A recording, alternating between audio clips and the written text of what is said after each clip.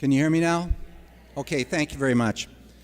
My name is Rick Ladd. I'm representative from Haverhill. I've been chairing House Education here for a number of years. This is my 7th year as chair and going on to my 15th year on this particular committee. And we oftentimes have to use this room for those bills which we expect or may have a number of people wanting to testify.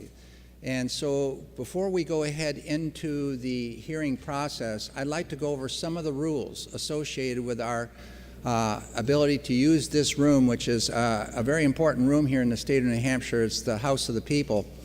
And in the General Court, we have rules, and I'm going to go through a few of them right now. If, in fact, there's anything in the pockets right in front of you where you're sitting, where of the person that sits at that, please don't take any of that material. We oftentimes distribute. There shouldn't be much there today, seeing we're not having a session this week, nor are we having one next week in there. Food and drink in the hall here. We recognize that we want to stay hydrated. However, the only beverage allowed in the hall is water. So coffee is not allowed here. Pepsi, Coke, not allowed here in the house itself, but water, yes. And please, do hydrate as we go along.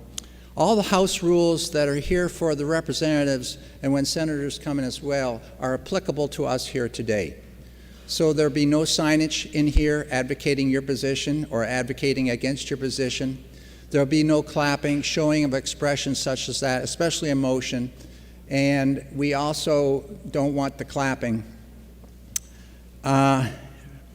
We also have rules where there's a wearing of materials. Sometimes people wear hats and all that with literature in the hat, etc.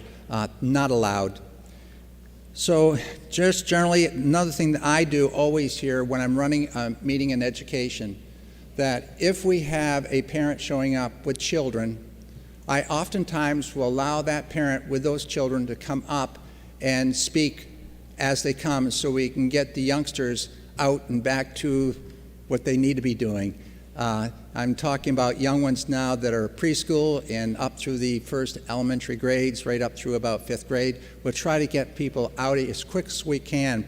And also there's some people that travel extensive distances in our state down for these hearings. And I'm not seeing a whole lot out here right now, so I think we're going to be good with that. But oftentimes I will try to get somebody that's coming down from Pittsburgh or Colebrook or up where traffic's pretty heavy in the southern part of the state at certain hours a day, try to get them out as well in a timely fashion. If we have testimony, we've had some testimony in the past where we've had numerous pink cards. In order to speak today, there's a pink card similar to the one I'm holding up right here. If you want to speak, you need to have one of these filled out and presented to the folks out back in the ante room, and they will be brought down to us here at the well so we can get you lined up. I will oftentimes also, if a senator walks in and wants to testify, try to get them up and have them present or state what they want as quickly as possible. We have 24 senators in the state here, of which they are on not just one committee. They may be on 2, 3, or 4 different committees and a lot going on that particular day. And they can't hang around here for an hour and a half waiting for their opportunity to speak. So we'll just put them right into the queue and have them present their position. That applies, it's applicable also to all our officials such as the governor and council members on the governor's council. I think that takes us through most of what we're going to be doing today. If you're going to be testifying today and if you have written testimony, it's appreciated if you do not go through and read it verbatim. Try to summarize it and then to leave a copy of that written testimony so the written testimony can be entered into the record. So we'll have that available, and that can be provided to the people out in the anteroom or dropped off here with one of the reps sitting in front of you here. The folks sitting out front are the members of the House Education Committee. We have 20 people on the House Committee, and this year we have 10 Republicans and 10 Democrats on that committee. So I'd like to go ahead now and open up this hearing. This hearing is a hearing on HB 61. And we do have copies of that available, not in this chamber here, but they can be available up in the clerk's office area. and they're also in the ante room as well. So with that, I'd like to open up, and I'd like to invite down our prime sponsor of this bill, Representative Peter Petrino, who is going to be introducing the bill. And one other thing, we may at times, as this room fills up, go into time limits. However, when I have the prime sponsor, the person that's responsible for introducing this, I oftentimes will give a lot of latitude to the prime sponsor, so they have the ability to use more than 2, 3, 4, 5 minutes if that's necessary. So welcome, Representative. Thank you, Mr. Chairman. You're welcome. Oh, I can be heard. And thank you, members of the committee. I am Representative Peter Petrino from Hillsborough 43, the town of Milford, and I'm honored to present this legislation for your consideration. My objective is to repeal provisions of the law relating to the so-called right to freedom from discrimination in public workplaces and education. I'm beginning my third term in the House. Previously, I served as a high school social studies teacher for 41 years. My wife, Marie, too, is a retired elementary teacher of 35 years. And the better part of our circle of friends consists of teachers. And I consider myself speaking today more so as an educator than I do as a legislator. In fact, last night I had a dream that I was back at school and I couldn't find my classroom. That's the truth. Well, I taught for 19 years in an all-boys Catholic high school, in my last 21 years in 2 New Hampshire public high schools. I served for many years as the department chair, supervising upwards to 13 teachers at a time. I've interviewed and hired many teachers along the way. I was the chair of my school district's last complete revision of the K through 12 social studies curriculum revision, an extensive document that we worked on for a number of years, and using the New Hampshire Department of Education's curriculum framework as our guide. In all that time, and in all my encounters with educators from across the country, I never, ever heard of critical race theory or divisive concepts. Never heard of it. In fact, when I first heard of it just a few years ago, I had to look it up. And even then, I wasn't exactly sure what it was all about, and I had to do more research.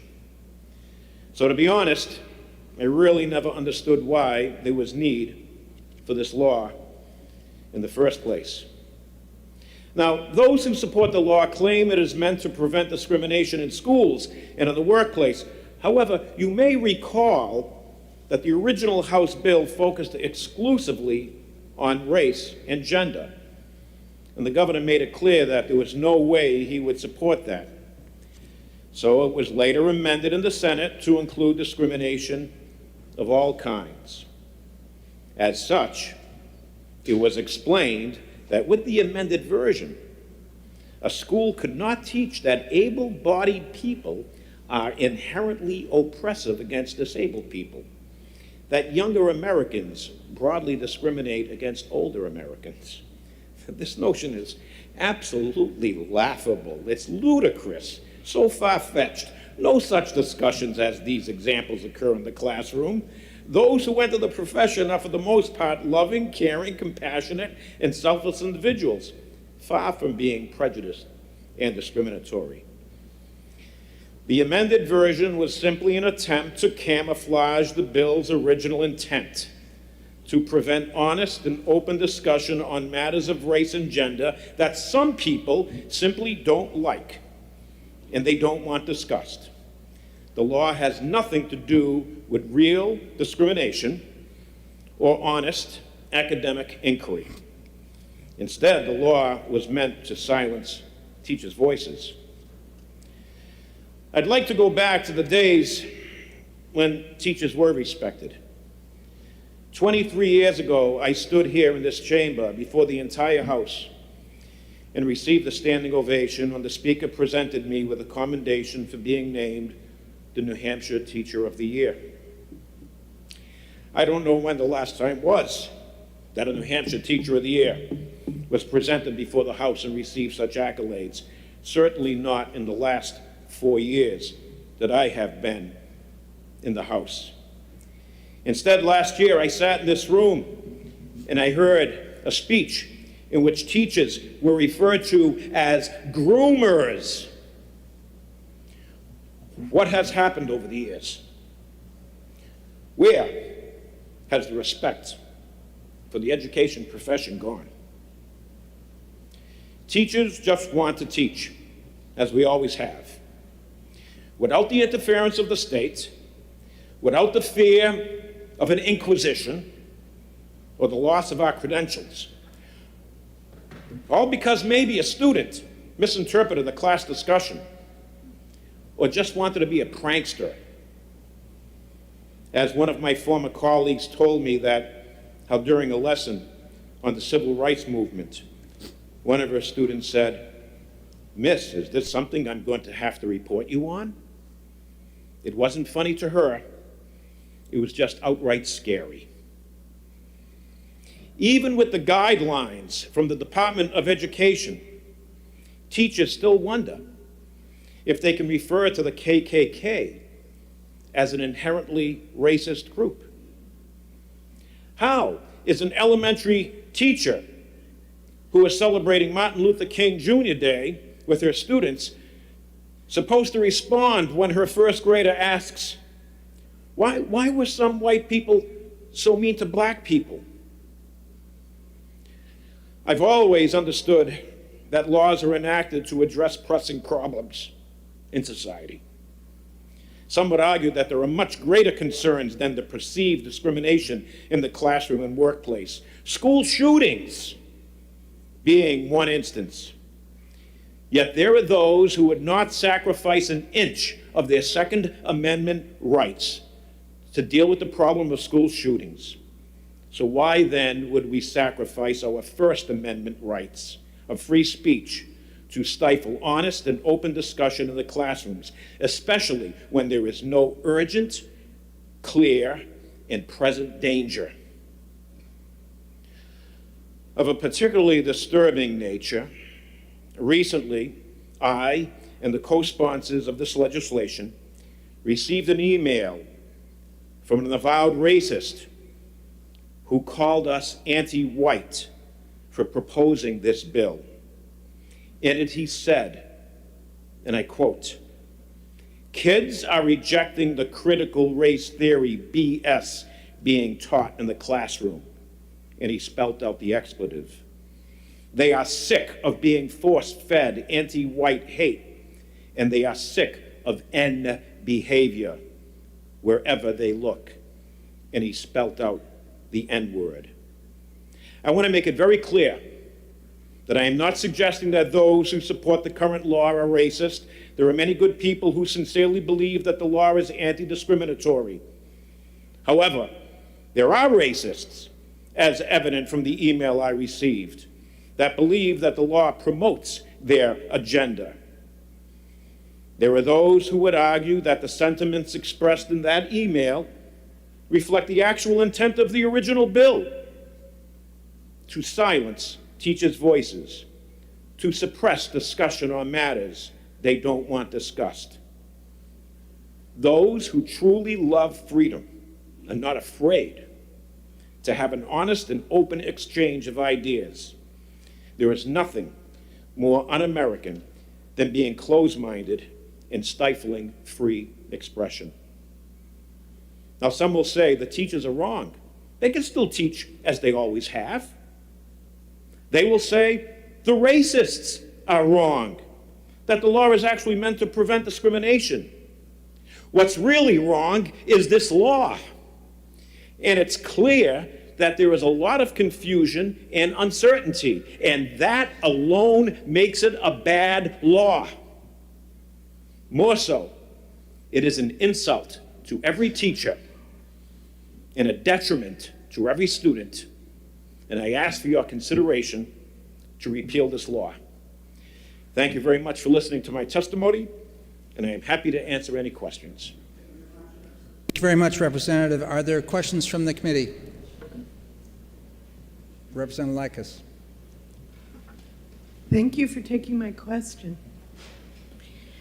I keep reading and rereading through the law that you want to repeal, and I still am unsure what in the law itself, what in the wording, makes a teacher unable to teach about slavery, about racism, about Martin Luther King, about the civil rights movement, about being able to have honest discussions, because talking about a topic and teaching that somebody is inherently better than another are two different things. And so I'm hoping you can enlighten me in what in this bill, what in this law actually stops a teacher from teaching all of the, about all of those issues. Thank you. Yes, thank you for asking the question. As I mentioned before, I can't see why there was a need for this law to begin with, because any of the concerns that this law supposedly was supposed to address was never an issue to begin with. The bottom line is this: regardless of what the law may or may not say, teachers are, in fact, very confused. The examples that I gave in my testimony are real. They're not made up. I hear it from my former colleagues and friends all the time. Why do we have this law? Can I teach this? Can I say that? And the Department of Education put out a directive. And in it, it uses the words inherently racist. Tell me, is the KKK inherently racist? Can a teacher actually say that? Does the teacher say, if I say that in class, like that student, just kind of being silly, miss, is this something I have to report you on? Is that something really teachers want to have hanging over their head? Maybe the law just needs to be changed. No, maybe the law just needs to go. Thank you very much. Further questions from the committee? Thank you very much, Representative. Thank you. Is Representative Ammon in the room? Representative Ammon, you're recognized.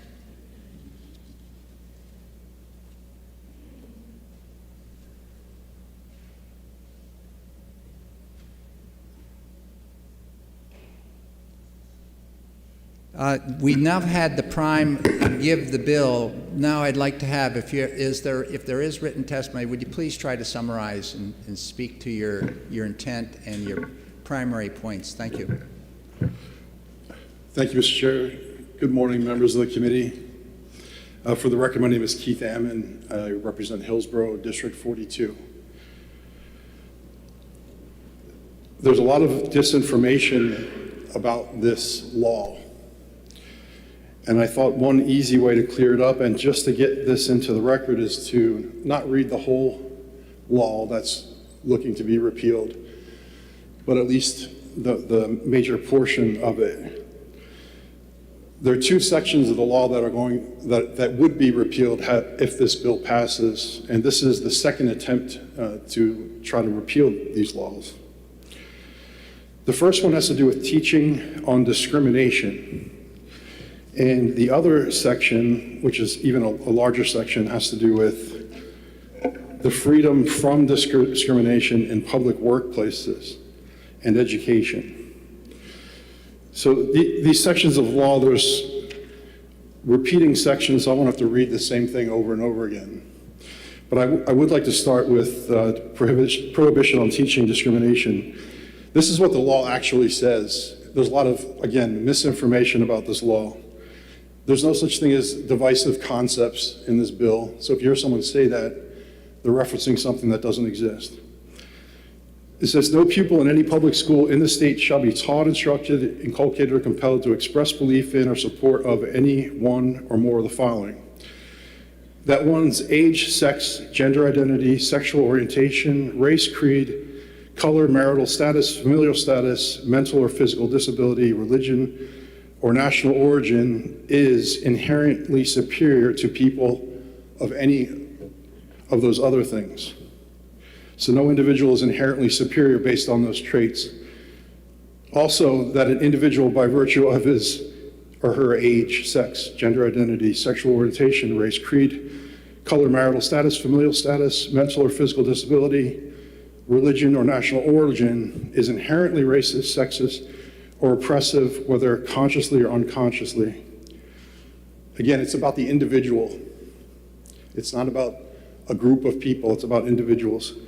That an individual should be discriminated against or receive adverse treatment solely or partly because of his or her age, sex, gender identity, etc. That people of one age, sex, gender identity, etc., should not attempt to treat others without regard to those same characteristics. Nothing in this section shall be construed to prohibit discussing as part of a larger course of academic instruction the historical existence of ideas and subjects identified in this section. And then it goes on to say any person who's aggrieved by a violation has a recourse to try to work it out. So that's what the law actually says. The section on prohibition of public employers applies to teaching, instructing public employers in their workplace, those same ideas. So we hear that this law is vague and unclear. It seems very clear to me. The Department of Justice, the Department of Education, and the Human Rights Council has put out clear guidance on how to navigate this law for educators. They say it violates free speech. Public employees have limitations by nature on their freedom of speech. A teacher hired to teach history can't teach math because they want to. They have to fulfill their role as a public educator. They say it prohibits accurate teaching of history. It's clear in the law that it does not. And they say it's unconstitutional. That matter is still an open question. There's a pending lawsuit, as you may know, that will decide that matter. We heard in September the judge would issue a ruling 60 to 90 days from September. We still don't have that ruling, but it could come any day now. And just to iterate, because someone files a lawsuit doesn't make something unconstitutional. So the purpose of this law is to foster a truly colorblind and gender-blind society and make sure that our children in school are being taught those values. And that's the end of my testimony.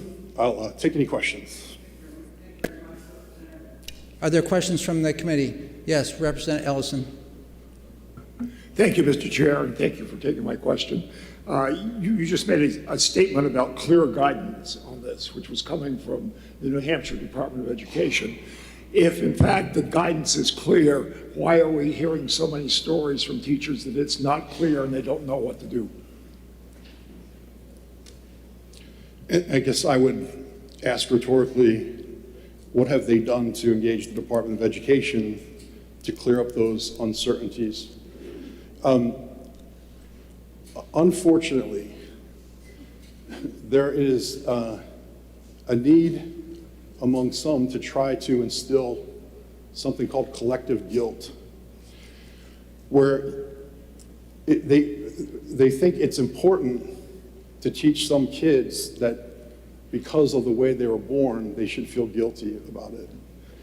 And it could be that that's the source of the confusion. The law states that we treat everyone as individuals, regardless of those characteristics. There's nothing clearer than that to me. When you start mixing it up with your group identity, that's where the confusion comes in. Does that make sense? Thank you.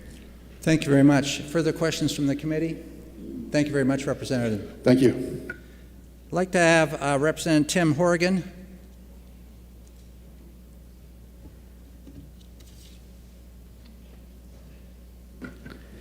Representative Horrigan, I see you put down 4 minutes. Can you keep down to about 3? I'll try, yes. Thank you very much, Thank you. Mr. Chair. So I'm Representative Tim Horrigan from the town of Durham.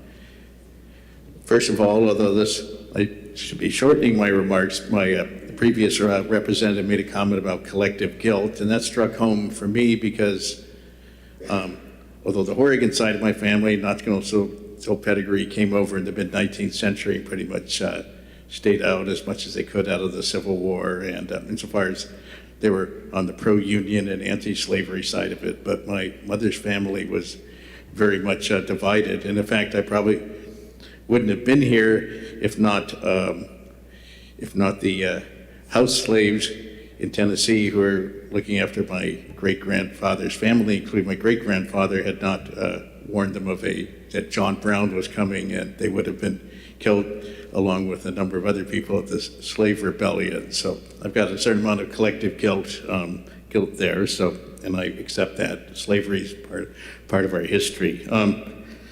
So it takes out all the divisive language added to the law book by Section 297 of Chapter Law 2021, better known as HB2, the Budget Trailer Bill. And first language, that language may appear to be anti-discriminatory, but it is in fact racist, sexist, ableist, and every other type of bigot.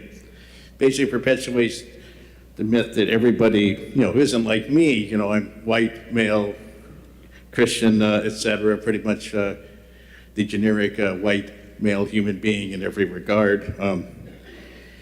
But there's people come in all shapes, sizes, and colors, and that's a good thing. And so, but we can't actually have a gender-blind society. It sounds like an idealistic thing, but that's actually, not fair to those who are, say, gender identity other than mine, which they call cis male. And I talked about the legislative history, my written testimony. Actually, I left out, I talked about, it was originally sections 330 and 331 of the House's version of the budget trailer bill, but actually before that it was HB 544, which is a bill sponsored in 2021 by the member from New Boston who just spoke, also the majority leader, who was also the majority leader back then, and the vice chair of the committee. So there were some fairly high-powered members of the majority caucus behind it. And that mostly dealt with the operation of state agencies. It kind of, at least ostensibly, dealt only in passing in education. So I'm actually going to just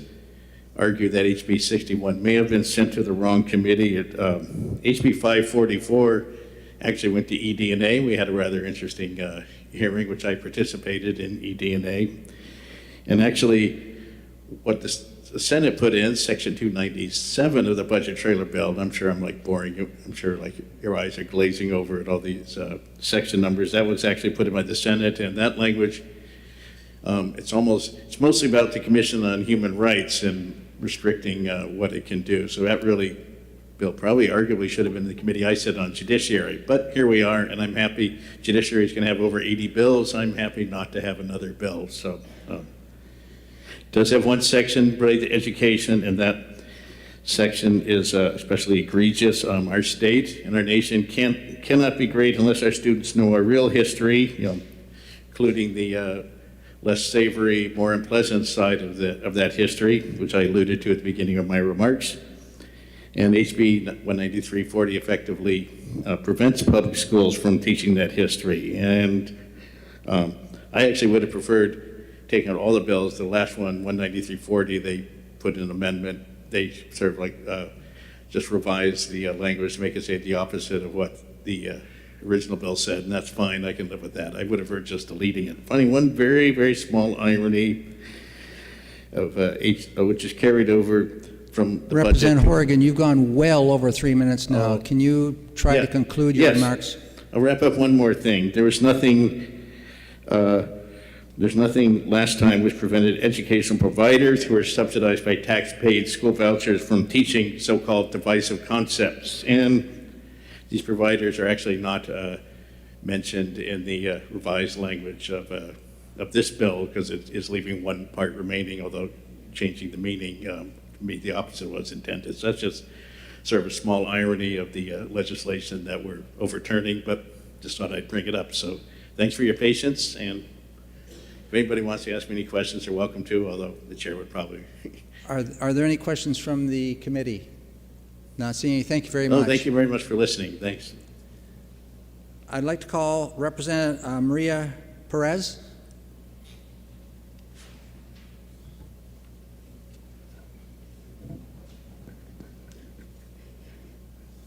Good morning, member. Good morning. Good morning, members of the committee and members of the public. My name is Maria Perez. I'm a state representative from District 43, Milford, New Hampshire. Buenos días. Mi nombre es María Pérez. Soy la representante estatal del Distrito 43 en Milford, New Hampshire. Es para mí un orgullo ser una inmigrante salvadoreña que representa a mi distrito. I'm proud to be a state representative, an immigrant state representative who represents District 43. That's how I want to start my testimony. I'm here in support to this bill. First of all, because in my background is human relations for a big corporation for almost 11 years, and an assistant administrator for almost 5 years for another big company in my town. It is critical for people like myself who work in an industry that we deal with different backgrounds, religions, languages, hurdles. It's critical for us to learn why people come here, why people sometimes don't want to talk, why people sometimes cry, why people need support in the workplace, and it's a customer relations, why sometimes customers, they have a hard time speaking to someone. For example, I work in a dealership for many years. It's critical for us. When I went to college, I'm so grateful that I learned by studying sociology, cultural anthropology, the background of many people, the suffering. For example, a lot of times when we did a presentation in my school, they asked for us to give an honest opinion, why do you think immigrants come here? For me, it was critical, and I'm so grateful that I have the opportunity to share that I moved here because of the war in El Salvador, that I used to hide underneath my bed for many days with no food, no water, just try to protect my life. And it's good for me to share the good part of my life too, that I have a brother who's a famous artist, Jose Raul Alfaro. He's an artist who paints a beautiful oil paints. This is the things that we want to share. I don't want people to try to erase my history or the history of many of us that we've been here for so long. Many of us who provide, and many of us that we try to be part of this society. What I'm asking you, this committee, is to support this bill. We're not trying to say I'm better than you or you better than me. We only want respect. And to finalize my testimony, I got an email from a white supremacy group here in New Hampshire calling me a mestiza. Let me tell you, mestiza is someone who comes from, my father, he was born in Spain. My mom, she's an indigenous person. I'm proud to be a mestiza. That person tried to offend me, and they told me that I need to go back to Mexico or the country that mestizos that look like me we belong to. They told me that my family doesn't belong here, that we need to go back where we came from, that they don't want us here. Let me tell you something. I'm here to stay. I'm here to stay because I have a work to do. I'm here to stay because I need to keep representing my people in Milford. I'm here to stay because my voice is needed. Voices of people who look like me, they need it on this day. Because people need to realize that we're not here to take away your rights. We're not here to take advantage of the country. We're here to give it back to the community. Thank you so much for your time. Thank you very much, Representative. Are there questions for the representative? Yes, Representative Lekes. Thank you for taking my question. First, I want to say I'm glad you're here, and I'm glad you're going to stay. But I have the same question for you that I had for the sponsor, which is what in the law that this bill tries to repeal keeps you from saying those things or from talking at work about the oppression that you suffered, the oppression that you suffer now, any of that, what in the law keeps that from happening? Because I don't see it. I see the law as protecting you from somebody saying they're better than you because of their color, sex, whatever. And so I'm not understanding. Can you explain to me, please? Yeah, I'm more than happy to explain to you. Since this law was passed, it gives the right to people like this group who sent me an email to be more open to discriminate against us, to be more open to call us whatever they want to call us. It gives the right to people in their community to tell teachers, if I don't like what you're teaching, please, parents, report the teachers, and we pay you $500 to report the teachers because we don't like what you say and we don't like what you teach. How can we tell a teacher that, oh, we have a clear language when teachers are so afraid, when people in the public put in, we pay you $500 to report a teacher that is teaching something that will make you uncomfortable. Or now that we have people in the community saying, oh, we only have two genders, and we have only the she and he, not they, them. Never before this bill was passed, people have the right, or they feel so comfortable about discriminate about the LGBT community, about people of color, about different backgrounds, but now they feel they have the right to be whatever they want to be, and they want to call us whatever they want to call. Never before this bill that happened. That's why we need your support to this bill. Yes, everyone said the language is clear, but it's not, because these things are happening, and I see it in my own community. And I hear from teachers, that I hear from people in the community, that discrimination is happening after this bill was passed. Thank you very much, Representative. Further questions from the committee? Thank you. Not seeing. Thank you very much. Holly Stevens? Is Holly here? I believe she's also a representative, but she has down NAMI, New Hampshire. Kate?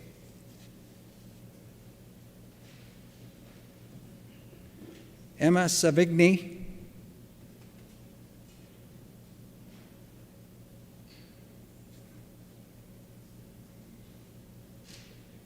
Good morning. Good morning. I have written testimony as well. I don't know.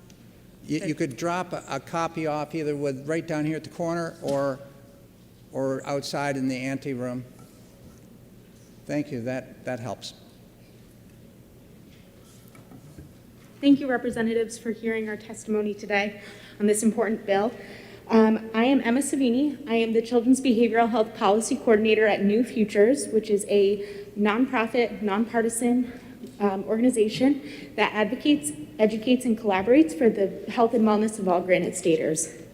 Today I'm here to talk in support of House Bill 61 because it is a great way we can take a step forward as a state to improve the learning and exploration of these race, gender, diversity topics in our state and in our schools and in our workplaces that will help build a more healthy, safe, and equitable place that we all envision.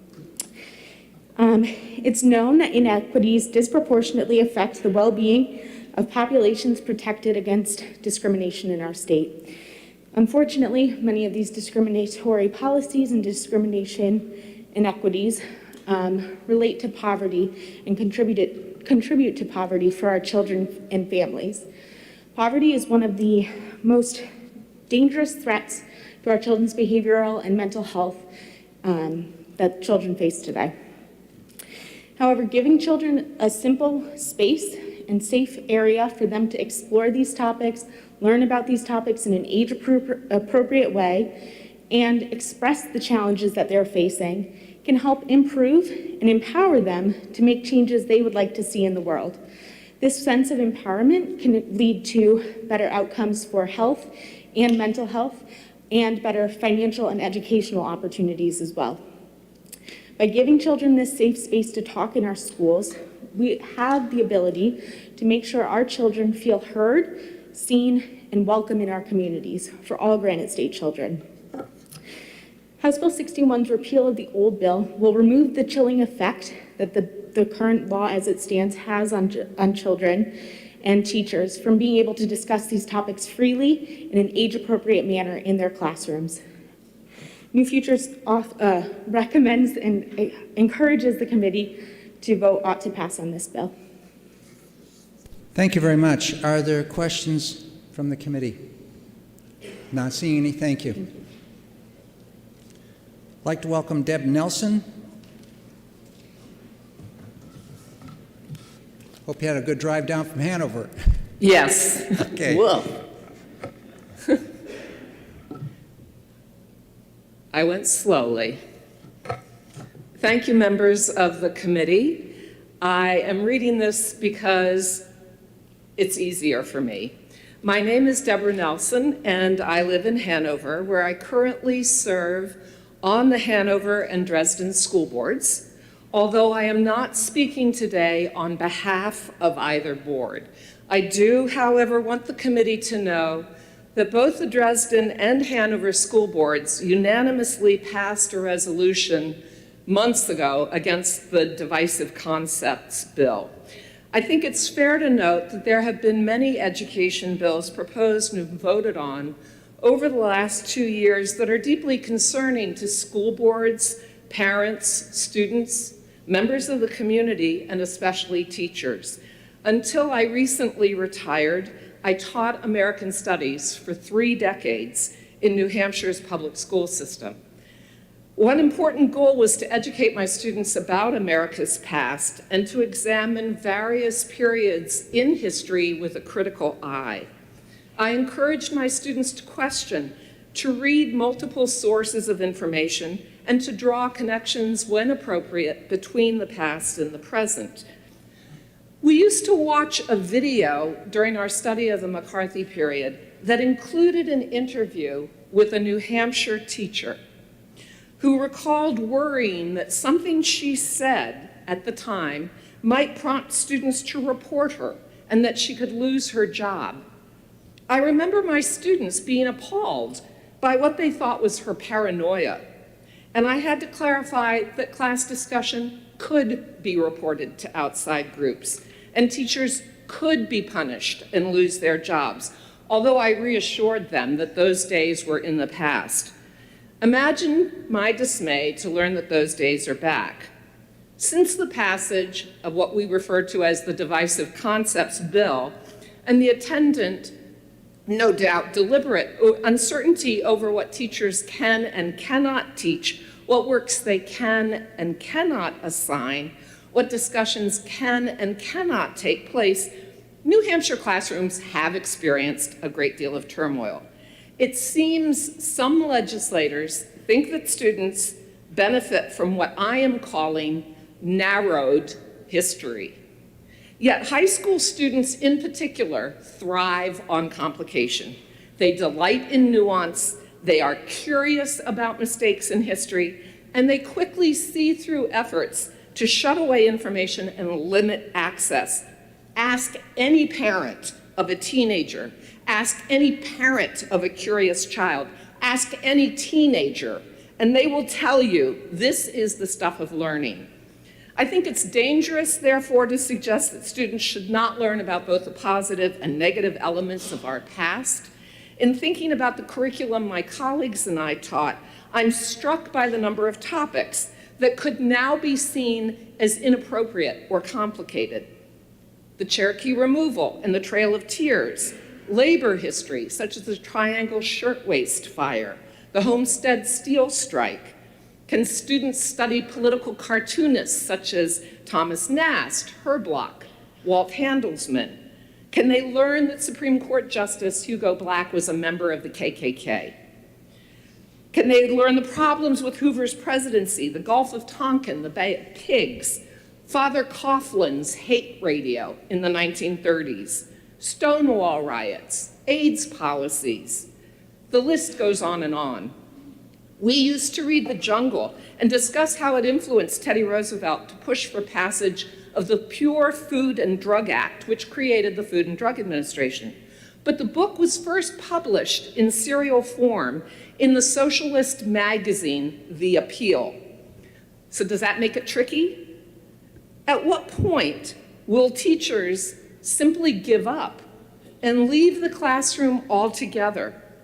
Yesterday's Washington Post includes an opinion article I recommend to you all. The first 2 sentences ask, who will be left to educate this country's children when all the teachers have had enough? Who will remain when educators tire of picking their way through a political obstacle course of manufactured controversies about racial justice? End quote. The vagueness of the language in the current bill threatens to stifle the very critical thinking and reflection which we should be celebrating. I've spoken with former colleagues about the new reality under which they teach, and they are understandably afraid. One of them, a former student of mine, said each day she wonders, is this the classroom discussion that will get me in trouble? Is this the day I get the phone call or the email? And we are talking about the current language. It raises concerns. It leaves people on shaky ground. And she does skip over certain topics, and she is more guarded. We are the United States of America, and we need not fear providing information and encouraging classroom discussions. Our students are smart and resilient, and we do not damage them when we encourage them to think. Equally important, our teachers are working so hard to prepare students for an ever more complex world.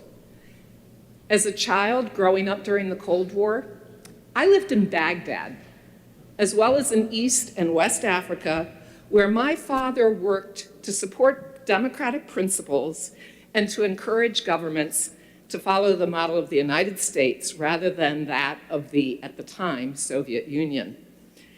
And I cannot begin to imagine the dismay that he would express over this recent dismantling of the core principle of a democracy, which is a strong public education.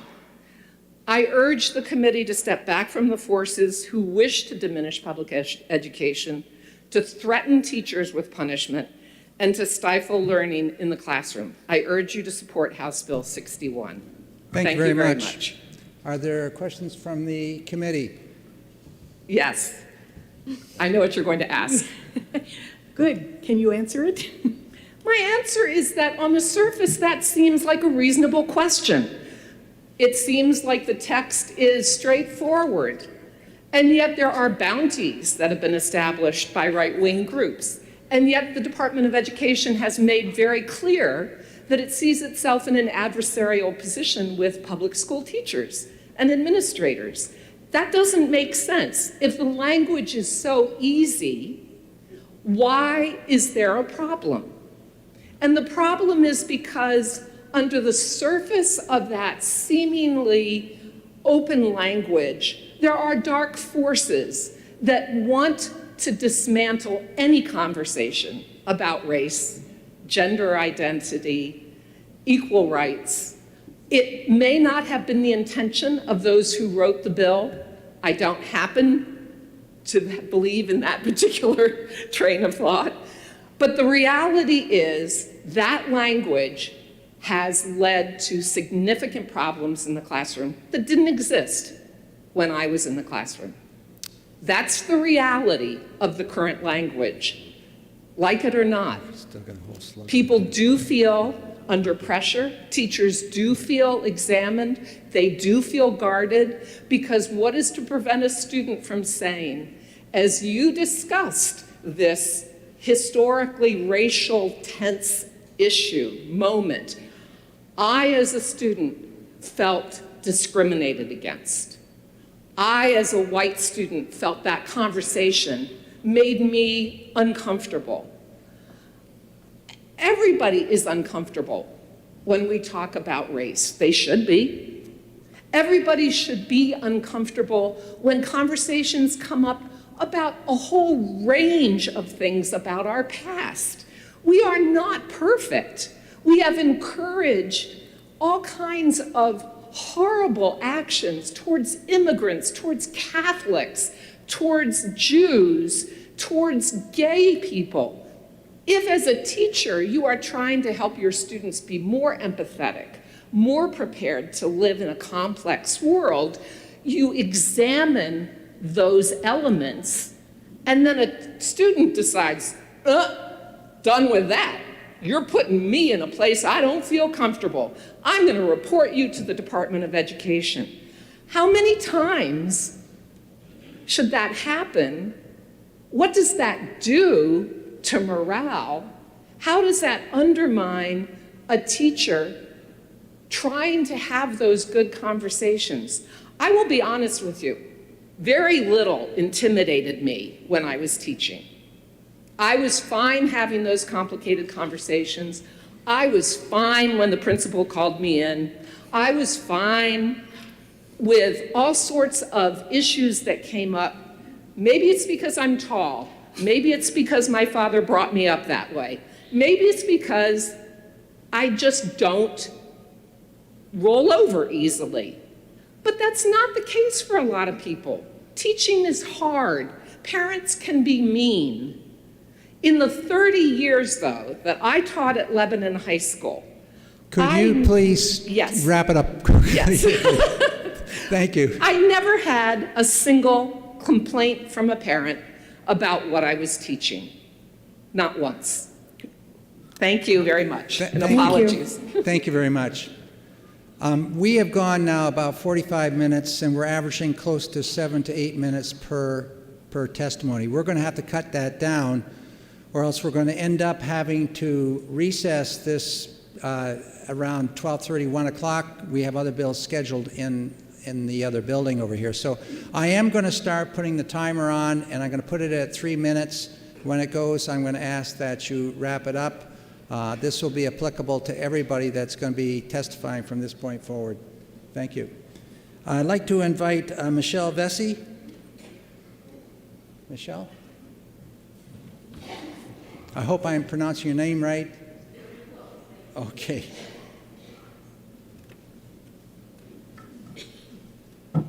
Good morning, and thank you very much for allowing me to testify.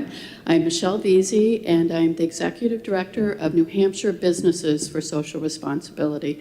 So I'm here to testify on behalf, or give the business voice to this bill. I am here in support of HB 61, and I will give you the reasons why. Businesses are investing tremendous capital in their workplaces, doing diversity, equity, and inclusion training. They're working to try create more innovative and inclusive workplaces where we can address competition, challenging problems that we have in this state. Right now, we are a state surrounded by others that are far more progressive in terms of our work in the DEI field. As baby boomers like myself are aging out and leaving the workforce, our businesses are challenged to bring enough new workers into the workplace. We need to have students who are our future workforce come in with the skills to critically assess issues. And to your question, that is why we oppose this bill. It's important for teachers to be able to explore the systems that are in place around a problem, because that's the type of assessment that we're looking for when they come into the workplace. We need employees that are able to understand the problems, address them, and creatively come up with solutions that work for everyone. And we are working to create a more inclusive workspace, and we believe that teachers are trying to create an inclusive classroom. And for that reason, it is very important to have the freedom to be able to discuss these issues and assess them. The dark history that we need to assess, we need to make sure that we don't repeat the mistakes that we've made in the past, and that we move forward with a more united country. So thank you very much. And I'll yield my time to the next person. Thank you very much. You're giving back about 55 seconds. Are there any questions from the committee? Not seeing, thank you. Oh, and I'm sorry, if it wasn't clear, I think I support HB 61. Okay, we have a representative that just came into the hall, and I know that they have other meetings. They got Representative Jonah Wheeler.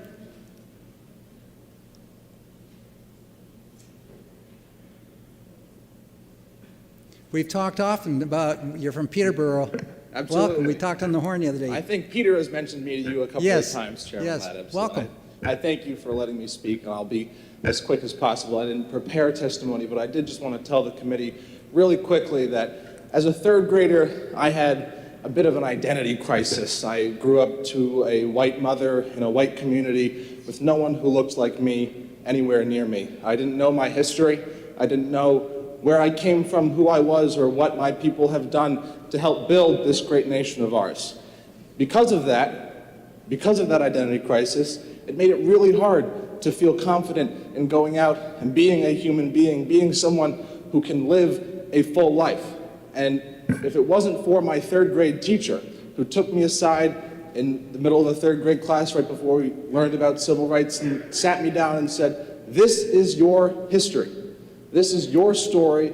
I need you to pay attention, I need you to listen, and I need you to work hard to understand it. Because without this, without your history, then you won't be the full person that you're meant to be in this world."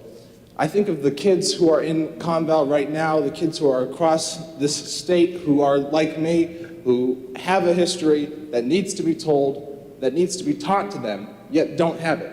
And if teachers feel that they aren't able to tell that history to their students, if I didn't have a third grade teacher who was willing to go out of her way to make sure that I learned and listened to my history, then I very well wouldn't be here in front of you today. And I know many people here in this audience and across this state wouldn't be the same person they are or here today at all. So I urge this committee to protect our history, to allow schools to have full-throated and comprehensive discussions on what this country has done and what our full history is, because without understanding where we have come and where we are, we will never know where we're going. And I want us as a country to come together and to be unified and to move forward together, but we're not going to be able to do that if we don't understand our full history as it happened. So I urge the committee to support legislation, not just to oppose HB 61, but to support legislation throughout your term here in this committee to make sure that we're having a comprehensive discussion on history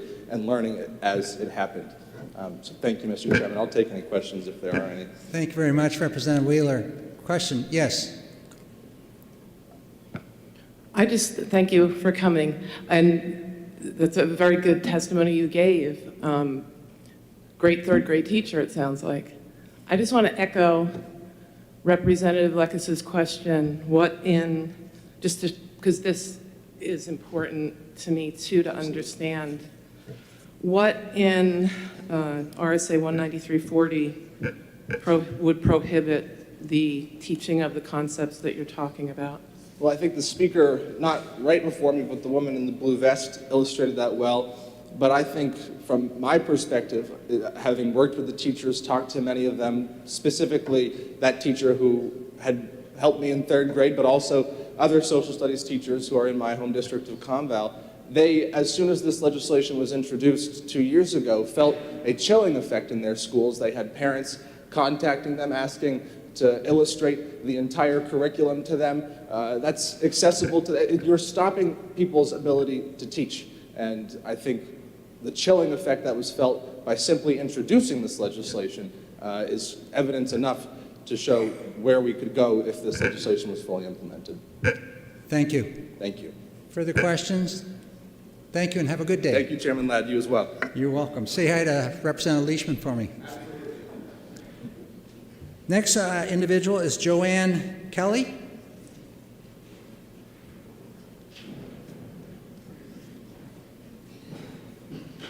Thank you, and thank you, committee. My name is Joanna Kelly. I'm a small business owner and the assistant mayor in Portsmouth, New Hampshire. And I'm also a practically lifelong Granite Stater. I moved here when I was 6 years old and have gone through the whole education system here.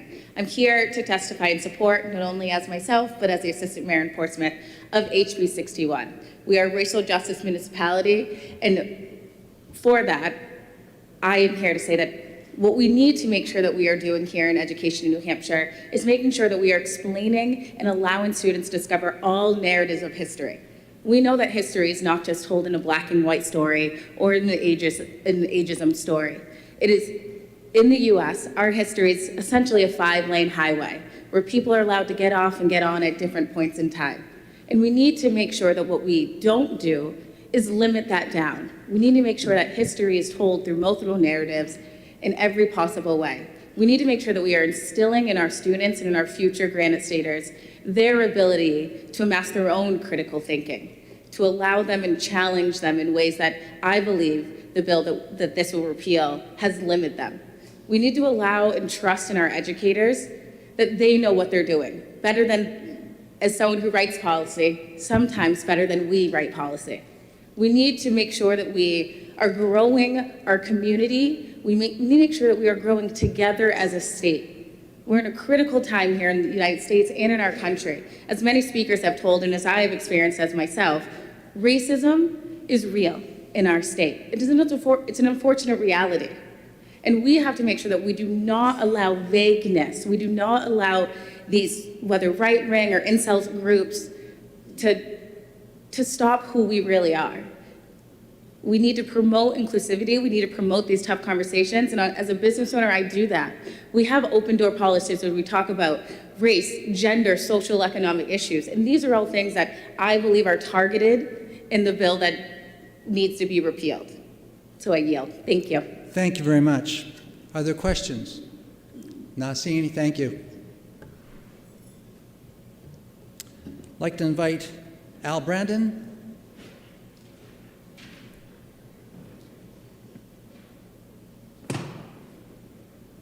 I didn't know if there's an O at the end of your last name. I hope I got it right. No, it's fine. Brandano, but that's Okay. great. I rise against this bill, and I rise against this bill for 3 reasons. One, it's poorly written and nebulous, as described in the analysis. The analysis of the bill is what has me really concerned, especially the part about or current experiences of any group that is protected in the discrimination. The second part I rise against is how many teachers or businesses have been prosecuted. Who's been prosecuted? Have business people been prosecuted? Have teachers been prosecuted by the Department of Justice or the Department of Education? I don't believe so. Businesses have unions, teachers have unions, have ways to be protected, but the only way to protect the parents is the legislature. That's your job. We have no one to protect us but you. This bill will not stop hurt feelings from being hurt. It won't create safer spaces, or it even won't stop identity crisis. The only one proven way to do that was Dr. King, and he told us it was character over color. I hate to say this, but we need to go back to the future. That's where we all need to be. And lastly, we're not going to unite anybody by calling or referring to people as dark forces who may be against this bill. It doesn't help build unity. Thank you. Thank you very much. Are there questions from the committee? Thank you very much. Next individual is Pamela Lenote. Oh, that's an S? Excuse me. We have a bill in on cursive writing.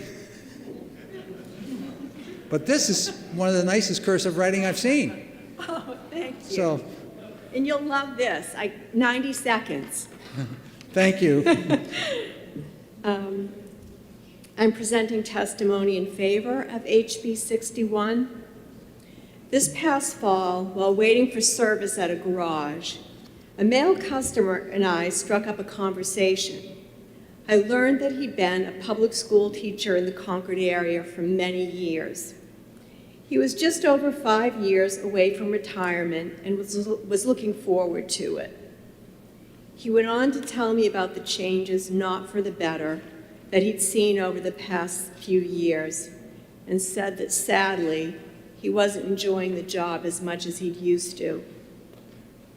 He talked about the negative psychological impact on kids of both the pandemic and social media, and how this has made teaching more challenging. He told me about experiencing a lack of respect often by kids, but also some parents. I got the sense he was a good, committed teacher who had indeed once loved his job.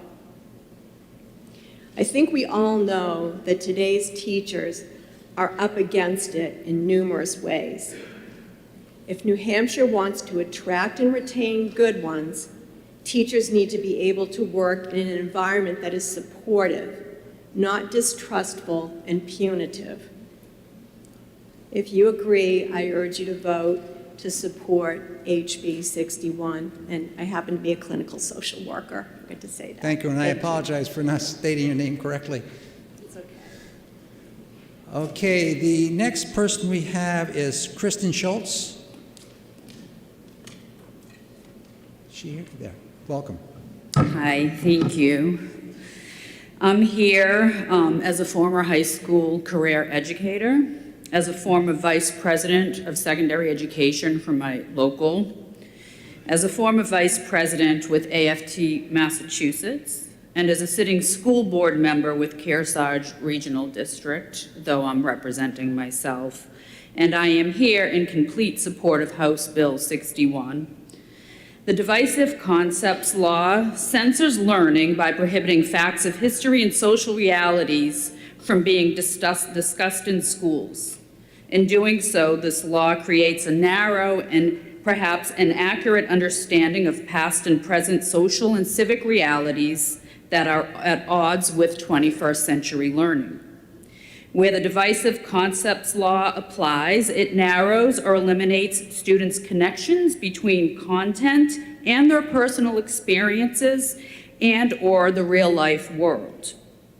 It eliminates research and intellectual exploration of topics that would produce facts that could fall under the Divisive Concepts Law, and it narrows higher-order thinking in the application of Bloom's taxonomy, and that students are not able to explore, synthesize, and apply critical thinking skills on topics that could perhaps fall under the law, but are nonetheless extremely relevant in academia and in real life. In passing House Bill 61, New Hampshire students and teachers will be able to engage with school board-approved curricula in safe learning environments. When students and teachers feel safe, they feel comfortable taking academic risks that promote and expand learning. Moreover, teachers will be able to develop lessons designed for inclusion so that each student may find in his or her learning experience personal connections to truth, both past and present. It's through access to accurate, unbiased, uncensored, age and developmentally appropriate content, and with purposeful scaffolding of that content through the grade levels, that students learn to become critical, independent thinkers. Lastly, in repealing the Divisive Concepts Law, you will be ensuring that our students have access to the same educational skills, concepts, and experiences that make them competitive and educationally on par with their peer groups around the country, with unabridged access to appropriate and factual educational content and experiences. Our students will have the requisite knowledge and skills to succeed in colleges, in the trades, in our job markets, and in society. And I implore you to pass House Bill 61 because our students' futures depend upon it. Exactly. 3 minutes. Good job. Are there any questions from the committee? It's a new iPhone I have up here. The other one had 3G and it wouldn't work down here, so now I had to get the 5G and spend another $700-something. So I'd like to go ahead and invite Sean Parr. Sean here? Yes. Good morning. Good morning. Good morning. Mr. Chairman and members of the Education Committee, my name is Sean Parr. I'm on the Manchester School Board, where I serve on the Policy Committee, and I also am the chair of the Education Legislation Committee. I'm also a college professor and a lifelong educator. I've taught math, computer science, humanities, and music. Today, I'm speaking on my own behalf in strong support of House Bill 61. This bill would repeal language that currently prevents our students in New Hampshire from having a full opportunity to learn a complete picture of history and its ramifications. And how exactly does this language hurt our students in this way? And this may help to address Representative Lekas's concerns. With vague and conflicting language, it confuses what teaching is allowable under the law. Passages such as those that ban teaching about inherently oppressive behavior, quote, whether consciously or unconsciously, is confusing. Despite the guidance that the Department of Education released to interpret these confusing passages, teachers remain hesitant and even afraid to discuss concepts such as racism, reparation, sexism, and implicit bias. And understandably so, for the 2021 law allows anyone who claims to feel aggrieved by such teaching to initiate a civil action against the school. This threat limits the history that instructors feel comfortable teaching, and it so stressed our teachers that they fear that teaching anything that could be interpreted as polarizing or divisive could end their careers. Teachers deserve the freedom to explore controversial topics in class as they help our children to learn the importance of basing their interpretations on rigorous research, to learn how thinking critically and evaluating the credibility of their sources is crucial to understanding not only history, but the maelstrom of current events as well.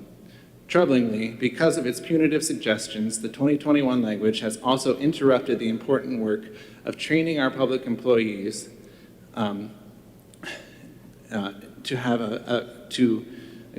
understand implicit or unconscious bias.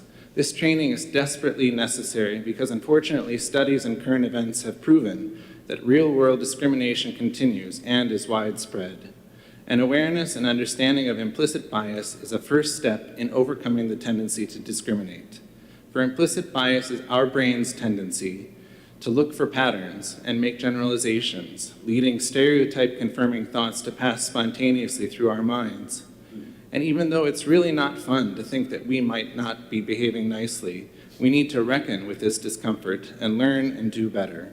We all could benefit from implicit bias training, and we all would benefit from learning history that doesn't avoid the tough, controversial topics. But teachers don't feel comfortable doing that when their livelihood and integrity are threatened. That's why HB 61 must be passed. We need to restore trust, we need to trust our teachers as professionals, and we need to trust our educational system. Our schools have teachers and leaders who are charged with providing our children a high-quality learning experience.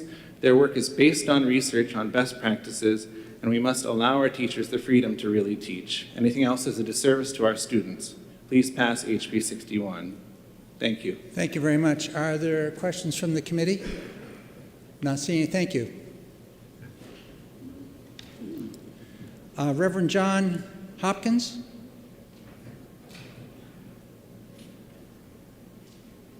Is the Reverend here representing Concord Lutheran? Yes. Good morning. Good to see everybody. Thank you for allowing me to speak this morning. I'm Pastor Jonathan Hopkins. I'm the pastor of Concordia Lutheran Church here in Concord. Also a member of, our church is a member of the Granite State Organizing Project. I know there's going to be a lot of people that are going to come up and they're going to tell you why this is that this bill is a good idea because of their teacher, they're an educator, and those people know more about such things than I do, so I will let them speak for themselves.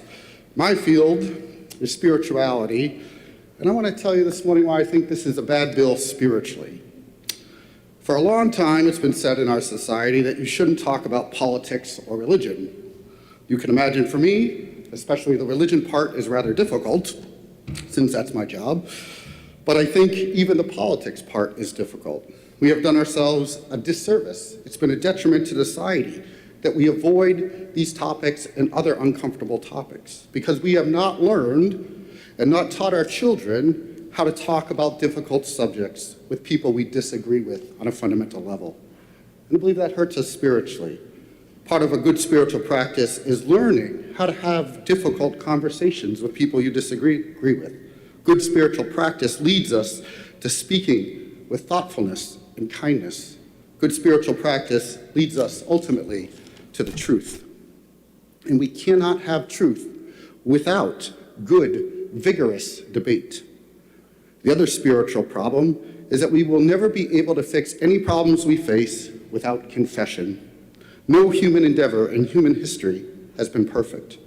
All nationalities, all political beliefs, all religious beliefs are tainted with human imperfection. And this includes our country. There's never been a perfect president, Congress, or Supreme Court. We've never lived up to the highest ideals of our national creeds. And we can only begin to fix the problems of our country by first realizing where we have gone wrong. Confession is good for the soul, and it leads to the truth of who we are and who we want to be. I would argue that by trying to deny our past sins, we are doomed to repeat them in the future. And for the purpose of confession and forgiveness, it does not lead us to shame, but rather frees us so that we can move forward. I ask you vote ought to pass on HB 61 so that we can talk to one another about the past, so that we can hear different views, we can see our past mistakes, and working together to make a more perfect union. Thank you for your time this morning. Thank you very much, Reverend. Are there questions? Yes, one, Representative Lekes. Have you actually in detail, I'm just curious, read the law that is being talked about repealing? I said it again, I'm sorry. Excuse me? I didn't hear your question, I'm sorry. Oh, have you read the piece of law that they are talking about repealing? Have I read the law? Yes. You have? Yes. And where? You need a question right here. What? You need a question. I heard you say "and." That's two questions. Are you? Okay, can I ask the next question? A very quick one. Very quickly, you're talking about freedom of speech, to talk and repent and whatever, and I'm just wondering since you have read that bit of law, what in it would stop somebody from being able to speak or repent or discuss difficult things? I think others have already spoken about that, and I think they're smarter than me on that, so I will let their word stand as mine, especially this woman who spoke very eloquently about why the law is dangerous. I was hoping for your opinion. Thank you, Reverend. I'm going to take I just want to say I'm a pastor, not a politician, so. Okay. I'm also on another committee which is dealing with the teacher shortage issue in the state here, and we had just walk in the room here, and I'm going to invite them all up front for a second and allow them a few minutes here to present their position.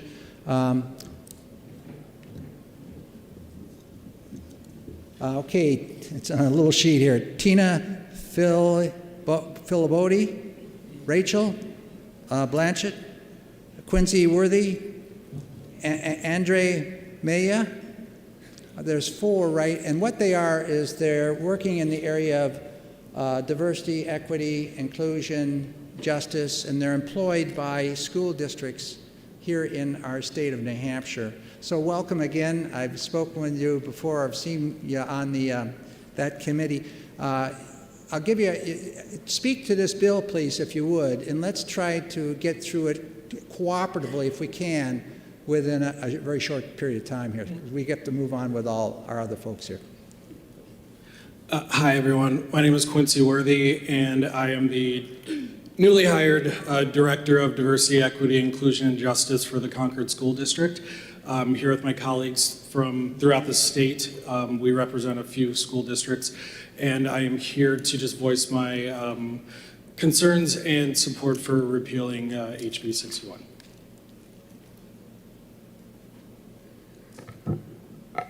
Hi, everyone. Sorry. Rachel Blanchett, the pronouns I use are she, her, hers. I'm the Diversity, Equity, Inclusion, and Justice Coordinator for Oyster River Cooperative School District. Upon coming here today, this week, when I was talking with my superintendent and my supervisor, telling them that I was going to be here giving testimony in support of HB 61, my superintendent said, "Well, of course, that's your job." And I think it's important to mention that because I'm honored to represent 1 out of the 4 public school districts in this state that are actively putting forward funds, resources, in a position dedicated to DIJ work in the state. But I think what sets me apart in this position comparatively to my colleagues is that I work in a small school district, predominantly white, pretty well resourced upon an assortment of other dominant identities, and yet they also still found it necessary to have a position like mine in a very homogeneous school district to create equitable experiences for all students. And so thinking about the current HB2 bill and where it stands, this not only hurts our teachers, our students, but also the state at large. We should want our teachers not to live in fear by doing their jobs and doing their jobs effectively and correctly, especially given light of a teacher shortage, right? We don't want to lose our teachers. Thinking about, we should want our students of color, our LGBTQIA plus students, our students with disabilities, our refugee students, our low-income students. We should want them to see themselves in their curriculum. We should want to provide a holistic education to all our students to become better and more informed citizens of the world so that they can come here and give informed opinies about... We need to really address this bill. We don't want to go into the discussion we had with the teacher shortage committee. That's a different area and arena. So let's stick to this bill and try to wrap it up quickly. Yes, and so I'm bringing that up because I would say that HB2 stands indirectly to put our teachers in fear and potentially lose their jobs from teaching a holistic and comprehensive education and to create equitable experiences in the classroom for our most marginalized students, if not all our students. And so that is why I'm here today to speak in support of HB 61, because this is going to help our teachers provide more comprehensive education to our students, not just all marginalized students, but all our students to become better and more informed citizens of the world. So our teachers need HB 61, our students need HB 61, and so does the state of New Hampshire. Thank you.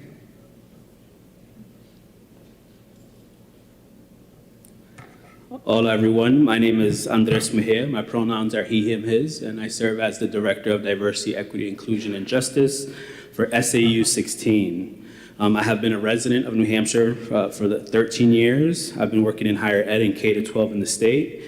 And I'm here in support for HB 61. You know, and HB 61 is to support teachers to teach what they want to teach. Which I agree with. Since HB2 was put into law, I have seen more and more students getting discriminated against. Students being called the N-word and not being handled appropriately because educators do not know if by telling the student they're calling a black student the N-word is racist. Students from LGBT communities being called the F-word and being told, "I bet I can turn you straight." Books that represent black people, people of color, people from the LGBT community, Muslims, and other historically marginalized identities taken out of the classroom because we don't know as educators if teaching these perspectives goes against HB2 because of how it came out, and it's fair to the teachers that they can't teach what they want to teach. Even so far as I was asked to look at a book from a classroom about a Mexican mother teaching her grandchild how to make empanadas, and if we can teach that in our classrooms. It is important that we provide our students with an education that represent their identities and experiences. It is important to let students from historically marginalized identities know that they matter and that they belong in our education, in our schools, and in our state. And I believe HB 61 will allow teachers to do that. Thank you. Thank you.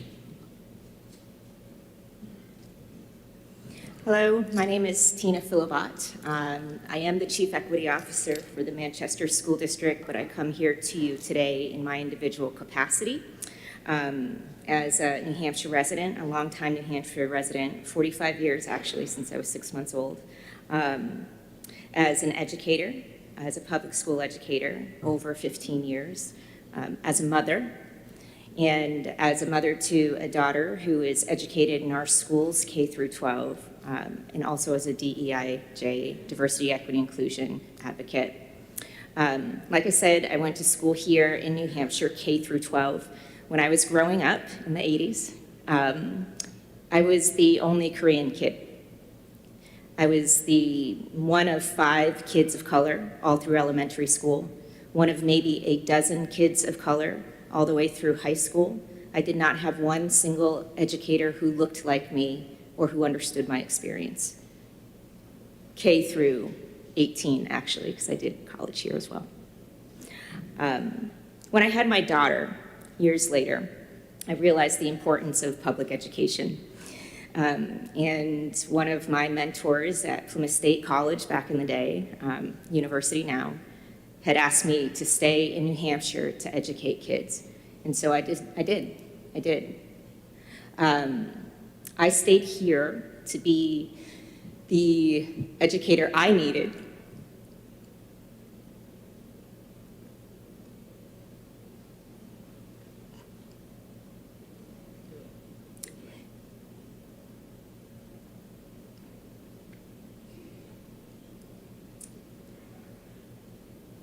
and in the hopes my daughter would have an educator who would go to bat for her the way I was about to for my students. She did not, by the way. She did not have a single educator of color. During my time as a public school teacher, I was the only educator of color, not only in my school, but in my whole school district of almost 500 educators. When Rachel is talking about the fear of being a teacher under this law, that is real. And imagine what it feels like for the single teacher of color in a whole entire district. My daughter went to school here, K through 12. When this HB2 was in its genesis as HB 544, and I know words change, but the spirit of that law remains. My daughter came to an event like this. It was during the pandemic, and gave testimony. At the time, she was a senior in high school. She'd just turned 18, and she wanted to share her experience that she didn't feel like she belonged this whole time, that she didn't feel like teachers understood her experience, that she didn't feel seen in the curriculum the way her peers felt seen in the curriculum. She was sometimes afraid to go to school because kids would call her a chink and a gook. She gave testimony that day. And actually, folks like you said thank you to the student who came here, who cared enough to do this work. It was during the pandemic, so in the chat, people thanked her.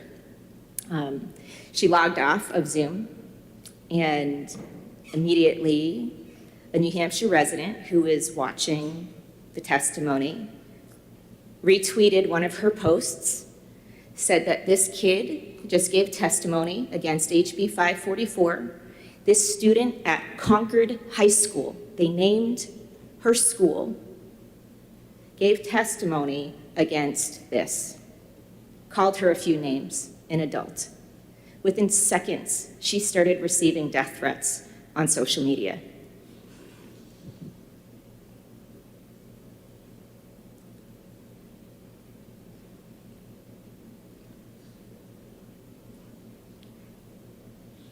From throughout the state, from throughout the country. The most visceral one that stands out for me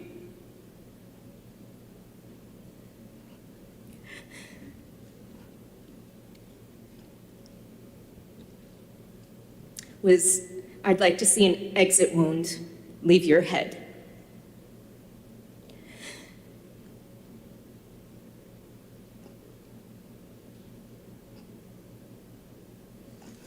The message was very clearly that as a student and as a kid of color, your voice We don't want to hear it. We're here to shut you up. We're going to threaten you with violence if you show up to say what you believe. What happened to my daughter, the fear that she had that if HB 544 came to life, that silencing, that chill on speech, what she feared then, now we're living it. And that silence is real. What Andres, what Rachel had just shared with many people in this room, it is real. The message is, students, especially our students of color, you don't have a voice. You don't belong. What's sad to me is that growing up here in New Hampshire, 80s, 90s, I was made to feel invisible. And that is exactly what HB2 is doing to our kids and our educators today. You don't belong here. You don't matter. Whatever your intentions were in creating this bill, the net result is that HB2 incites what just happened to my daughter. It is inciting the silence that we're here to help stop. So I appreciate your time. I thank you for your tolerance of my emotion. And to be clear, I'm here in support of HB 61, so all of our students, our educators have a chance for a fair and free education and to feel like they belong. Thank you. Thank you for your time and your courage. I'd like to invite now Sally Staude, I think S-T-A-U-D-E. Thank you. Good morning.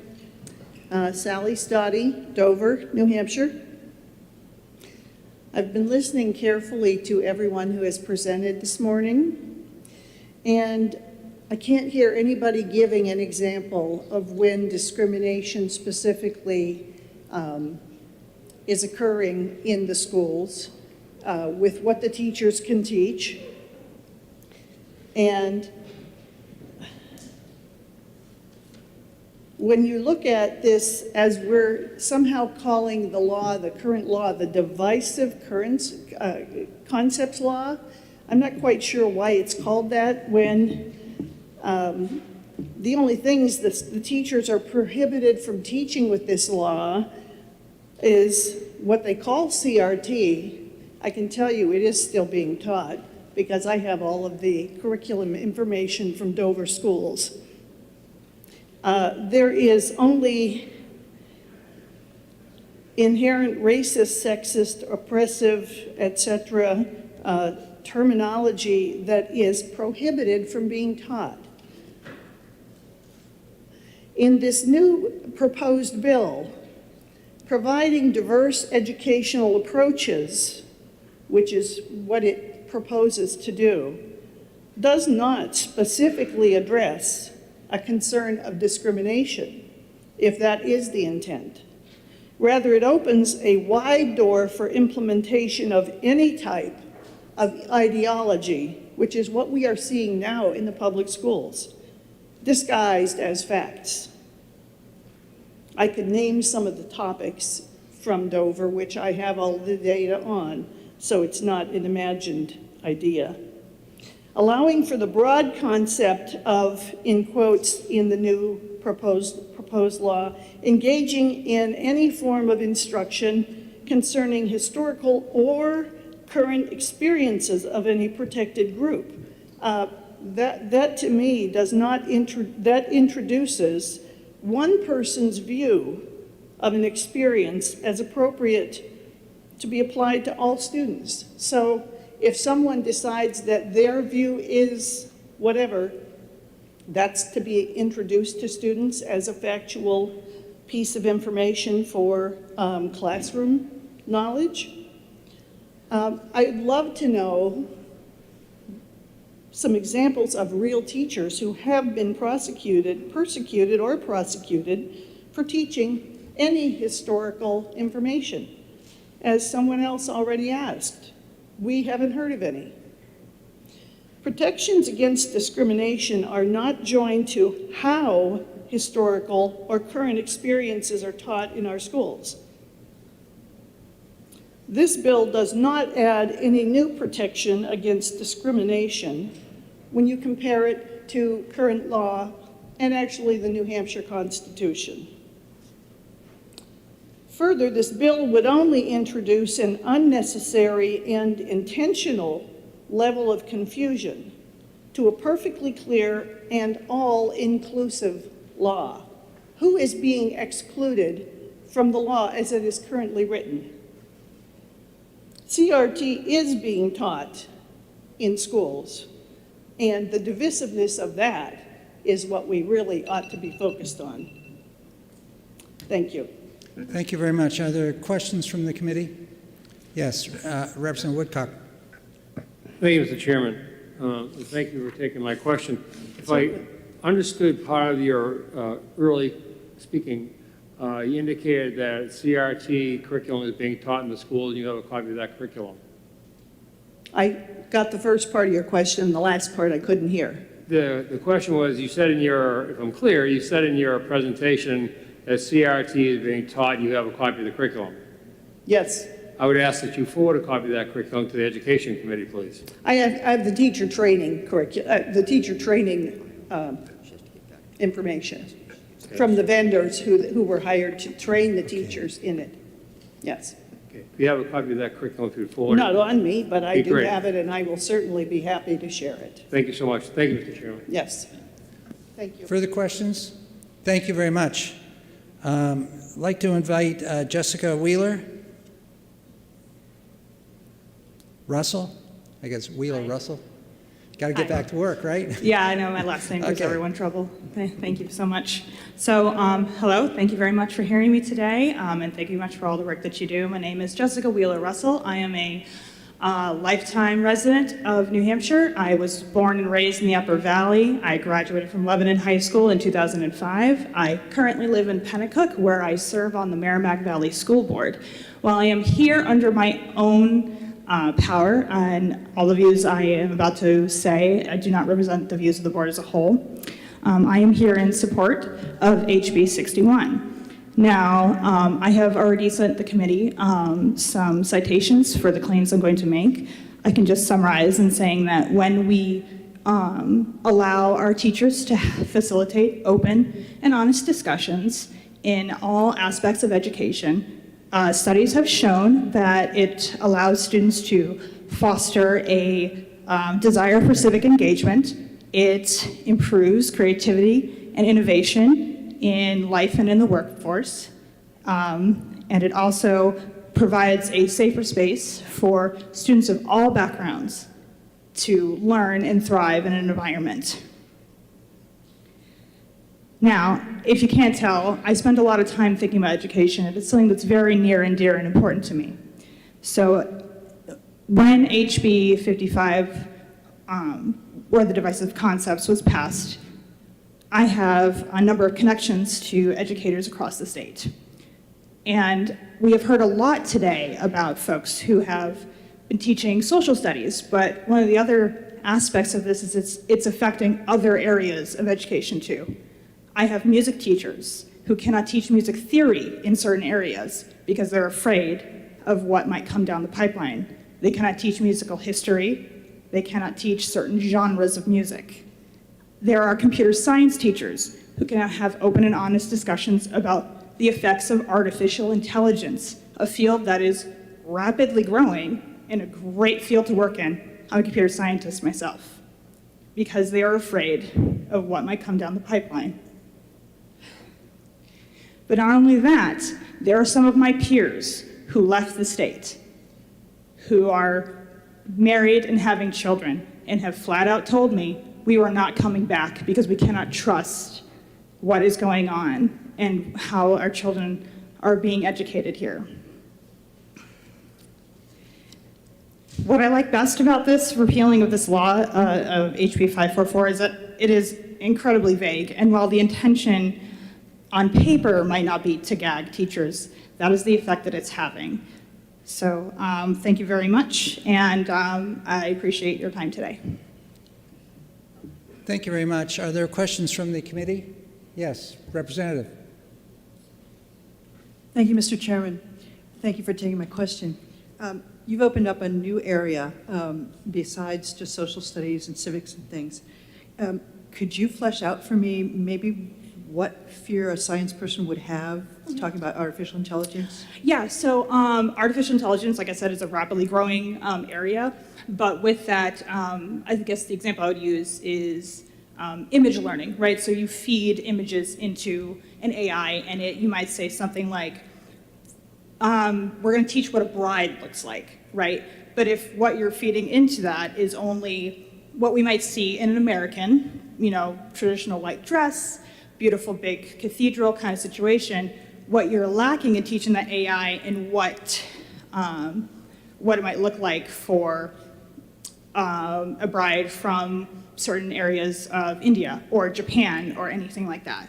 And we can't have the teachers that are telling me this say that we can't open this up because we don't know if saying, by the way, you need to be careful about your ethics in computer science might open them up to, you're discriminating against XYZ person.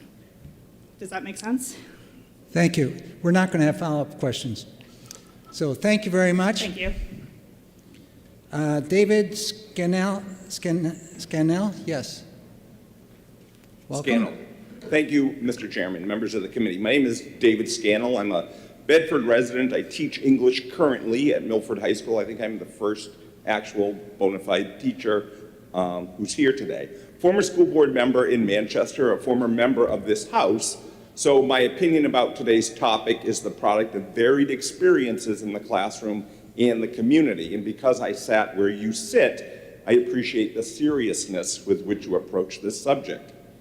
I took a personal day to be here today because I fear the timing of this hearing, and that's the nature of the legislative process, prevents teachers, the people you really need to hear from being here today. I thought it important to have some skin in the game. And I believe it's critical that the record contains specific examples, to the point that the representative is making, of the impact this ill-conceived law has in the classroom. I'm a strong supporter of HB 61 because the statute it seeks to repeal has sown the seeds of confusion in the classroom as a result of its vague and imprecise wording. And clarity is a critical component of an effective learning environment. Let me share just two examples about the manner in which this poorly worded statute has impacted my students.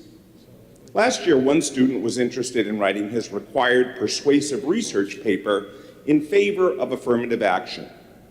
The language of the statute, however, explicitly prohibits teaching that an individual should be discriminated against or receive adverse treatment solely or partly because of age, gender, identity, sexual orientation.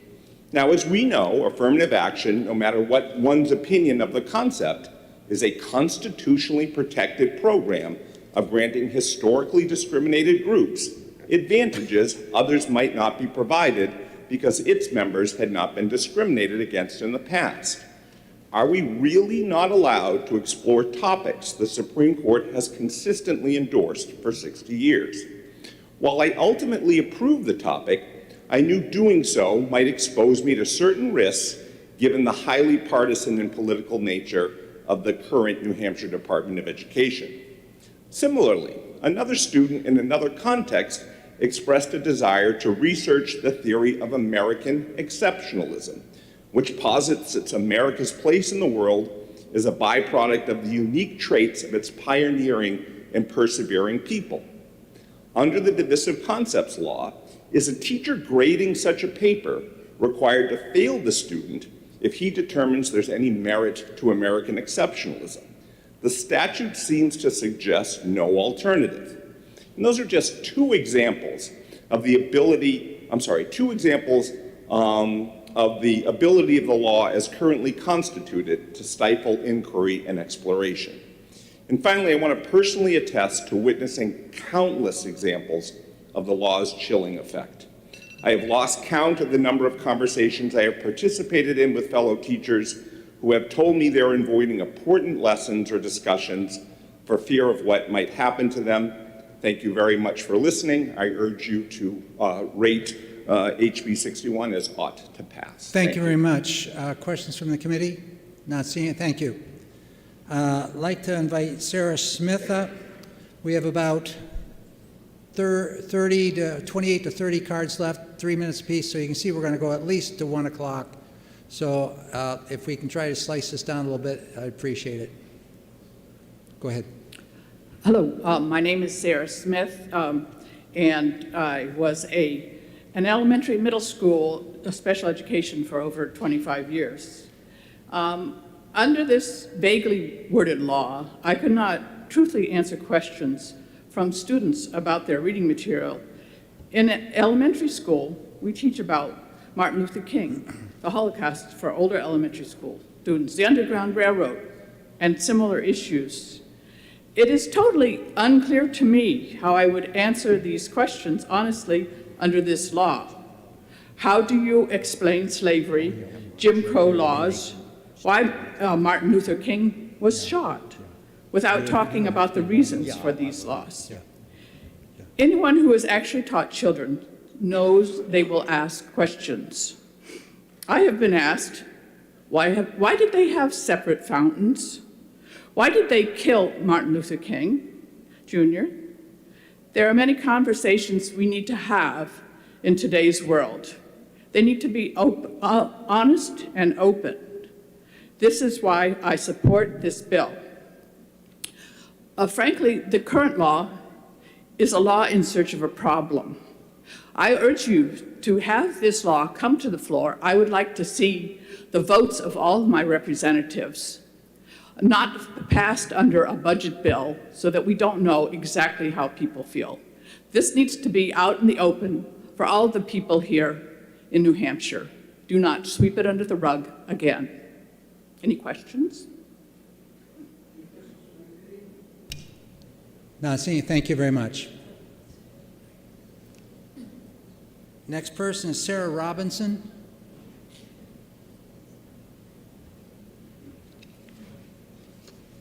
Hello. My nerves are going to ask Good that morning. I read directly instead of trying to summarize. I hope that's okay. Thank you, Mr. Chair and the committee, for the opportunity to speak to you today. My name is Sarah Robinson, and I'm the Education Justice Campaign Director for Granite State Progress, a multi-issue advocacy organization working on issues of immediate state and local concern. In addition to this hat that I'm wearing today, I am also a parent of elementary school-aged children who attend our local public school. And for full disclosure, I am on the Concord School District School Board, but my comments here today do not speak on behalf of the Concord School District. By now we're all aware of the effect the banned concepts law has had on our public school classrooms. What I want to speak about today is the effect this is having on my own children and their future as members of a local and ultimately global community. My daughters attend a school that my family is very proud of. My husband and I have strong relationships with our daughters' teachers, and our girls are excited to go to school and are valued in their classrooms. The dark cloud that the banned concepts law has cast over our public school classrooms will not escape our experience, despite our strong involvement in our children's education. Will a degree from a New Hampshire public school mean the same thing as it does in other states? I know my children will be prepared for interacting with a wide range of individuals as they continue to grow in their individual paths, but what about their peers? Perhaps that was the intent of the original bill, to drive a wedge between parents and schools, to cheapen the experience for public school students, to continue the effort to degrade the value of that education to the point that families flee for other options. In a recent study from the Brookings Institute on economic connectedness, which is when people from different socioeconomic realities build relationships, that is the #1 factor in upward mobility for families. One of the few places in our society where the possibility for economic connectedness exists is within the communities built by public education. The continued sheltering of the banned concepts law is a telling act. It lays bare the truth of how little we honor the people, conversations, and relationships that take place there. Recommending HB 61 as ought to pass is one step in the direction of repairing the long-standing harm many, and I would argue all, of our students have been subjected to for decades. Our children's futures depend on a well-rounded education that is inclusive, compassionate, rigorous, but most importantly, honest. At this present moment, that option is not on the table.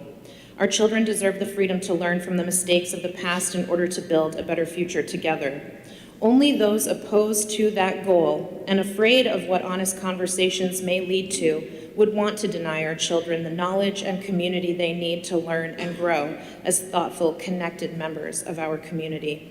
Please recommend HB 61 to the full legislature as ought to pass. Thank you very much. Thank you. Are there any questions from the committee? Not seeing any. Thank you very much. Thank you. Next person is Misty Crompton. A message for anybody on the committee here. Feel free, if you have to get up and stretch or get fluids elsewhere, do so. Come back. We do that when we're having these committee hearings. So I know you've been sitting for a long time, and as a prior educator myself, I know you're supposed to be letting kids up and down and stretch those muscles. So same thing applies to our committee here. So welcome. Supposed to be red? Oh yeah, there we go. We want you hydrated, absolutely. I'm also a teacher, so understand. My name is Misty Crompton. I am here today to lend my support to House Bill 61. I'm a middle school social studies teacher, 22 years now. I'm a taxpayer, and I'm a mother of 2 boys who attend public schools in New Hampshire. We live in New Boston. First, I really just have to take a minute, even though I don't have any extra, to respond to the rep at the beginning from my town who said that, teachers, aren't qualified to teach anything outside of their, very specific content that they're going to teach, and that doesn't happen. I just wanted to tell kind of a funny story about that. My very first day of teaching, 22 years ago, my very first class I found out I was going to be teaching computers, and I'm a social studies trained teacher. And they have Mac computers in New Hampshire. We had PCs where I came from in Vermont. And it looked like a spaceship to me. I had no idea what it was. I didn't know how to turn it on. I had to ask the students, hey, do you know how to turn that on? I didn't know what the platform looked like. So anyway, just my point being, we are faced with things outside of our training and content all the time. And it's just what happens. And, teachers also, we frequently handle mandates and trainings based on, what we can do and what we really need to learn to provide a safe and learning, environment for our students. And no matter how complex and difficult, we always somehow work together and we manage and we face those challenges. But however, with the banned concepts legislation, it's been really fuzzy, right, how we're going to put this into education practice. And, unless it's asking us to ignore the lived experience of people with our own communities if we're going to keep our jobs. And I've just gotten to a point in my career where I really prefer to listen and to learn. And, how are we going to be doing our best as professionals? I've been faced with very odd situations in my career before, but it just seems like a whole new level if in the middle of a conversation I have to get my lawyers on the phone and be like, is this a situation of inherent racism? Are they racist because they watched a movie? I don't know. It's just something that we just would dismiss if it's happening in our communities and something that we know right from wrong.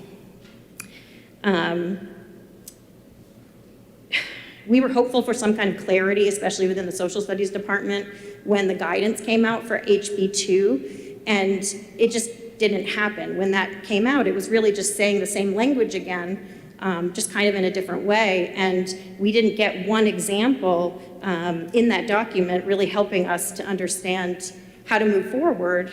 And the urgency wasn't there from the state that this was cutting off oxygen to the teaching of important aspects of history that could destroy countless initiatives before they even came out of somebody's mind due to the fear of misguided attacks that we have had.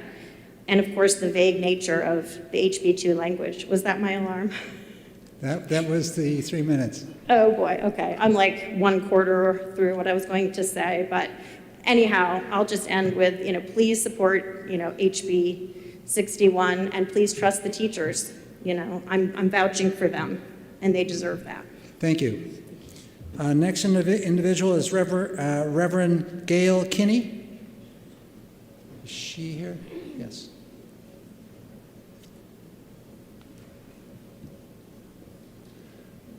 Good morning. Good morning. Thank you, Mr. Chair and members of the committee. For the record, my name is Gail Kinney. I'm a resident of Canaan. And I'm also speaking for the Economic Justice Team of the New Hampshire United Church of Christ, also known as the Congregationalists. The UCC is the largest Protestant denomination in the state of New Hampshire.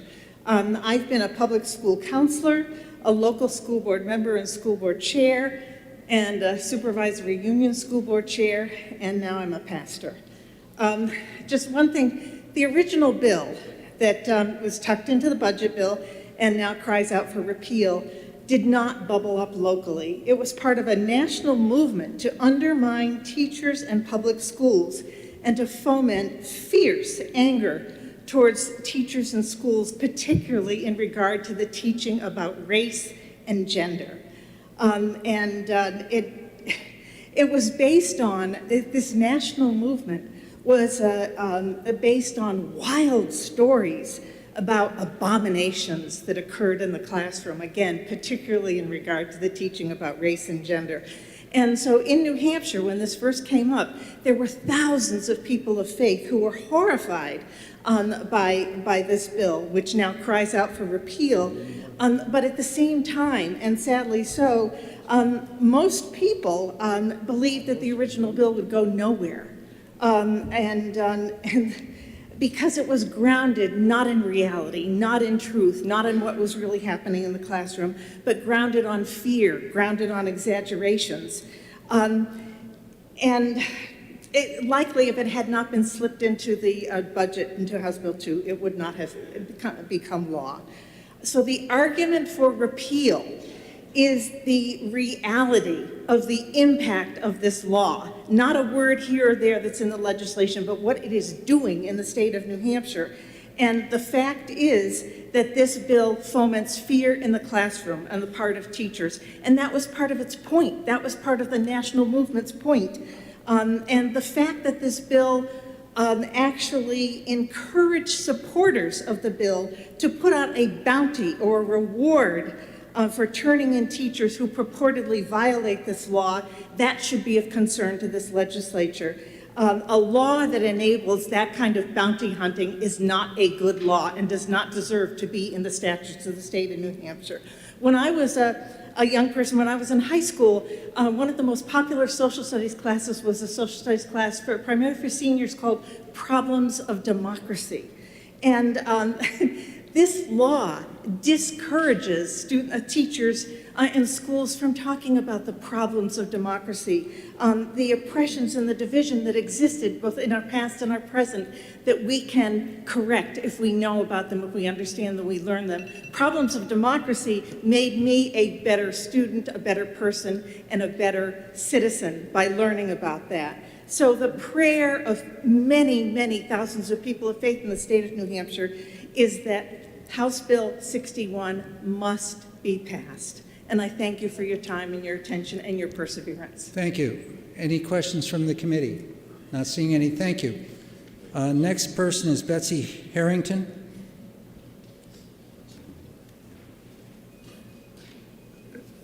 Hi. Good morning. I appreciate the chance to speak here today. My name is Betsy Harrington. I have two sons that attend Hillsborough Deering High School in Hillsborough. I'm a therapist. I've worked as a therapist at the state prison here in Concord. I've also worked as a DCFYF worker doing assessments. I have an idea of what might be appropriate for children in school, especially my own. I have read the constructs of CRT, the themes, books, and directives. My professional opinion on critical race theory is one of concern. I found many outright lies and some seriously dangerous instructions.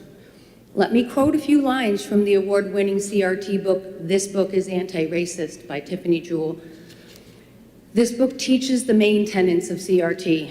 This book was published in 2020. It's currently advertised to my boys as award-winning reading on their Sora student library app. It's currently advertised on the wall at the physical library with an arrow pointing to it saying high interest. So these books are in our schools. I kept a picture of that book on the wall in the library in case anyone actually wants to see it, because it's there right now. It's presented to my children repeatedly, despite the current law that protects them from being taught this unwanted curriculum. So let me read some lines that bothered me. Quote, "Don't be afraid to disrupt, agitate the system and be abrupt. Quote, get angry, stand up to police brutality, attend local protests and rallies when Black and brown folks are harmed by the police. Bring your family, friends, teachers, and classmates." I find this to be dangerous advice for an inexperienced child. I don't bring my kids to protests. Protests often have violence, even though it may be unintended. Listen to the next lie, quote, "It's our schools being more segregated today than they were during the time of legal segregation." That quote isn't true, and it agitates the problem, in my opinion. The redistribution of resources is a theme throughout this book. These methods are based on reparations. The ideas are all presented as truth when they are opinions. Not everyone agrees with these solutions. If kids learn these lies as truth, they will go forward angry and ready to agitate the system based on those lies. Parents are likely to give their kids different advice around combating racism. Let parents decide. Allowing this curriculum is unwanted and dangerous. Do not repeal the bill protecting students from unwanted curriculum, including critical race theory. I do not support House Bill 61. Thank you very much. Are there questions from the committee? Not seeing any hands. Thank you for coming today. Next person is James Rosner.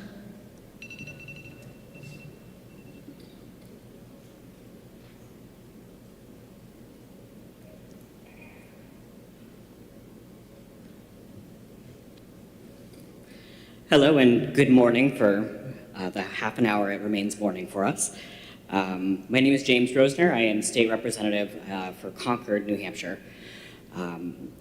Students do not exist within a vacuum. They observe the realities that many attempt to shield them from, that many assume they do not and cannot handle or comprehend. And in many cases, they want to learn. When we deny, ignore, evade, or exclude mentions of the realities that they experience, it does not instill their trust or attention. And to continue to enact a watchdog program against teachers does not offer them their very well-deserved support or loyalty. There is a narrative that around prejudice and oppression, suggesting that if we do not talk about these issues, they cease to be issues.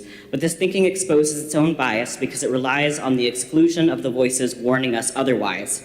A colorblind and gender-blind world is not a possibility today, nor do I think or believe it is characteristic of what we should be striving for. It is not until we listen to those affected and learn about the curtain incantations of oppressive violence that we can put it to an end. Having conversations around racism, sexism, and other forms of oppression that are proactive and relevant has become very difficult under this bill. Like we have heard, it has also emboldened bad actors, adult and student alike, to take the opportunity to discriminate against minorities. Acknowledging the existence of racism and teaching our students on historical and current-day racism is not itself a form of racism. It is a form of education, and it is an imperative piece of full education that our students have a right to receive. And with that considered, I urge you to support the passing of HB 61. Thank you. Thank you very much. Are there questions? Not seeing. Thank you very much. Thank you. If there are any representatives, if you usually should put in the bottom of your form here, representing, and you put your county and your number down. If you don't do it, we don't recognize it, so it's okay. I apologize. Okay, next person is Abigail Kincaid.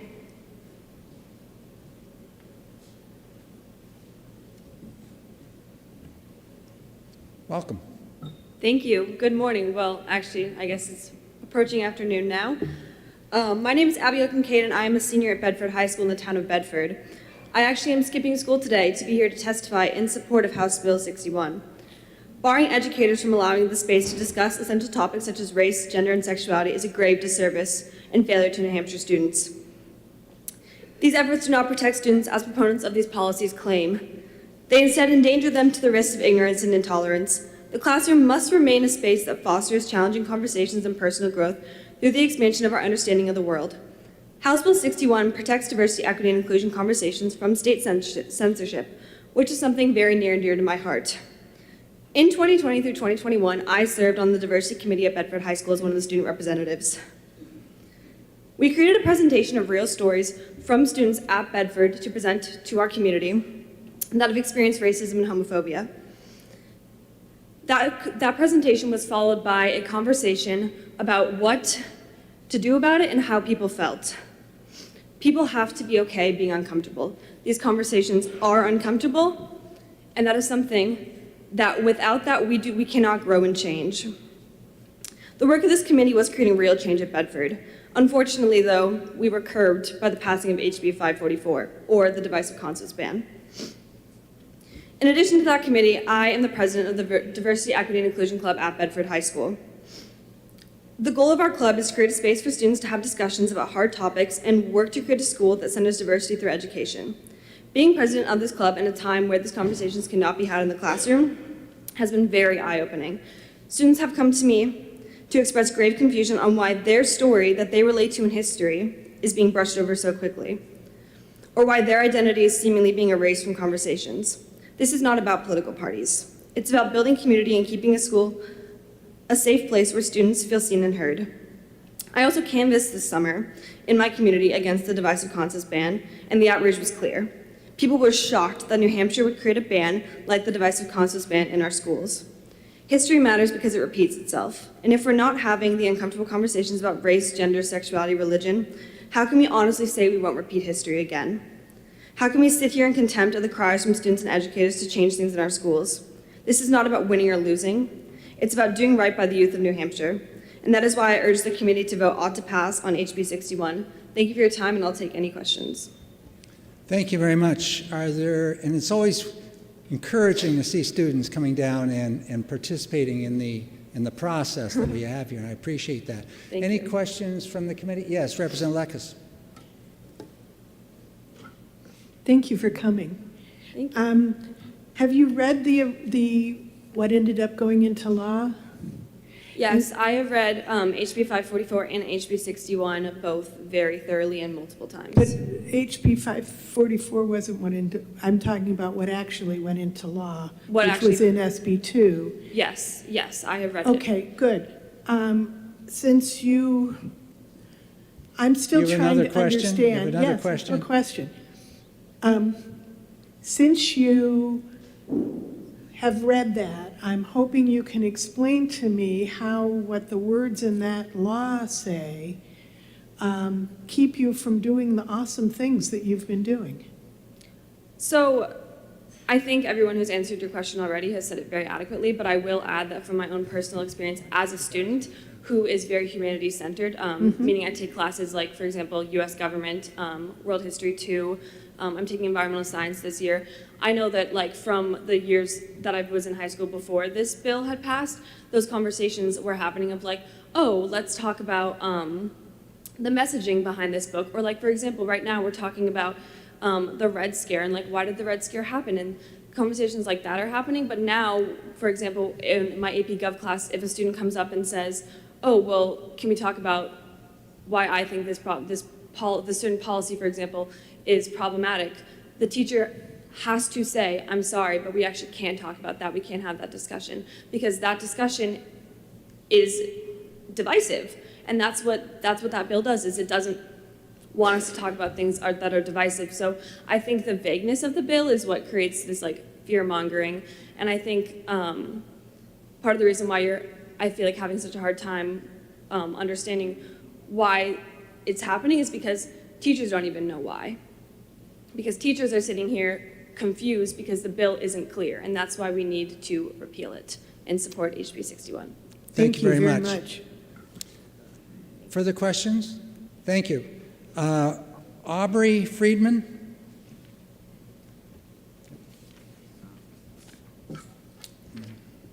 Mr. Chairman, committee members, Aubrey Friedman, a private citizen and taxpayer, and I'll submit a summary of my bullet points here. I speak in opposition to HB 61. The current law it protects students from teachers who push their politics on their students. So I think it's reasonable, the law the way it is, that you leave your politics out of the classroom and just teach the subjects, period. And the only problem with the current law was it was watered down. If a teacher is promoting and advocating racism or sexism, they should be fired, period. And so that's the only problem with the law. It's a little bit, the parents have to find recourse. Now, a lot has been discussed about freedom of expression here, intellectual freedom. Every employer has the right to have certain rules for your employees to have to follow. And I don't think it's unreasonable that teachers cannot bring their politics into the classroom. Okay, now the big issue here that was discussed a lot today is the teachers are afraid to discuss. Here's from the current law, Section 2, RSA 19340, quote, "Nothing in this section shall be construed to prohibit discussing as part of a larger course of academic instruction the historical existence of ideas and subject identified in this section." Again, it's discussion. You can discuss past slavery or KKK or redlining or reparations or 1619 Project. You can discuss it. There should be no reason that teachers should be afraid to discuss it. You just cannot advocate or indoctrinate. I think it's pretty clear.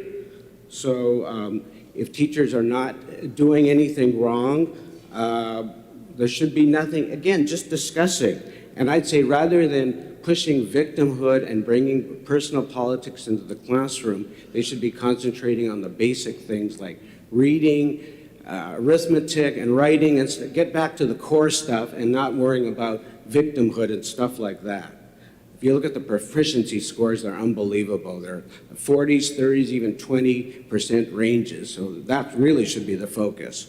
And lastly, I say if teachers are that worried about it, actually we should have cameras recording in every government classroom pointing at the teachers so that parents know what's being taught, since they don't really allow parents in the classrooms that much anymore. And then also teachers could feel protected too, that they didn't do anything or say anything that was their personal politics. And that's it. Thank you.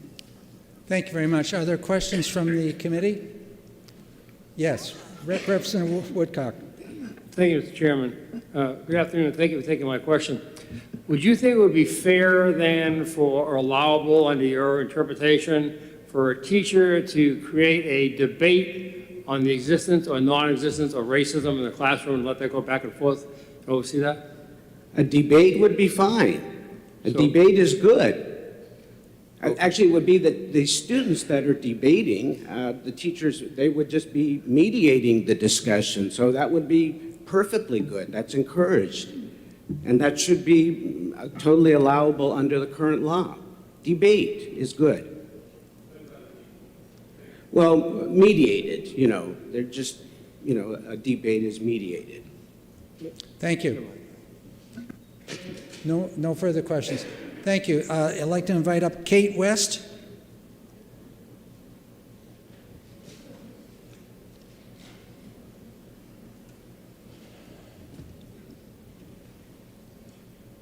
Hi, thank you for the opportunity to speak to you today. My name is Kate West. I have a 10-year-old in the Concord School District. And one of the things that I keep hearing is, how does this law prevent honest discourse in the classroom? To me, this seems very clearly like we can talk about the cause, but not the effect. So I think that when you say in this law, you can't teach that somebody is inherently superior based on their identity, it's more so a way to deny the reality of the structures in our society and how they do uphold superiority, right? If you say women and men are equal. That's wonderful. We would love that, but there is a wage gap. And not addressing that is only beneficial to one group of people. And so it seems to me that the purpose of this law, and we've heard that the impact of this law, is to wish away the inequities in our society by teaching children that they don't exist, which is ineffective. There's work to be done to create a society where you are not discriminated against based on your ability, your gender, your race, your religion, etc. This law completely ignores that work that needs to be done and teaches children that it's over. I think, honestly, one other aspect that I would point out is to say, when it comes to discussions of race, I have found, as someone that wants to work to be anti-racist, that two very big indicators that something is racist is one, when people that are Black or Indigenous, Hispanic, Asian American, etc., come to a body like this and tell you it's racist. That's a pretty easy indicator that it is. Secondly, when self-identified white supremacist groups support and advocate for something, again, that's a pretty clear indicator that it's upholding racism. Thank you. Thank you very much. Are there questions from the committee? Thank you. I just had several representatives show up. I'll let them know that I'm going to have the folks that have been sitting here testify first. They will get those reps later at the end of it. Next person is Ruby Carr.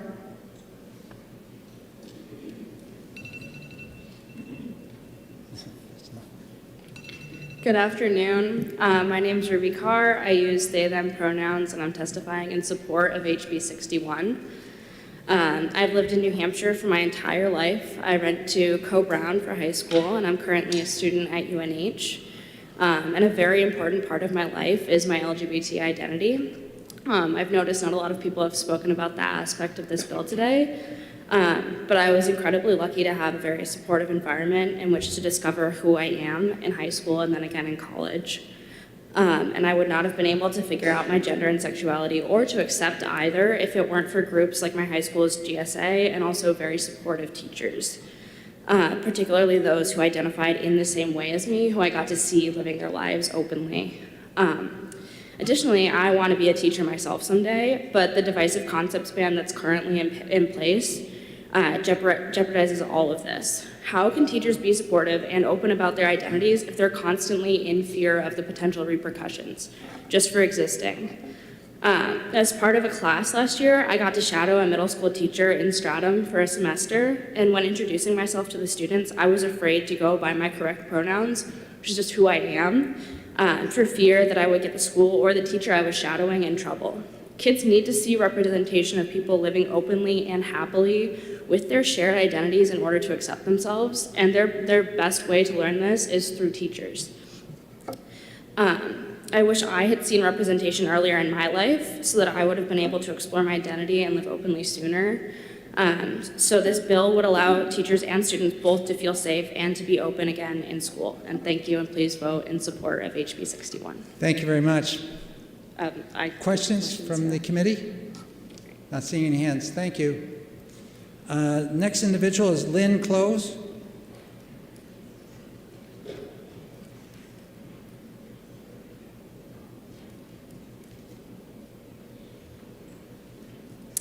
Hello, and thank you for having this important hearing. My name is Lynn Clues. I live in Warner, New Hampshire. I'm in favor of House Bill 61. I believe we become better when we learn honest history. The race relations of this country today are hugely influenced by the histories of race relations in this country. When we learn about the past in honest detail, we can devise, excuse me, a better way forward today. I studied history in college. I learned so much that opened my eyes. Then I became a high school history teacher in New Hampshire and a trainer. I always like to ask people to think about what they're reading or hearing. Is it rhetoric? Is it reality? What's the balance? I enjoy helping people open their eyes to facts in hopes of the increasingly informed and thoughtful residents of New Hampshire building authentic race relations and solutions to the many problems of today's society. There was a time when many people said there was no climate change. Today, cities and countries worldwide are working to build protections against rising sea levels and other problems due to the reality of climate change. Planning how to reduce carbon footprints. This couldn't happen if leaders were still denying the existence of climate change. Like climate change in race relations, acknowledgement is crucial. Our nation's promise of fairness and opportunity for all people cannot be met without first acknowledging there has been and continues to be undeserved discrimination against Black, Native, and other community members of color. What if we teach the unfairnesses and the child feels guilty?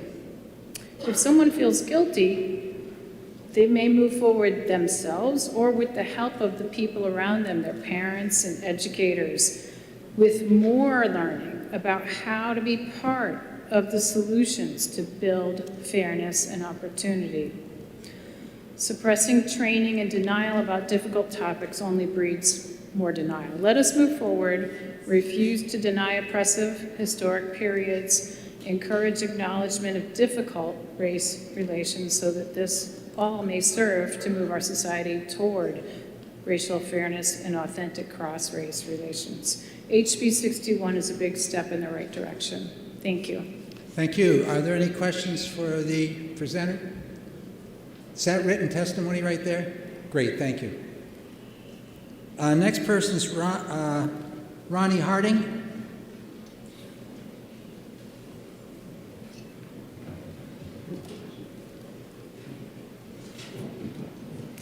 Finally. Yeah, we're getting there. As you can see, based on comments that have been said today, I've had to kind of amend what I wanted to say. And I am going to read from it so that hopefully I won't ramble around like people and say a lot of crazy personal anecdotes. My background is, yes, my name is Ronnie Harding. I live in Wolfboro. I'm a recently retired teacher. I have a BS degree in curriculum and instruction, a master's degree in education, leadership, and supervision. I'm also a certified reading specialist and an ESL or ESOL specialist. I taught for 36 years, and my last 15 years, most recently, were in a Title I multicultural school. It was 80% Black and Hispanic. I am totally against HB 61, which probably shocks you since I'm a teacher. I feel like this is an attempt to promote the use of divisive discriminatory concepts, lessons, and terminology in New Hampshire classrooms. I believe that no child, no student, no human being should be instructed or treated as if they are superior, inferior, privileged, or oppressed because of their race, religion, ethnicity, or gender. There's absolutely no benefit in doing this. It's very much violation of the wise old admonition to not judge a book by its cover. And there is no research that says a CRT-type education is a best practice.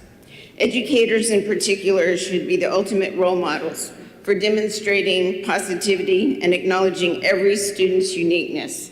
This requires not labeling students or making any judgments or assumptions in the classroom which are discriminatory. A good teacher is able to treat every person as a unique individual. Their focus should be on learning and academic success. RSA 19340, which some of you are trying to repeal, grants the assurance that every student can be treated as the special, unique human that they are, and not as a created identity group. Contrary to the misinformation claimed today, I could find nothing in this RSA that prohibited the teaching of any historical facts or events that may involve people of different races or cultures. It does, however, prohibit making unwarranted assumptions about students and using those assumptions to discriminate in a school setting. This seems to bother some of the teachers here, and I find that very sad. I feel that the bill is not confusing. In fact, it's quite specific. I feel that educators should be similar to doctors, do no harm. Dividing, labeling, and making assumptions about students is inherently harmful. And for those of you that are really intent upon dwelling in the past, one of my favorite quotes is that there's a reason our windshield before us is so large and the rearview mirror is so small. I ask that you not pass HB 61, and I feel that it's based upon nothing but false allegations. Thank you. Thank you. Are there any questions of the presenter? Not seeing any. Thank you very much. Next card is, it's Jay LaFawn.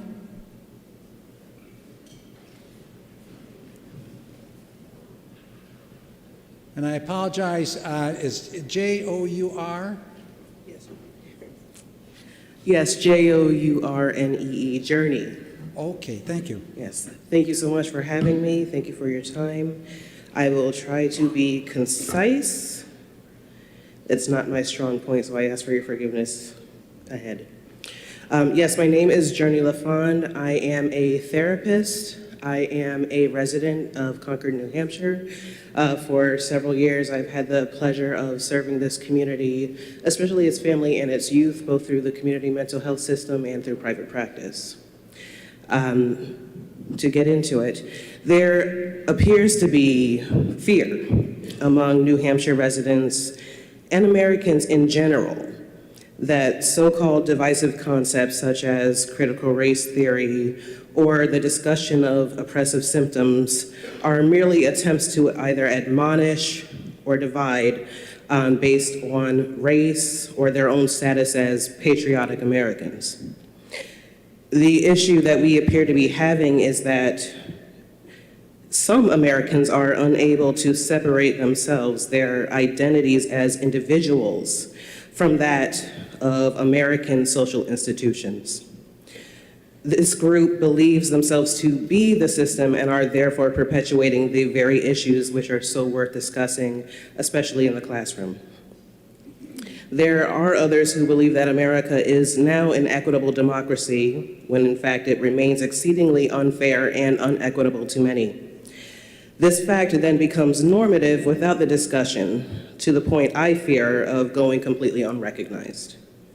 To be frank, CRT does not suggest that white people today are directly responsible for America's problematic past. However, it does highlight a moral responsibility to confront racism and, to that end, sexism, queerphobia, ableism, and discrimination in general. Any policy attempting to suffocate these conversations stands in the way of an equitable democracy for us and for our children. And to address the question that has continued to come up today, laws can be read one way and interpreted another way. And it's the ambiguity, I fear, that presents the danger. So to be extremely clear, I am in support of HB 61, and I thank you for your time. Thank you very much. Are there any questions from the committee? Not seeing. Thank you. Jody Newell?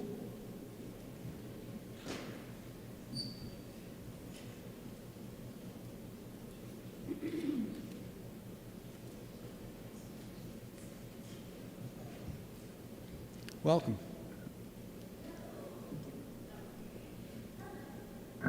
Hello. Okay, Got here it. we go. I was going to say I'm loud, but not that loud. I am here as a state representative, but also as a mom who homeschooled my two boys for a year in elementary school. And if my curriculum were scrutinized, I'm not really sure how everyone would feel about it. But I believe that teaching my children the truth and accurate account of our country's origin, starting with the indigenous people whose land was ravaged and whose culture was destroyed. So that's what I did. My ancestors, Mayflower people, took part in this. While stating that does not evoke a sense of pride, it certainly doesn't make me feel ashamed. With limited time, I'm just going to shorten it up. I'm going to respond to the question I've heard repeated here today. I keep hearing essentially that this bill's language is innocuous, that there is no harm, and that it seeks to create a colorblind society.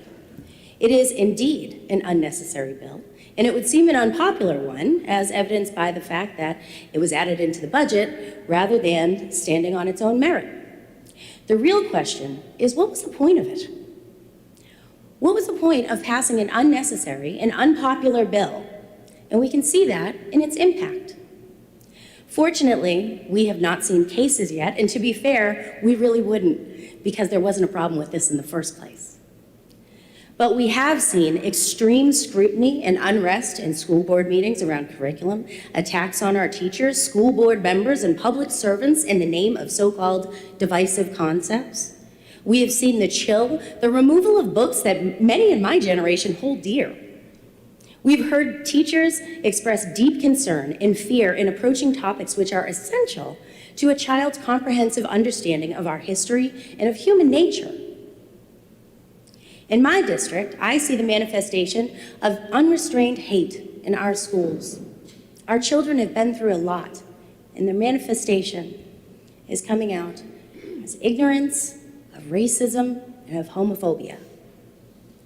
In the name of reducing division that this bill purports, of relieving guilt, of creating a colorblind utopia, this bill, in fact, invites contention, erasure, and division. I urge you to support HB 61. Thank you for your time. Thank you very much. Are there any questions from the committee? Not seeing any. Thank you. Next person is Representative. I didn't realize that you're in this bundle here. Representative Nick Germain from Keene. Thank you, Mr. Chairman. Thank you to members of the committee. Special thanks to members of the public who are here to testify today, and also to the scores of teachers who are working hard with our children in classrooms right now, who I know filled out online testimony that the committee will have the opportunity to see. I am a representative from Keene. I am also a professional historian, an academic historian, and I want to address specifically the question that some of the committee members have raised about what it is about the current law that inhibits or prohibits teachers from being able to do their jobs. Much of the drama around how U.S. history is taught results from a misunderstanding about the nature of systemic racism and what that term systemic racism means. We know, for example, that the origins of policing in the American South grew out of slave patrols in the 19th century. We know that the organization, the creation and organization of police forces in northern cities in the United States was a direct response to the great migration of Black Americans out of the South, fleeing lynching in the 1920s and the 1930s. We also know that after World War II, the Veterans Administration engaged in inequitable distribution of resources around home loans for veterans, which meant that Black veterans did not receive the resources that white veterans did. That leads over generations to a major difference in terms of the accumulation of wealth between the families of those white veterans and Black veterans, all of whom valiantly served our country. We also know that the penal system in the South, which was then exported to much of the rest of the country, was a large part of an effort to effectively re-enslave free people through the mass incarceration of Blacks on farms where they were forced into labor to benefit the states and private employers. We know that redlining, which was referred to earlier, was a common practice, which again prevented Black families in the United States from buying homes and accumulating the wealth that whites were able to accumulate. And we all know, of course, that all of our homes rest on land that was stolen from Native peoples. Our financial security as homeowners in this state rests on the fact that this land was taken from the people who rightfully owned it in the first place. Now, to say that we all, as white Americans, benefit from those systems that were designed to perpetuate racial inequality is not the same as saying that white people are inherently racist. But there were those who will argue, based upon the vague language of this law, that that's exactly what it does. If a student goes home to a parent, or a parent feels that teaching about these systemic inequalities in our system is effectively saying that white people are guilty, it opens teachers up to this response. Representative, your time is up. Thank you. And I just want to add very quickly, I'm a German historian, and I cannot imagine for the life of me that a bill like this would ever be introduced in Germany today. Thank you very much for your testimony. We have about 45 minutes left of bills here, so some of those that are on the committee here, we have another bill starting up in about that time too, so we ought to take some turns here in going out and getting some lunch and taking a break. So as we've done previously, those that would like to, get up and go have something before we start up at 1 o'clock again. And I also will have Megan Tuttle come up next here because you may be also testifying at 1 o'clock. So why don't you come forward and we'll keep moving on. So don't be bashful if you want to go out and take a little break for lunch.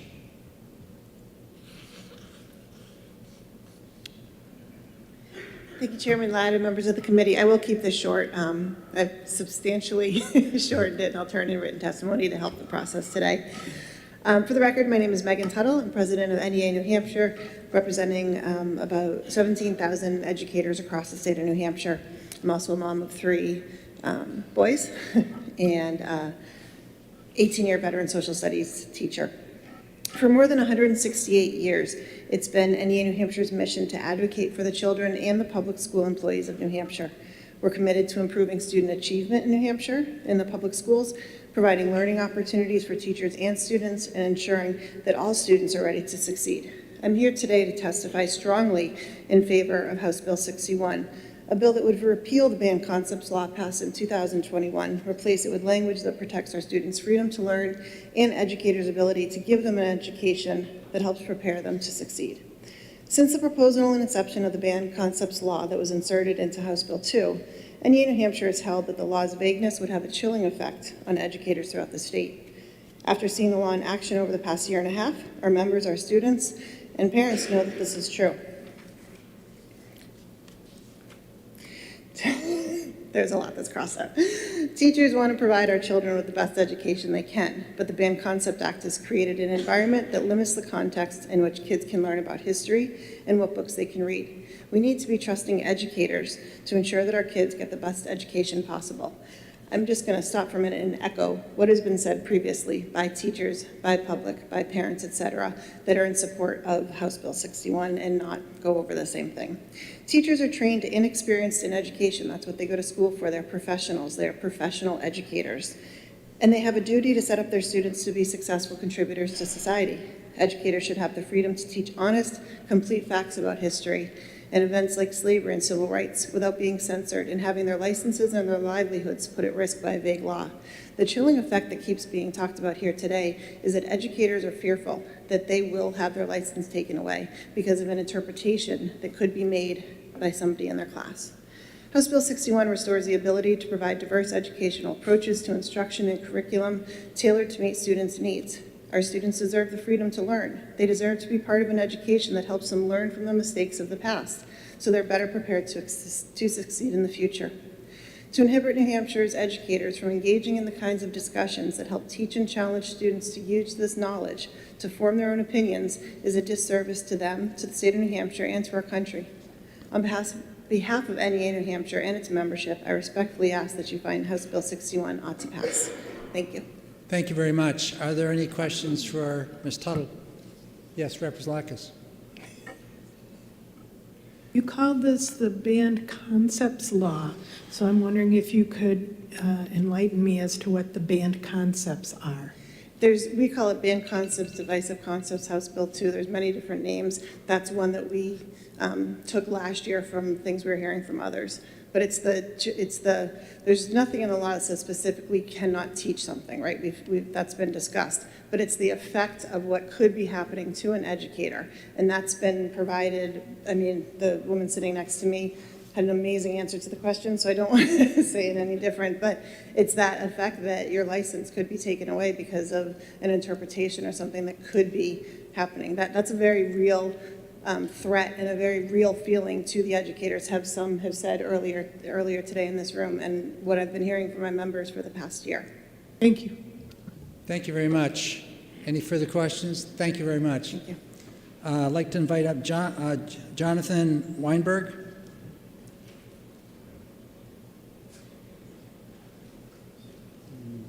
Not here? Okay.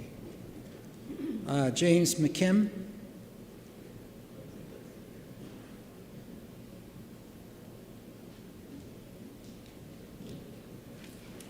Welcome. Thank you, Mr. Chair, and esteemed members of the Education Committee. My name is James McKim. I live in Goffstown, New Hampshire. I am managing partner for a consulting practice called Organizational Ignition. It's one of my hats. I also serve as the president of the Manchester branch of the NAACP. It's in my personal capacity that I'm here today, though, and would like to just speak to a few points about this bill. I rise in support of HB 61. And I agree with the general approach of the Right to Freedom from Discrimination Act. Children should be taught about the true history and nature of the protected classes that are mentioned in that act. And that act does allow for and encourage teaching of that true history. However, that act fails to consider that racism, sexism, ageism are actually inherent in our legislation and in our society, as evidenced by the systemic discrimination built into our institutions and systems. Because of our personal biases, and the biases that are baked into policies and procedures of our institutions. Reading from the Act itself, Section 354A31, Section 3, would allow white males to say that they've been adversely treated if someone from a protected class gets a job over them, or gets into a school over them, even if all other skills are equal. Section 4 ignores the fact that there are inequalities in the status of different groups, such that they create a society where people have equal opportunity. They must be treated equitably, and there's a difference between equal treatment and equitable treatment. It's a nuanced difference. But equal treatment is where we give everybody the same thing, as if they have the same needs. Equitable treatment is where we give people what they need because we recognize they are not equal. The impact has been spoken about by many people. And the impact from the teacher's perspective has been spoken about by many people. I wonder, though, if you have heard the impact from an individual high school student who had a death threat written on a school wall in a school in New Hampshire I'm not going to mention. The administration froze. They did not take action, and they're still struggling to figure out what action they can take to make this student safe. Can you please wrap it up quickly? We just went by absolutely. 3 minutes. So, with that example of the impact of this law, I urge you to support HB 61. Thank you very much. Questions from the committee? Not seeing any. Thank you. You're good. Next person is Michael Pelletier. Not here.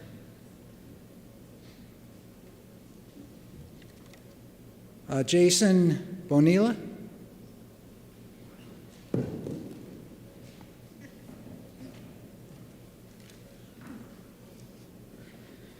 It's Bonilla. Okay, thank you. Yeah, you're welcome. Buenas tardes a todos. Good afternoon, everybody. All right, so here we go. So I am a proud Salvadorian, and I come from a family of immigrants who came to this country by foot. And I'm also a school board member in Manchester, New Hampshire. So see, I've never been to these chambers before, and I look at this committee, and it's wild that none of y'all look like me. People say that don't bring your politics into the classroom, but at the end of the day, my very own identity is political. This testimony is in favor of House Bill 61, and I'm here representing myself. I look at the divisive concepts bill, and it's as though the creation of the bill centers white guilt. Our students, our future leaders, deserve the right to know the real history. Why are we running away from having critical conversations on race, gender, and sexual orientation? Like, why are we moving backwards? The demographics in New Hampshire, as we all see, are slowly changing. And it's critical for us to have these conversations as a community and as a family. Over the past couple of years, the divisive concept bill has disproportionately impacted our youth from the BIPOC community. It's as though we are telling them that their voices don't matter, like Tina mentioned. I heard someone saying that the legislator is here to protect us, but I'm going to be real with y'all. It's very hard for me to see that when there are barely individuals that look like me being represented. We should not be censoring our schools or teachers from having conversations on race, gender, and sexual orientation. Like, what are we doing? This is 2023, and students deserve the representation of real history. Thank you. Thank you very much. Are there any questions? Thank you for coming today. I'd like to have come forward Deborah Howes.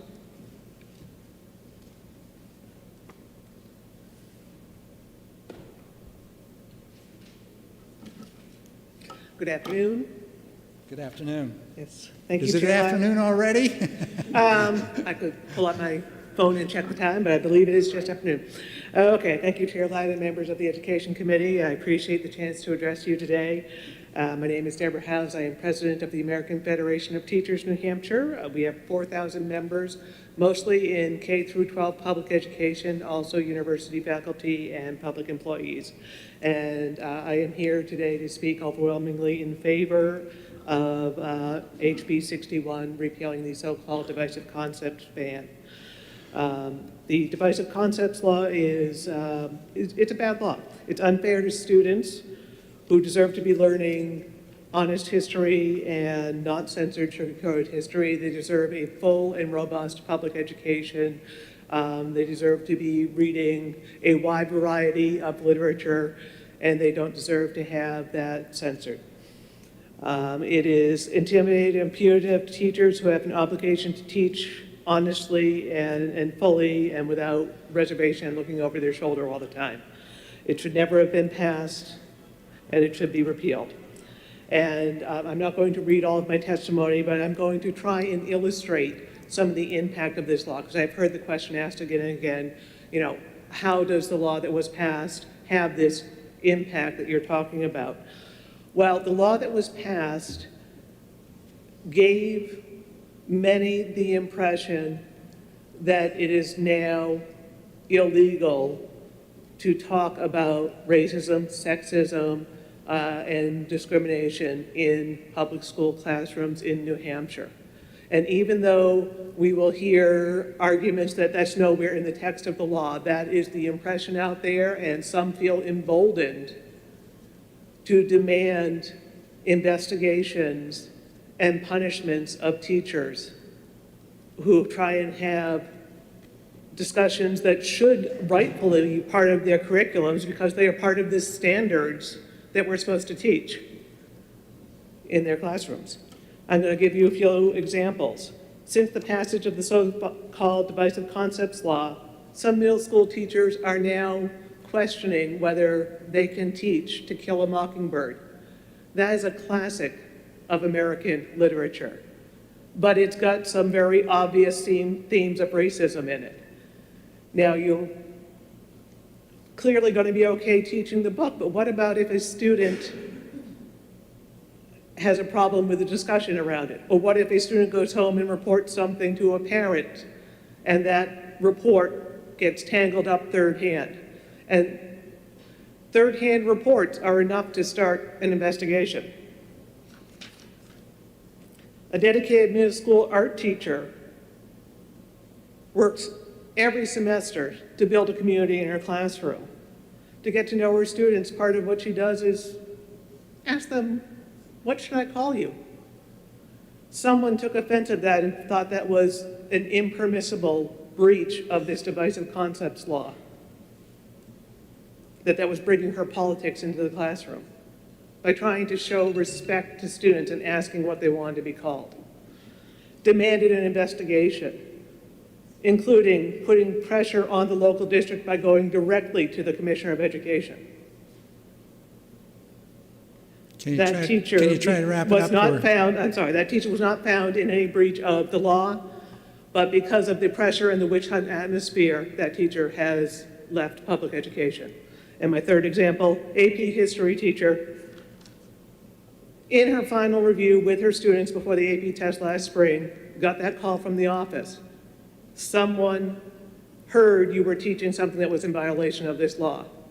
So her review with her students before the AP test, this is important for high school students, was interrupted to answer an allegation that she taught something that was impermissible. She's teaching the approved curriculum, meeting the state standards for AP history.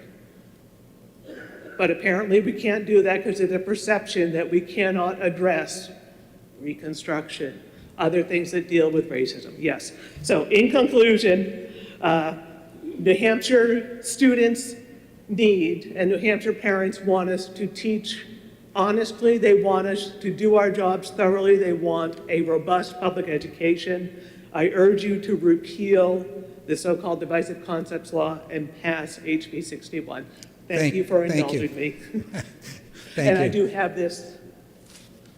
Any questions from the committee? Not seeing. Thank you. The next person is Walter Kissel. Is he here? Okay. Michelle Vesey.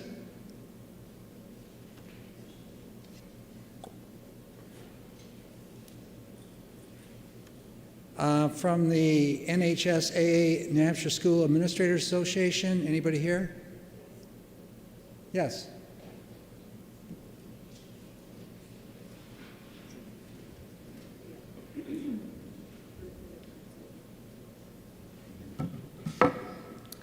Hello. Thanks for the opportunity to speak here today. My name is Dr. Sydney Leggett. I'm currently serving as the Superintendent of Schools for Grantham, Plainfield, and Cornish school districts in the Upper Valley region. All combined, these three districts represent approximately 1,000 students and their families in New Hampshire. I'm addressing you today as the chair of the New Hampshire School Administrators Association Equity Committee.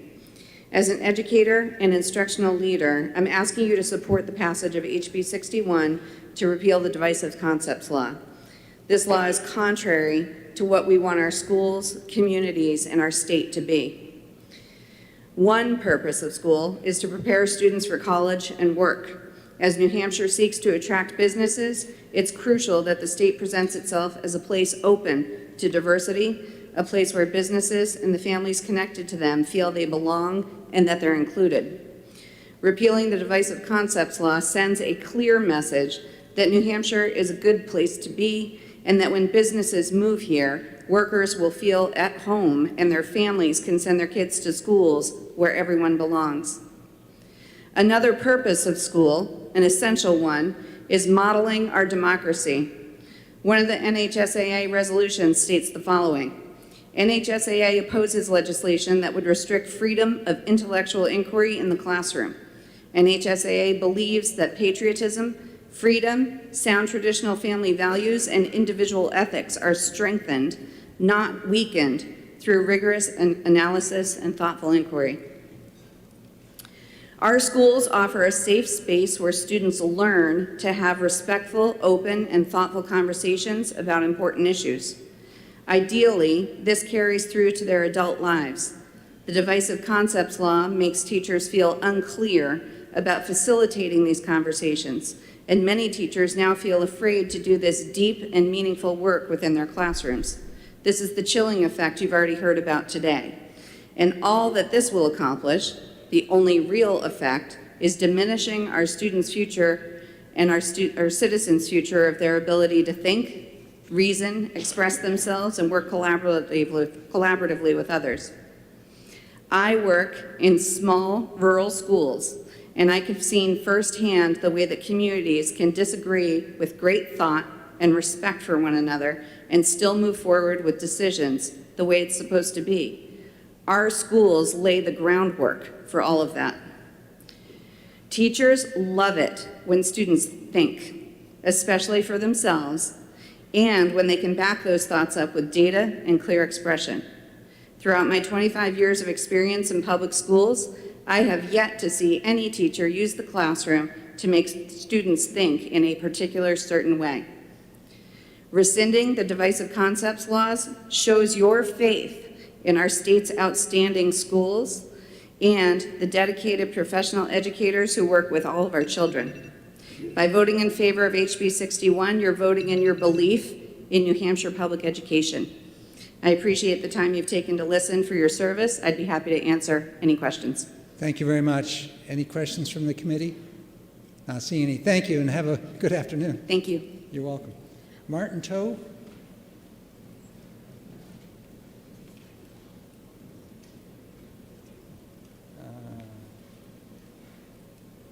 Six. Members of the committee, good, I think it's afternoon now, but I won't be long. I want to preface by quoting from my memoir from Jane Connolly, who was my high school principal. One of Jane's speeches, he quoted, he said this, pay attention, be excellent, say hello to everyone you see, have courage, think before you speak, embrace gratitude, don't be afraid to tell someone that you love them, and my favorite, tell the truth, and family comes first. I work at the Granite State Organizing Project, and I work with clergies. And I also organize within the African community as well. And I want to share my story. I came here in 2003 from Ivory Coast. And while when I was in 6th grade, I remember a peculiar experience where I was at Rite Aid, Runlet, on my way to Rite Aid. When I was at Rite Aid, I went in the store, and the cashier started following me around, and supposing that perhaps I was up to no good, and that I was gonna maybe grab a drink or a candy and put it in my pocket and walk out. But unbeknown to that cashier, there was another young gentleman in the store. After she had walked by him, him and I were in the same aisle, and he stashed a couple of gums and some candy in his pants and walked out, and I went and paid for my sweets. And I had no one in my sixth grade classroom to talk about that experience with, and the only person that I felt comfortable enough was my fifth grade teacher, Mr. G. And at the time, him and I would constantly go over from Runlet across to Conant, which I believe now is either Abbott Downing. I would go over and we would talk about what it is like living in two worlds, or what it's like experiencing racism, because as a young man, I didn't know what it was, and quite frankly, I was blind to it until we started having these conversations. Now that, I'm out of college and I've experienced life a little more, I still keep in contact with my fifth grade teacher. Matter of fact, we talk constantly. And also my second grade teacher, and as well as the CRTC vice president, who I consider my mentor.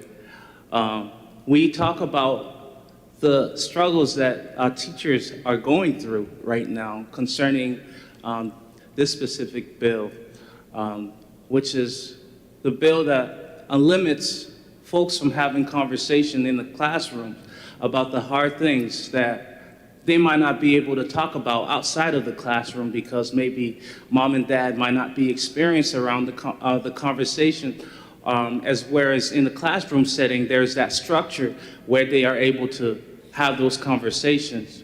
Can you try to wrap it up? I'll wrap it up right now. I recently heard that teachers are afraid to even talk about Martin Luther King's Day, which is a holiday here in New Hampshire. And if that is what this bill is perpetuating, then it has to be scrapped. And so that's why I'm here today to testify and share my story with you that I'm in support of HB 61. Thank you. God bless you. Thank you very much. Any questions from the committee? No. Thank you. Frank Knack?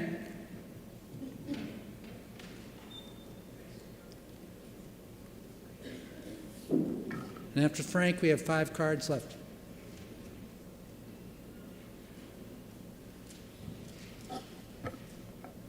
Mr. Chairman, members of the committee, thank you so much for the opportunity to testify. My name is Frank Knack. I'm the policy director with the ACLU of New Hampshire, and we are here in strong support of HB 61. You've already heard from multiple people about how the real-world implications of how the current law impacts and restricts the ability of teachers to give our students a full picture of American history, both the good and the bad. I want to really focus on hopefully clarifying some of the questions that have been raised about, what is it in this current language that's so problematic. And it's really, this has been somewhat touched upon, but I want to drill into it a little bit. And it's really 2 aspects. It's the vagueness and it's the penalties. Right now, it's very unclear in terms of what the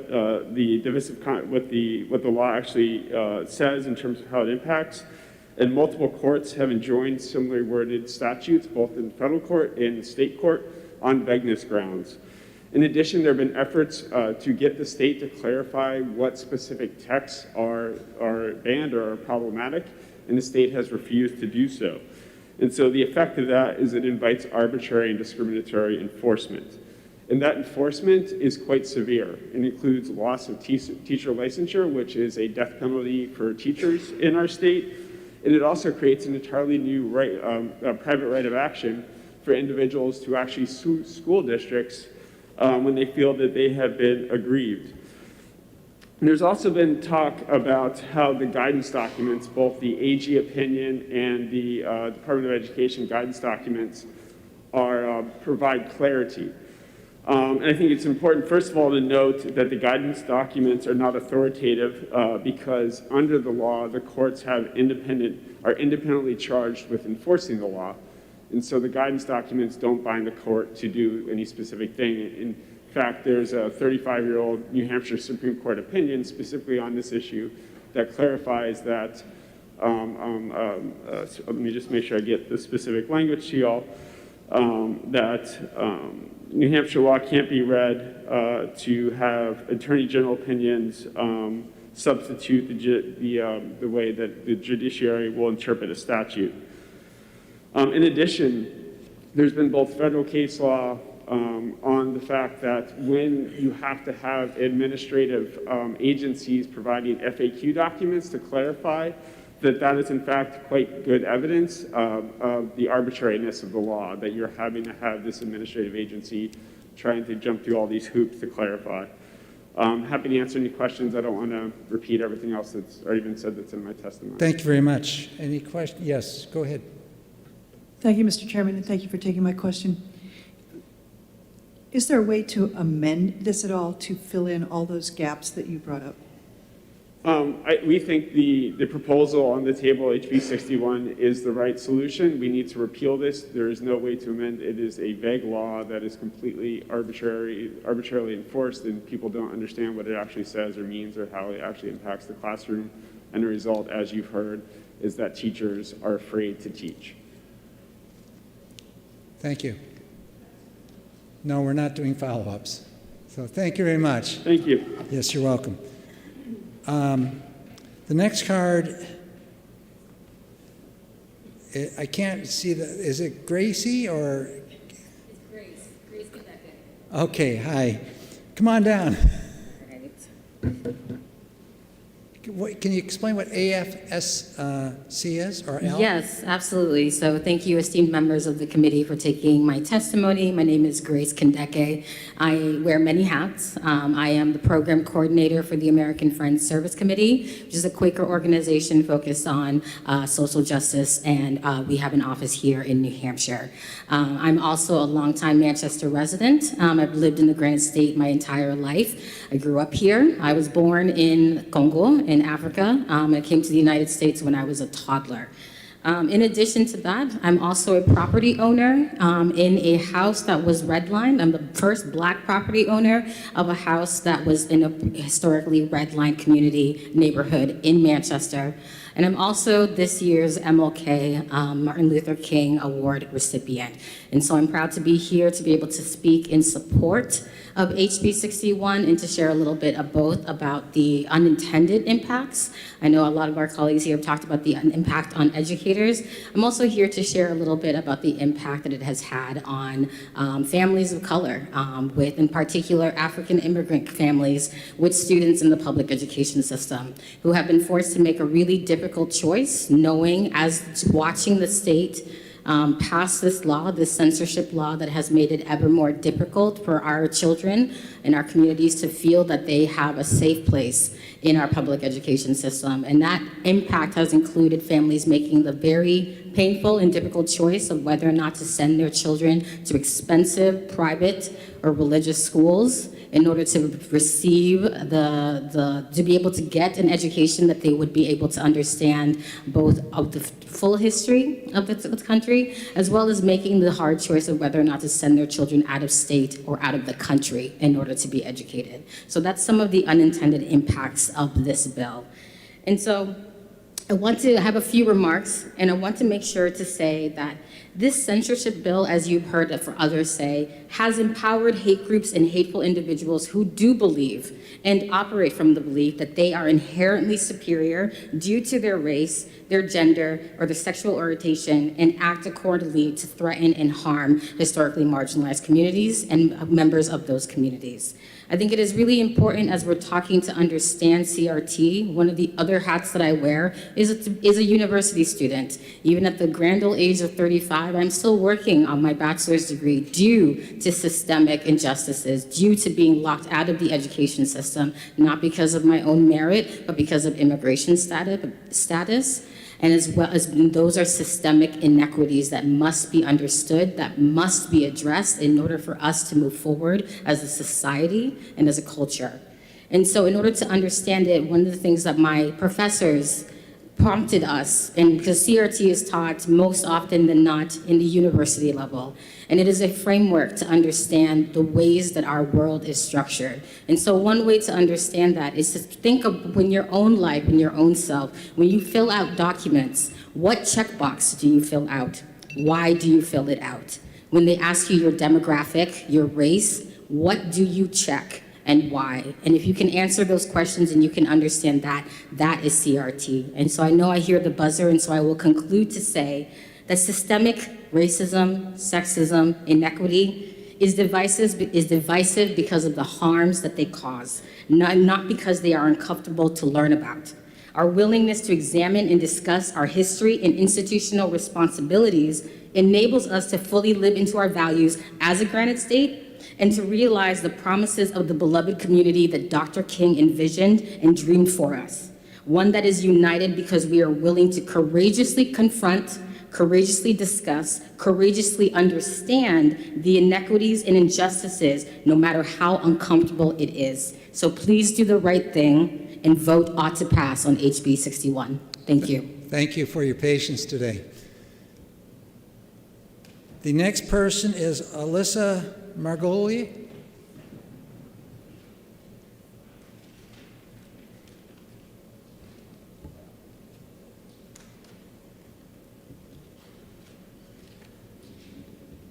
Thank you, Mr. Chairman, members of the committee. For the record, my name is Alyssa Margolin. I'm here as a public policy consultant to the New Hampshire Center for Nonprofits.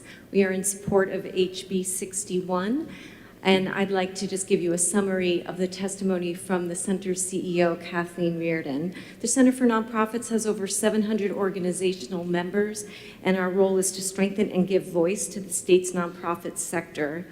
We're in support of House Bill 61 to repeal and then revise RSA 193:40 and repeal RSAs 354A:29 through 354A:34. So New Hampshire's nonprofits can offer their best efforts to advance a more equitable future for all Granite Staters. Many of our state's educational institutions that bring national and international recognition to our great state are nonprofits, and we have a duty to improve our existing laws so we can offer and support diverse educational experiences and encourage discussions regarding the challenges of past and current discrimination. We have tremendous value in nonprofit educational institutions. They are value to our state, to our economy, and the current law, the de facto impact, is that it is providing adverse consequences to providing that quality education, community programming, and delivering a critical workforce that so many of us, our businesses, need. The New Hampshire Center for Nonprofits strategic plan prioritizes diversity, equity, and inclusion. The highly unpopular amendment regarding public discussions of discrimination that was adopted in the last budget undermines all of the nonprofits in our state working on DEI. Nonprofits in New Hampshire are about the common good, whether it's about showcasing the arts in your community, providing social services.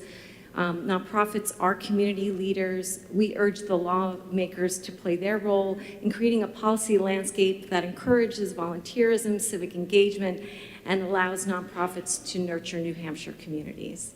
That concludes our testimony. Happy to Thank you very much for your testimony today. Are there any questions from the panel here? Thank you. Representative Dr. Trinidad Tellez.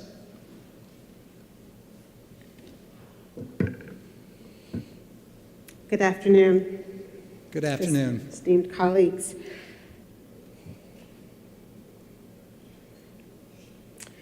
I am Dr. Trinidad Tellez, a family physician and public health practitioner, and now a representative from Hillsborough District 40, representing 5 wards in Manchester.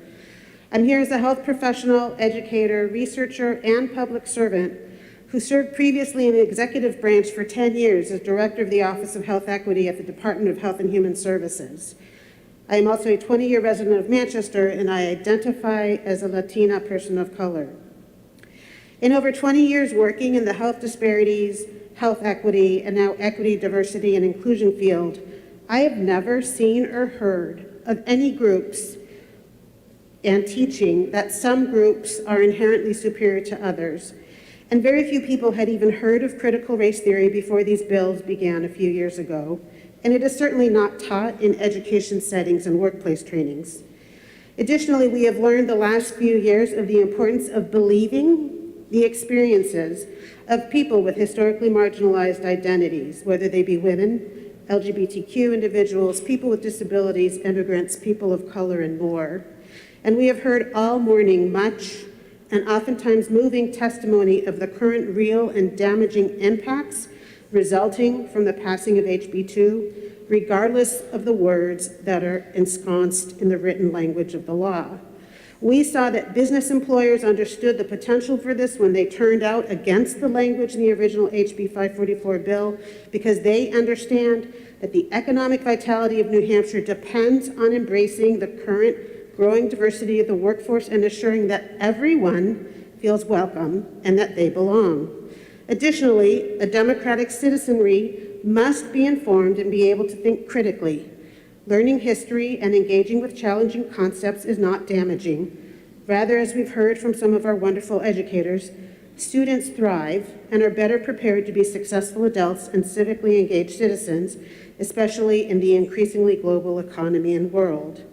I teach quality improvement, and a fundamental precept is that we can't improve something if we do not know where we're starting from, and where we are now is completely informed and a result of what has happened before in our country's history. I do not understand why we would choose to prioritize ignorance, which is not knowing, rather than seeking to understand so we can constructively move ahead as a society. The significant health, both mental and physical, impacts of stress and hostile workplace environments and community climates cannot be emphasized enough.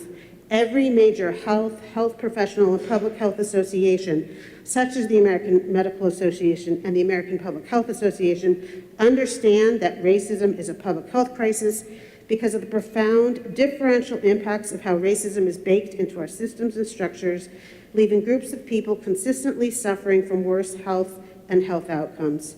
In addition to the direct impacts we're seeing in people, especially students and teachers, as we've heard earlier today, these problems cannot be appropriately addressed by public employees who work in public health and other health sectors if they are concepts that they cannot fully engage with or be trained in. This is a disservice to our dedicated public employees and the people of our state. So let's be clear, the original bill were a solution to a problem that did not exist. However, the very real impacts of the law have created unwelcome and hostile climates, have had chilling effects on educators and public employees, and emboldened true racist and discriminatory behavior from individuals who want to silence and erase people of color, immigrants, and other identities, as well as important learning and conversations that are necessary to ensure the New Hampshire advantage for years to come. I urge you to vote ought to pass for HB 61. Thank you. Any questions from the representative? Thank you very much. Representative Morton?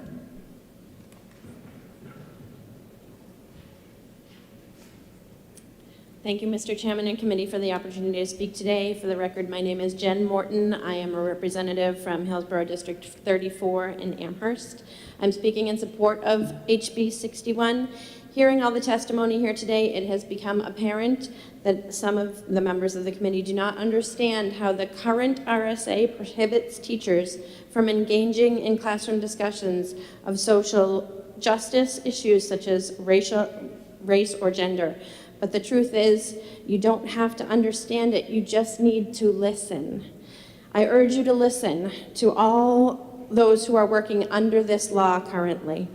Listen to the overwhelming majority of teachers, social workers, school administrators, parents, students, and legislators who have testified here today in support of HB 61. We are telling you, the language in the current law is vague, which opens the door for any student or parent to lodge a complaint that may lead to an investigation and a loss of a teacher's job. That threat is real. Because of this, teachers feel stifled. They feel discouraged. The current RSA is a teacher morale destroyer. As I know you are well aware, teachers are leaving the profession at a rapid rate. I personally know 3 teachers who have left the profession due to this law. HB 61 is a step in the right direction in improving the school work environment. Please trust our teachers. Please recommend HB 61 as ought to pass. Thank you very much. And the last card right here, you won the lottery. Ani Malaki, who is the Executive Director for the Human Rights Commission here in New Hampshire.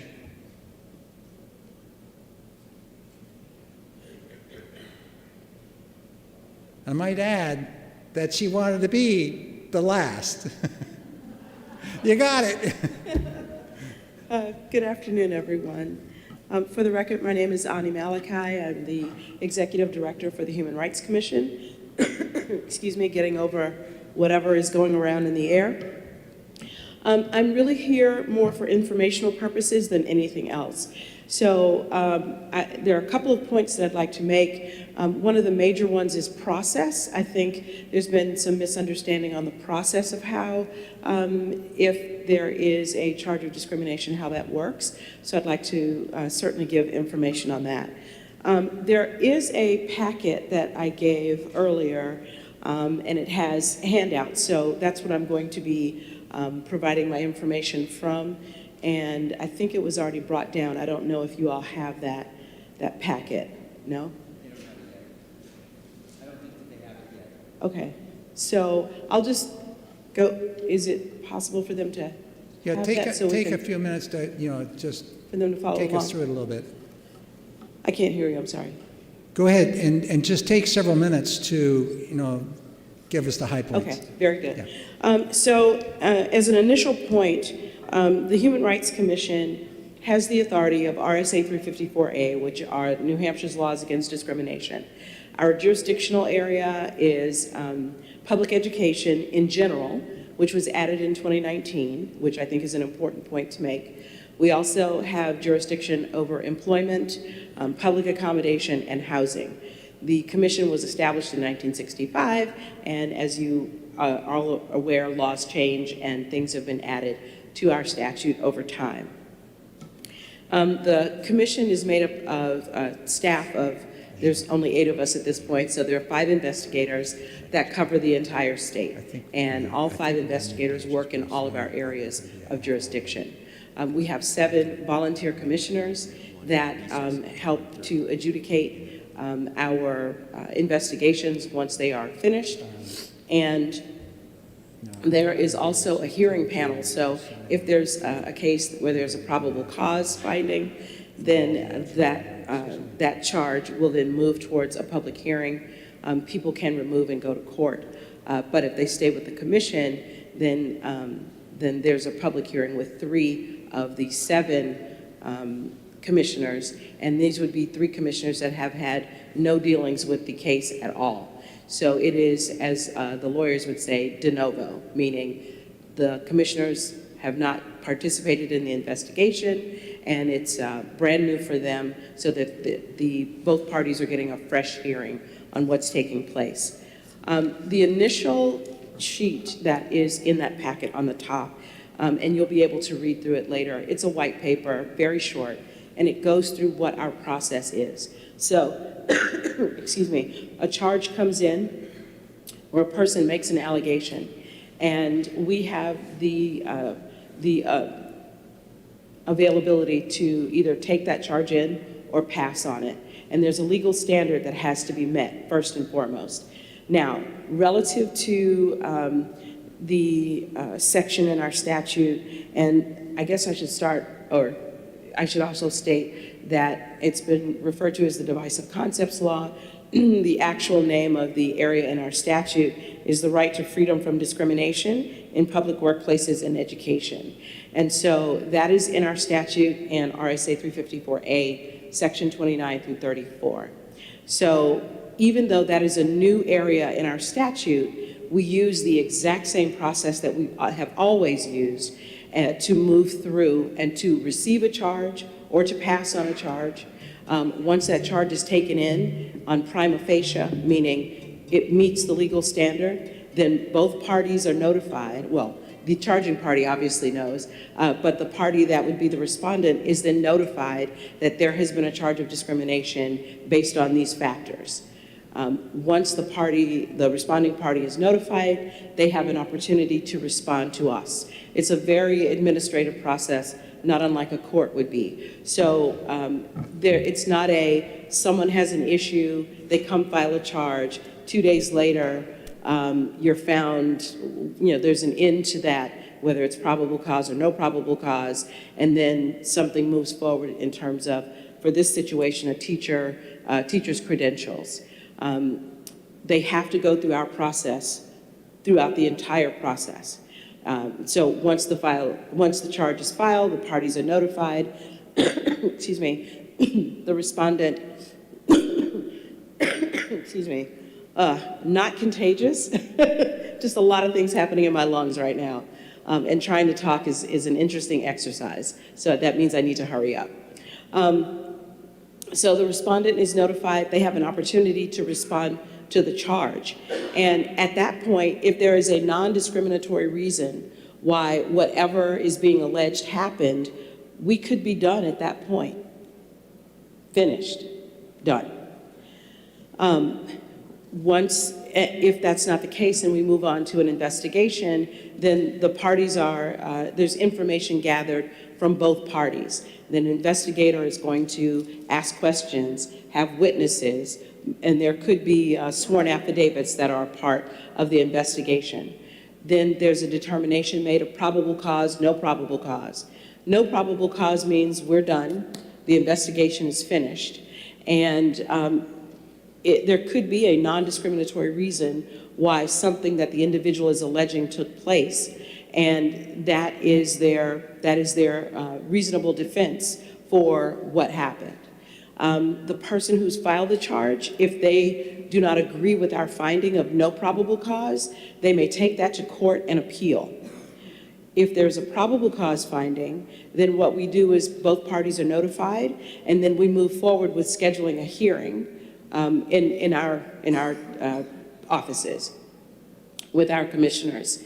Now, the respondent at that point can remove and go to court. Yes, sir. We do have a hearing starting up in about 5 minutes. Okay. So, but go ahead. All righty. So, I guess in a nutshell, it's very important, I think, for you all to understand that the process for adjudicating any charge under the right to freedom from discrimination in public workplaces and education follows the exact same pathway as any other charge that would come to our office. There's an opportunity for appeal, there's an opportunity for mediation, there's an opportunity for conciliation, which is just mediation after a probable cause finding. And one of the other important elements is that the Department of Education is devoid from our entire process. So in order for them to even be involved, there would have to be a probable cause finding, and then we would, at that point, if there ever is one, we would figure out what that looks like and what that process is. So the Attorney General's office early on provided an FAQ, which is in the packet that I provided to you, which goes through what is and isn't afoul of the law. And then subsequent to that, I made a request, and the chair of the commission made a request for the Attorney General to give further clarification in case people were still not clear. So there's additional information in a much longer letter, which is an opinion, and it was specifically requested because an Attorney General's opinion, which happens rarely in the state of New Hampshire, but that opinion would be public. And so that information connected with the FAQ that was put out would hopefully answer questions that teachers or parents or educators might have.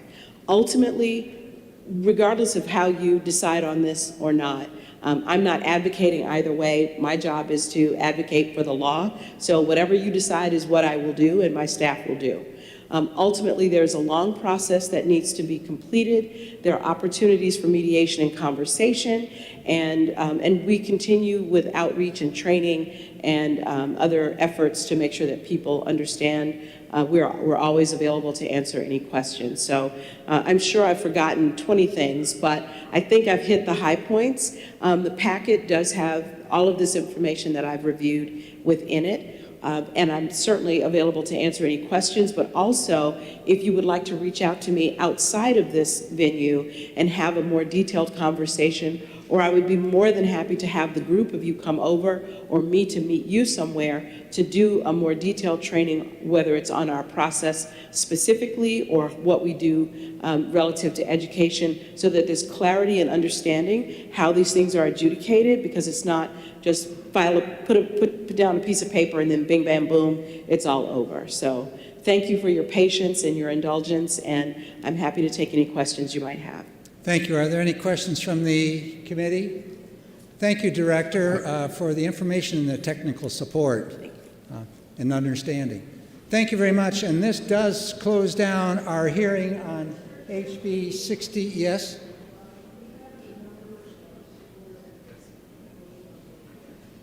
I can't give you that right now. I do know we had about 50 people testifying, and I would say close to 95% were one way and 5% were the other way.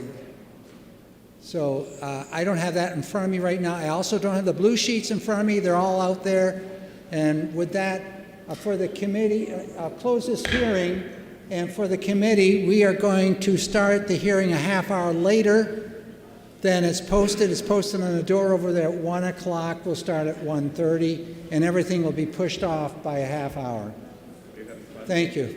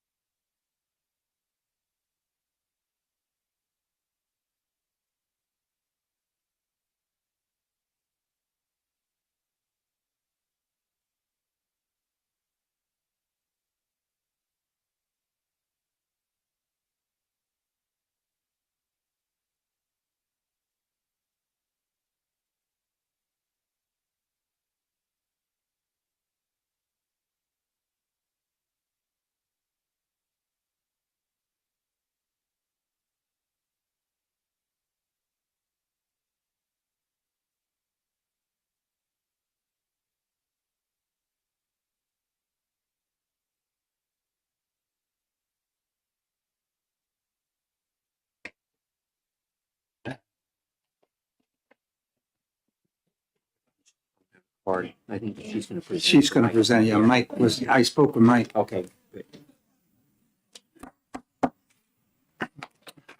Okay, we're ready to go ahead with the second rendition here, second part of this affair today. I want to thank everybody for hanging in there this morning on 61 from 9:30 through to when we stopped, pretty much from 1 o'clock. So this afternoon, we have two bills, 131 and 35. 131 is on the docket right now at the top. We did have the prime sponsor here, which was Representative Mike Moffitt. He had to leave. He had another meeting he had to be at this time. So we're going to have Representative Likas, who's also a sponsor on that bill, introduce the bill. So I recognize Representative Likas to introduce 131. This is a bill requiring reports concerning school policies on classroom recordings and in-classroom observers. Welcome. Alicia Lekas, Hillsborough 38 now, Hudson and Litchfield, and I am representing Mike Moffitt. And I will be, I know we're not supposed to read testimony, but it's not me, it's him. And so I'm reading his testimony, if you don't mind. Go ahead. He spoke with me earlier and he said he couldn't be here maybe a half hour ago. He's in front of my husband right now. Yeah, asked if you could read it for him. Yes, Go ahead. Thank you, Mr. Chairman. For the record, I'm State Representative Mike Moffitt, representing Merrimack District 9, which includes the lovely town of Canterbury, which features Shaker Village, and the lovely town of Loudon, which features Senator Howard Pearl's maple syrup. This measure is a reprise of last term's HB 321, which is now law. That bill simply asks that school districts share what, if anything, they're doing to identify and support gifted students for a best practices folder at the Department of Education. Early indications are that the gifted measure is getting very good response, as school districts all over the state are now having internal discussions on how to better support that previously underserved student population, and with no policy mandates or spending requirement. A real success story. This bill originally came to this committee last year, where it was referred for interim study. A study committee held 2 lengthy sessions on the measure and ultimately volunteered to recommend OTP. This full committee subsequently also voted to support OTP when we met this past fall. That's referring to the other bill, not the current one. Okay, HB 131 similarly simply asks school districts to share their classroom observation policies as well as audio-video streaming and recording with the Department of Education for another best practices folder or virtual folder. DOE representatives indicated that the department could support implementation by using the template currently in place for HB 321, the Gifted Student Law. Attention to this area became important during the COVID pandemic when so many schools went to hybrid in-class and remote instruction. Some schools went totally remote. Nashua, for example, closed its school doors for over a year. Remote learning raised new questions in numerous areas to include technology issues, cost issues, access issues, privacy issues, and legal issues. What about homes that do not have internet access or families that don't have computers? Then there's the issue of recording. If a student misses an online session, what are the ramifications if he or she viewing a recorded version later on? Are schools making provisions for recording and saving such sessions? I would point out that our committee hearings are all being recorded and saved on YouTube, presumably in perpetuity. But these hearings differ from classroom settings. Many high school and college students record or seek to record lectures for future study and review purposes. Teachers and professors typically include recording protocols in their syllabi. But educators who don't mind their lectures being recorded sometimes have issues with ubiquitous cell phones, so taping policies conflict with recording policies. There are many pieces to our new world of distance learning and hybrid instruction. That is why a best practices folder in this area could be very useful, in the same way as the best practices folder regarding gifted students is developing into a wonderful resource. Then there's the classroom observer piece, which ties into the media piece, as hybrid, online, or Zoom types of instruction were observable by parents and others. When I was a classroom teacher, I'd get occasional requests from parents to sit in, which was fine. But classrooms can only accommodate so many visitors. How do various school districts deal with this issue? But when I taught, no one had ever heard of the internet. For remote classes, who can tune in? Just students? What if a parent wants to watch? What if the link is shared widely? I don't have answers, only questions. This bill would help provide answers, alternatives, options, and eventually shareable best practices. Again, this measure includes no spending requirements or policy mandates. It simply asks districts to share existing policies to create a best practices folder. If there are holes in existing policies, this measure provides the impetus for them to be addressed locally. Yes, this could possibly be accomplished via DOE rules, but the imprimatur of state statute matters greatly. Deb Hobson and I met with 4 DOE members, including the commissioner, on this, and they were all very supportive. This requirement could simply be easily satisfied in a heartbeat with an email and an attachment or link regarding existing policies.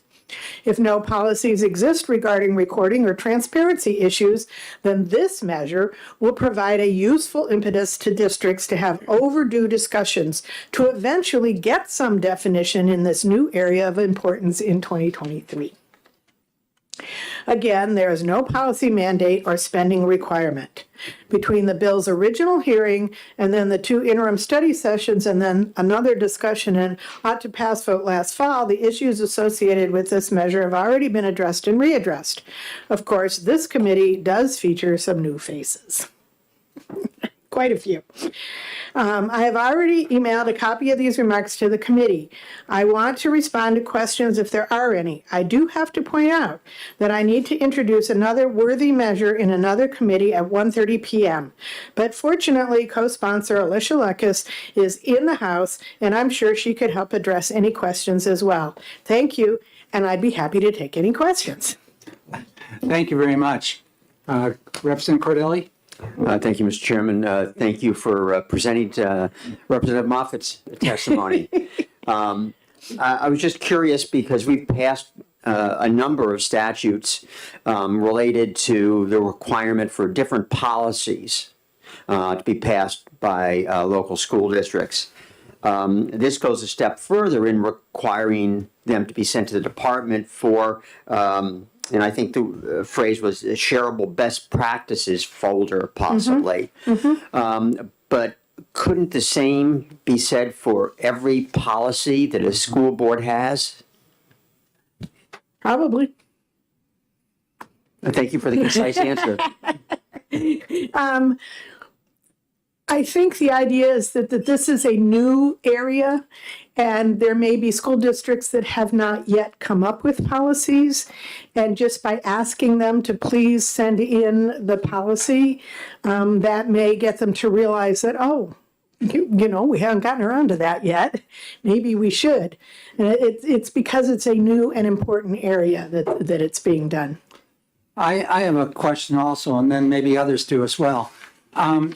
We've had students absent from schools ever since I was school and before I was born for various reasons.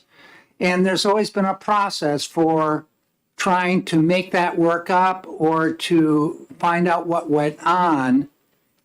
Why is that not going to suffice now when we're talking about some situations like a grade school where there's a whole lot of different directions going on simultaneously? I don't think they're going to get it from streaming. So how is streaming going to benefit the absent student, especially the elementary and the middle school kid? Well, I guess that's what we'll find out. Okay. Because, I mean, this isn't saying how to do anything. All this is saying is, what are you doing? Right? And so that would be if a school put in a policy, whatever it was, that was very effective, that could go in the report. This is what we do, and it's very effective. And then we would know that, other schools would know that and might want to consider it. Yeah, I had one follow-up question on that too. Did your group, your sponsor, which is Representative Moffitt or yourself, work with the School Boards Association to determine if there's already boilerplate policies out there which are addressing this very issue? I wasn't on that subcommittee. I know there were a lot of discussions on it because this bill, was introduced last year. And there may well be, but the question is, has the school adopted them? Just because there's something available doesn't mean the school has looked at it and adopted it. So we want to know, have you adopted something? Have you thought about this? Do you have a policy? Yeah. That's whatever that policy is. But my next question, whose phone is going off? My blood pressure. Oh, your blood pressure. Yeah, my pressure's high too right about now. Are there any other questions? Representative Luno. Thank you, Mr. Chair. Thanks for taking my question. I think especially after the hearing on House Bill 61, I'm obviously interested in this bill and interested who would have access to this collection of policies regarding classroom recordings and particularly in-classroom observers. I think This that would, statewide collection. I think that would be up to the DOE. It's not specified. I mean, they would have to come up with, and I'm not sure what they did with the gifted bill, but they would have to come up with rules regarding that. I don't think we're asking for anything that's, wouldn't be possible to be public.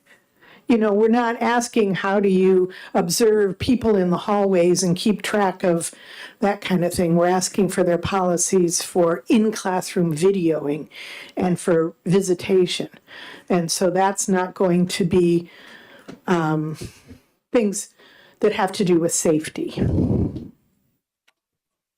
Further follow-up. Yes. Thanks very much. And I have my notes from last year's bill, and there were certainly concerns that had to do with safety from public safety professionals and school building safety professionals. So I don't feel that what you just said is really an expert opinion.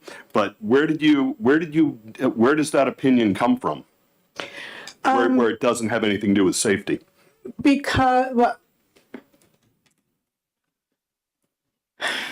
Because we're not talking about, like, I agreed with you last time, right? When it came to the whole, what all are we videoing and that kind of stuff. Are we watching people in the hallways, all of that, which is not what this is actually asking for. Currently, are we doing, in-classroom recording is different than what we're doing for supervision and that kind of stuff. A follow-up on that. Okay, sure. Given the fact that any random person can carry a loaded weapon into a public school building, do you find any pause when it comes to public safety about having any one person being able to have access to a collection of policies with respect to what I can do in terms of entering a school building and sitting in the back of a classroom and observing?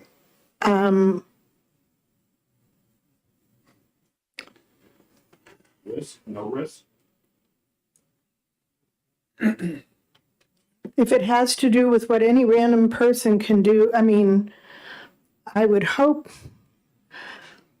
I can see if the school's policy was anybody who wants to can walk in and sit in the back of the classroom, that they might not want that to be public. I doubt that any schools have that, but yes, so I see your concerns.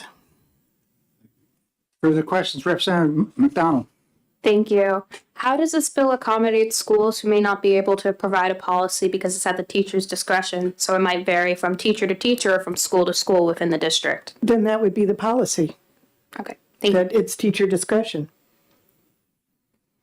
I doubt that a superintendent would put a report out, and maybe that's because I have confidence in them, that they wouldn't put a report out that was such detail that it explains exactly how they do videoing and everything, but just a policy saying this is public, this is not public. Students can see it, students cannot see it. Students can tape it, students cannot tape it. We're not talking about all the little details. We're just talking about a general overview. And for most schools who have policies like that, it's already, if they have the policy, it's probably already in the student handbook and that kind of thing. So at any rate, but yes, I see your, and if you have a way of addressing that, I would love to hear it. Maybe we can amend this. I've got a question which I'd like to ask you and follow up to where we are right now on policy. Is there a definition of policy here now? Policy, where I've always been an administrator, has been made by the school board. There are certain rules or regulations, handbooks developed locally within a school regarding sports participation, what we do in a disciplinary situation that, echoes and oftentimes gels with the board policy on it as well. So what exactly are you looking for? Are you looking for board policy on these issues, or are you looking at procedures developed within a school, or both? It may be that the school just follows the board policy. If the school has particular ones from one school to another and they haven't passed it through the board, like you said, the board usually develops policies, then it would be nice to know what those were. Are those board policies, and I have a superintendent sitting at the table right now, when you pass a board policy, it's a public document. Exactly. So it's already known. Well, that's what I'm saying. What we're expecting is a public policy, but who knows it? They're public, not the rest.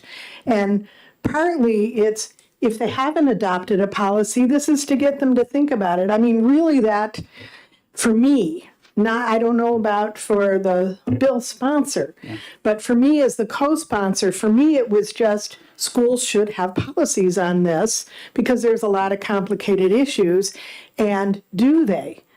And so by saying you need to report your policy, you need to send in your policy, it's just a way of getting this school or the district or whatever to say, we don't actually have a policy on this, maybe we should. This will be my last question on the follow-up to that.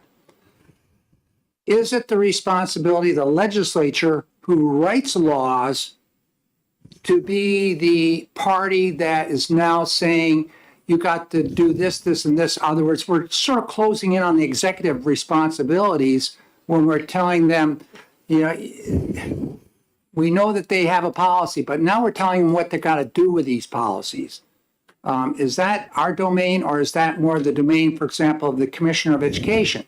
Well, do we have a bill that says that they have to have this policy? What was that? Absolutely. He's right on that. Recordings, we absolutely do have policy, which we pass. In fact, Representative Cordelli would be glad to tell you that episode. Which was a really trying time. It took us a couple years to get it right. Thanks for bringing that up. Yeah, you got it right. My question is probably a naive question because I don't know if it's applicable in K through 12. But in universities, it's entirely common when visiting speakers come that they require no recordings as part of their contract, because that's their business. And they didn't want anybody selling it on the side, obviously. But, poets and writers and people like that will make these presentations, but no recording permitted. I don't know who's the authority under which that is set at the institution, though. So I throw that out for what it's. Sounds like a policy to me. Well, but I mean, you don't have outsiders writing your policies. I mean, this is a visiting speaker. But that's his part of the contract. But somebody has to ratify that and say, okay, no, and tell everybody else, no recording. I think at this point forward, we're starting to get into the discussion rather than questions. So if you guys have any great amendments for this, that's be great. How to keep it, safety issues out of it, all of that kind of stuff. Please. Thank you very much. Representative, yes. Thank you. Just a quick question, wondering if the bill sponsor or yourself have already investigated what the best practices are and how they are shared amongst the professional education community. Well, as I said, the prime sponsor, as I read his thing, said that he doesn't have answers yet. And I myself have talked to lots of people trying to come up with what best practices are. And there's all kinds of, well, it would be really great if we had the teacher recorded, but on the other hand, then you could inadvertently get students, and that violates privacy and puts students out, and et cetera, et cetera. So it's a very complicated issue, which I think was part of the prime sponsor's ideas. It's a very complicated issue. And maybe if somebody has some brilliant ideas, it would be a chance for others to see them. Thank you. Are there further questions, Representative Lekis? Okay, the next person which we have, thank you, Representative, is Becky Wilson from the New Hampshire School Boards Association, the organization that has all these boilerplate policies.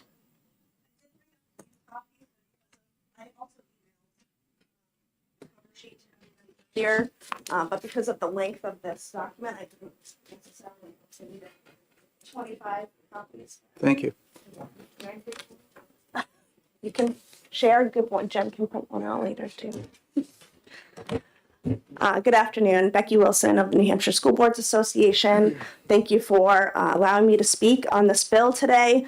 We are not going to take a position specifically on this bill. As last year when a very similar bill came to this committee, we simply offered information as to what is already available to this committee and to the general public in terms of school district policies around video, audio, classroom observations, visitor policies, etc. So that's what I've brought with me today.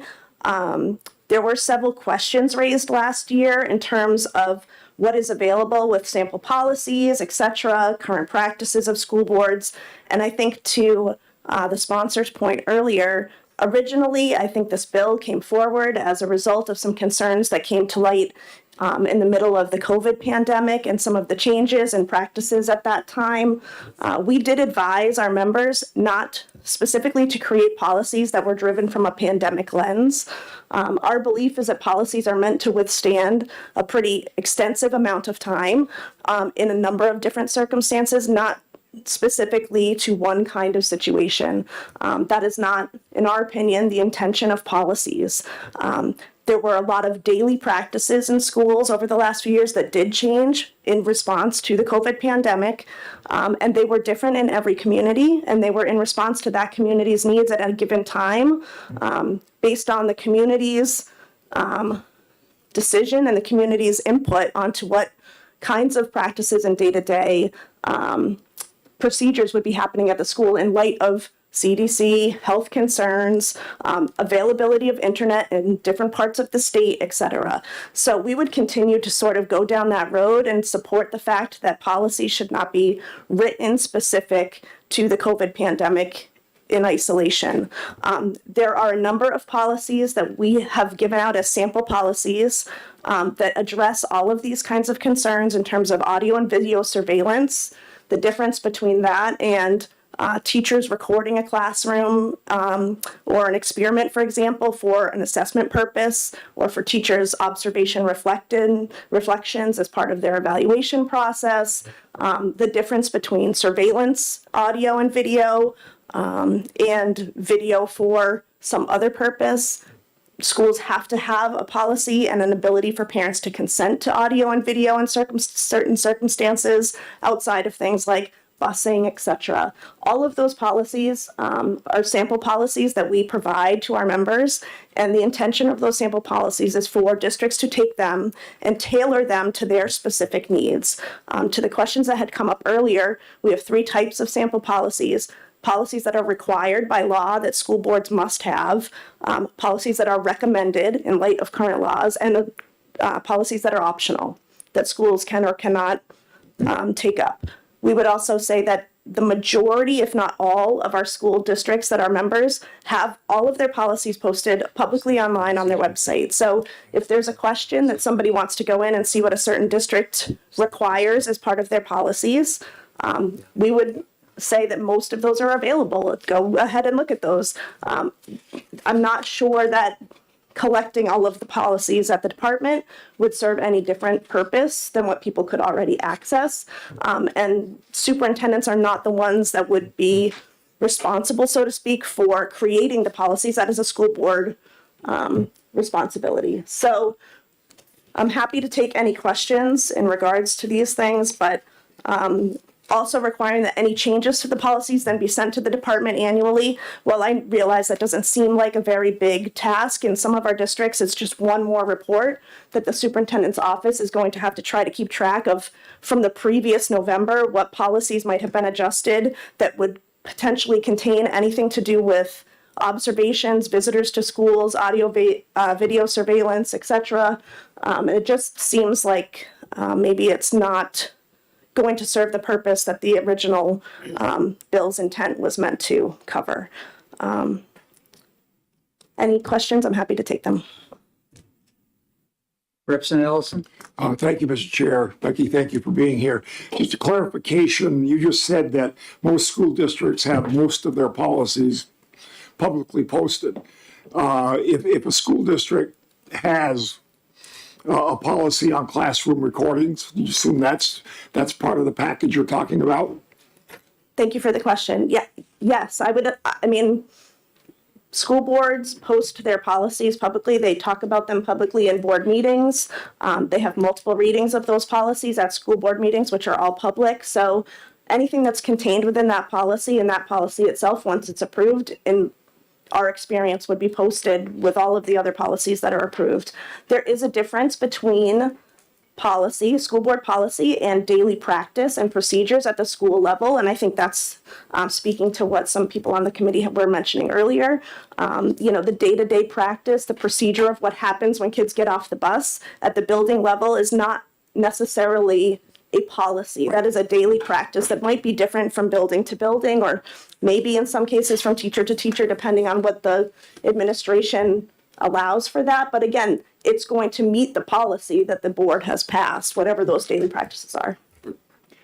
Quick follow-up, Becky. Then, just theoretically, if 80% of the school districts in the state have public policies on classroom recordings and they're now public, seems to me we pretty much have our folder of best practices right there. Thank you. It was not a question. I got a question for you from the board, for the board.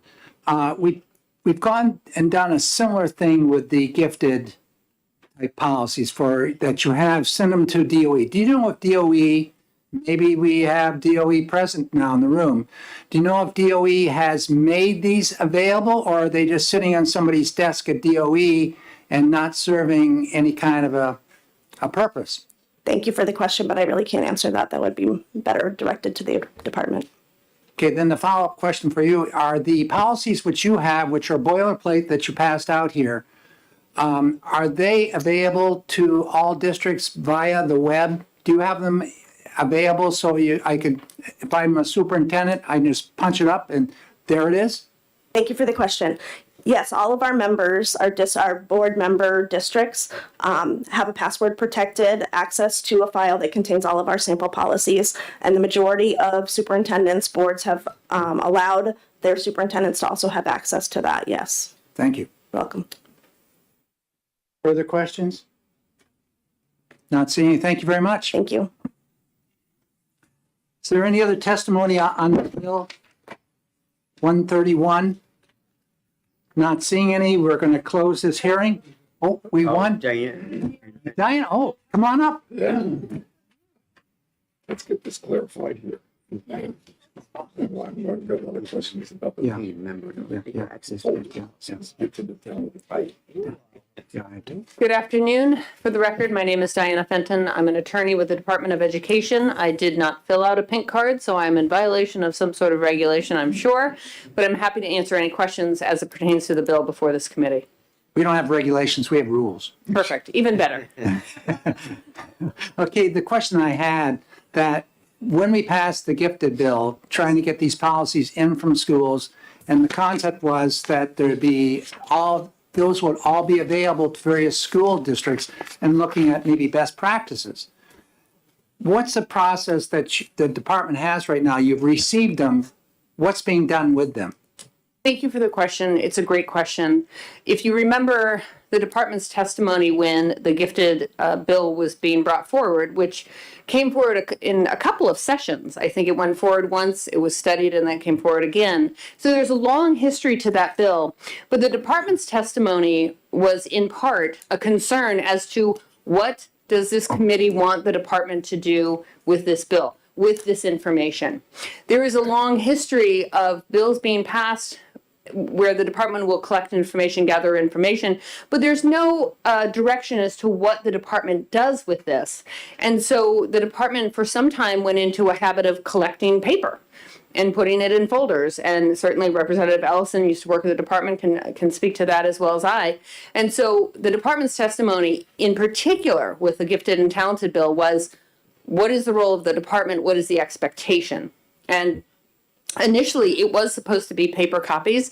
Now it's electronic. And my understanding is that it is on our website. It is available. There are no reports being put into folders that are being put in someone's desk. It is on our website, available for people to utilize. And that was done for a purpose. It was done as part of discussion with this committee. As I testified over the summer when this bill was in interim study, again, the department would request guidance from this legislative body as to what role the department is to play. But I think the idea would be we would create a similar format for these reports as we did for gifted and talented. Representative Myler? Thank you, Mr. Chair. Thank you for taking my question. So earlier we talked, I think maybe before you came into the room, Sure. the issue about security as it relates to these particular policies. And if the department were to collect these and post them on their website, do you see any concern about potential breach of the security around this? My understanding of the bill is that these would all be policies that are public information anyway. So certainly the hope would be that there would not be any breach because these are public documents that would remain public. If there was anything confidential, and I'm thinking of the school safety reports and school emergency plans, the school emergency plans. My understanding of that law is the department does not collect those. We're not a first responder, obviously. And so we took great lengths in that particular bill to exclude having those documents, those blueprints of school buildings, anything that could be related to safety. So I think if we were to follow the model that we follow for gifted and talented, they would have to already be public documents that we would then make public. Representative Luno? Thanks very much. And a follow-on to Representative Myler's question. Do you have any concerns with respect to general public access, not to individual public documents, but to a statewide collection of public documents so that one person could make one, dip into a website, get a statewide portfolio of schools that permit in-classroom observers and then doing whatever they want to do with that next?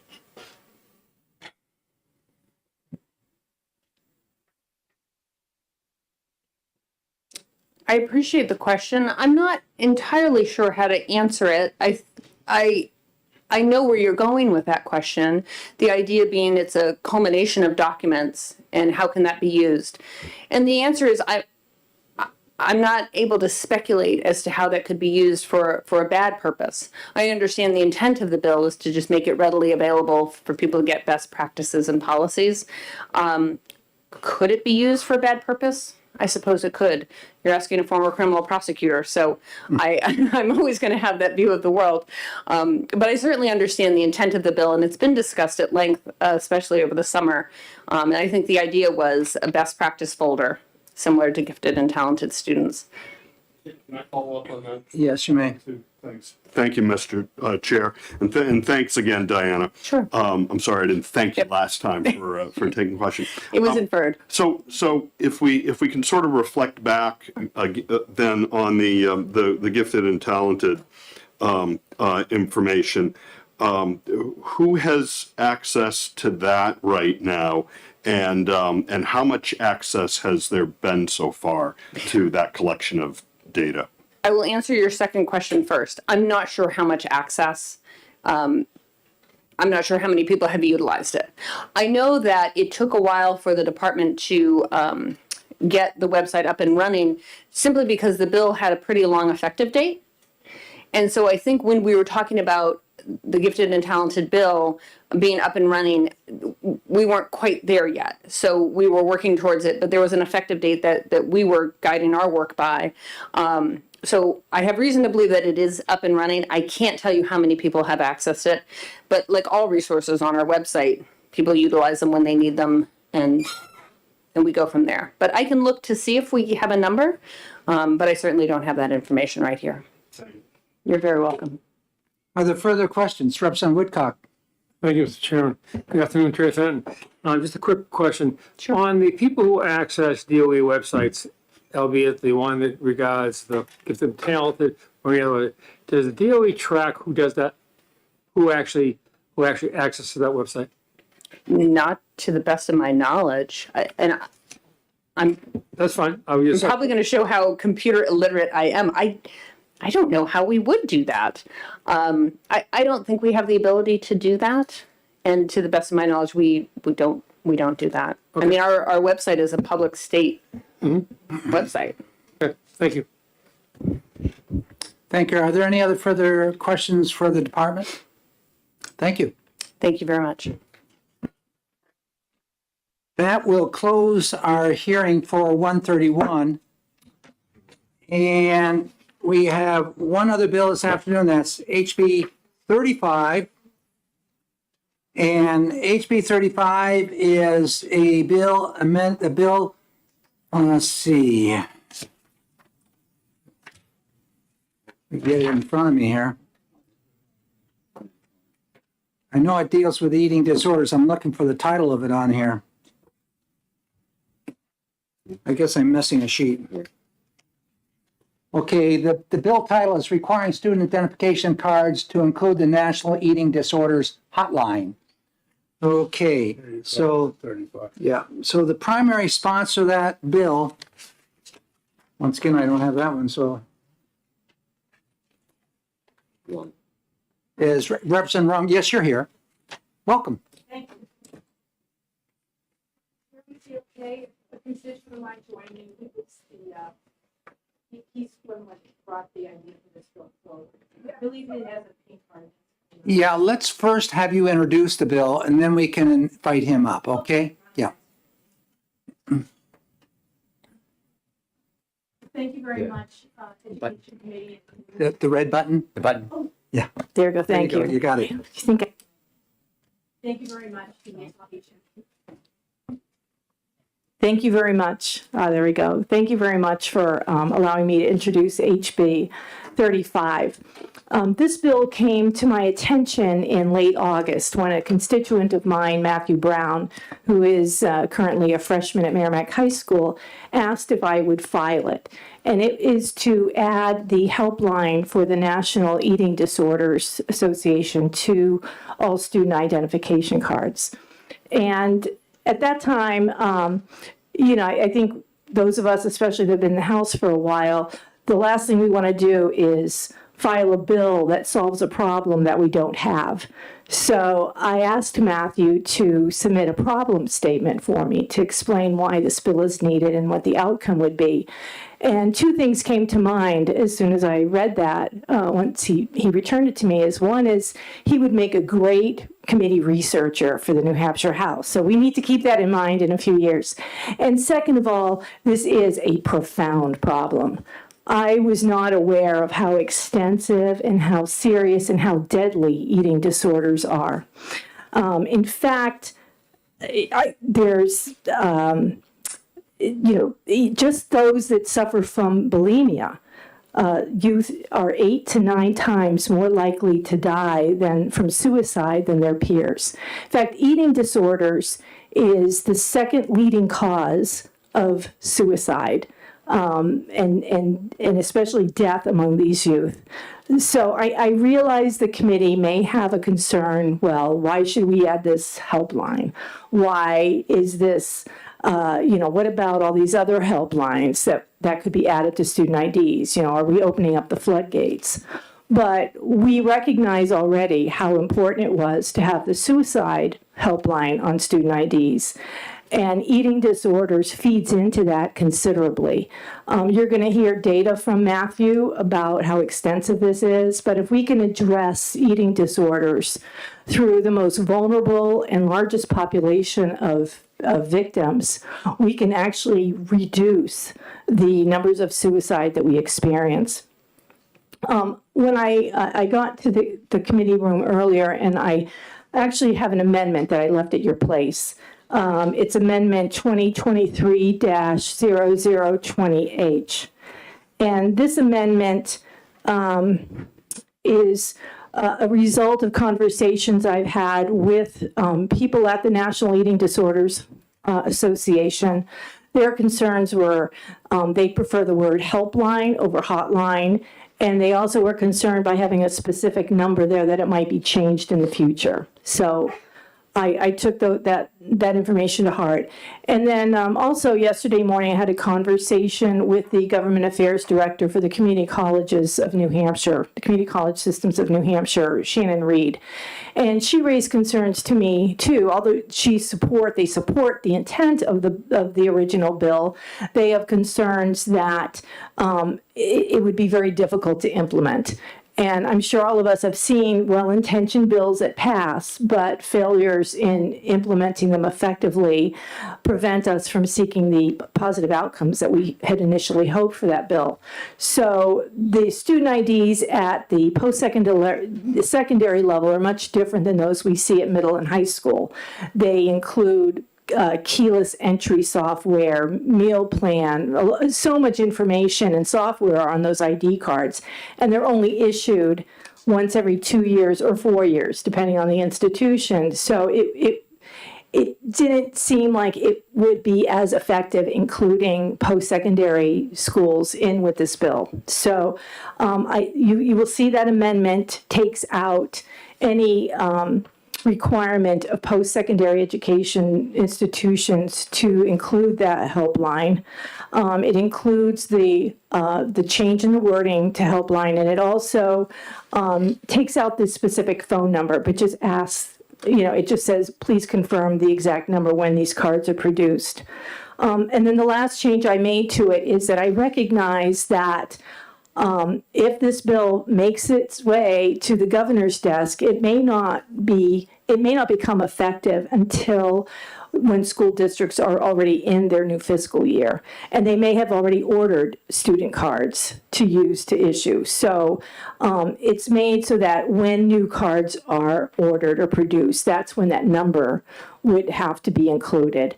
So if, let's say, fingers crossed, the bill passes, I don't want to jinx it, but let's say, it passes in late July when districts have already ordered their set of cards, they wouldn't be required to replace those. So that is the summary of the bill.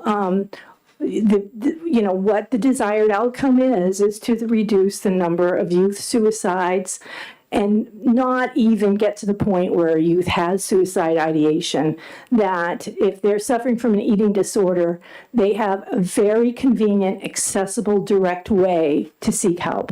One that protects their anonymity. They don't have to share this information with, their concerns with other people, but they can get the help right away.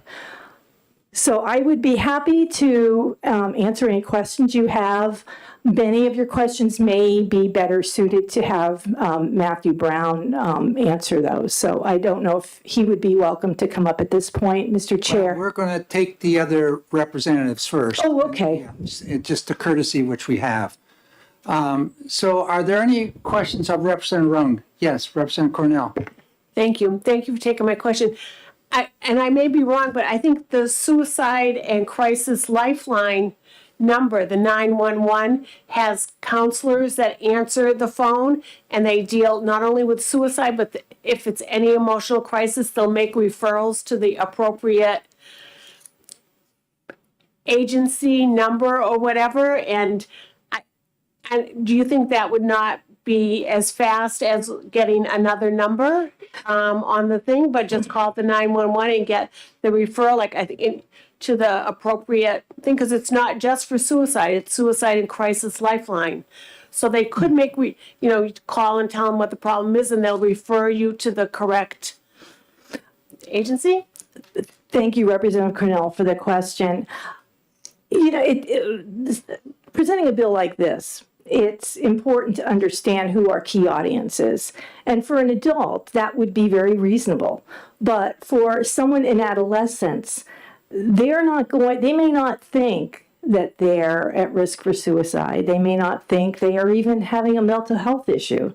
But if they see the word eating disorder, they're more likely to make that call. Also, when it's a call and they don't have to wait on a referral. There's an immediacy. They may decide to call just on the spur of the moment. It may be very spontaneous. So for an adolescent who's suffering from an eating disorder that's spiraling, getting a quick, easy number for what they recognize as only an eating disorder is probably going to have a higher rate of connection than if they said, oh, suicide hotline or mental health crisis line. They may not even identify with that as they would an eating disorder. And I think talking to students, that's what I learned from them as well. Yes. Thank you for the question. I have a question. A young person, take a middle school kid, I'll take that age bracket. They are already into maybe the anorexia and bulimia, but they don't recognize that. They don't recognize that so how do we deal with this student that doesn't even recognize that they have this eating disorder? They're not going to call.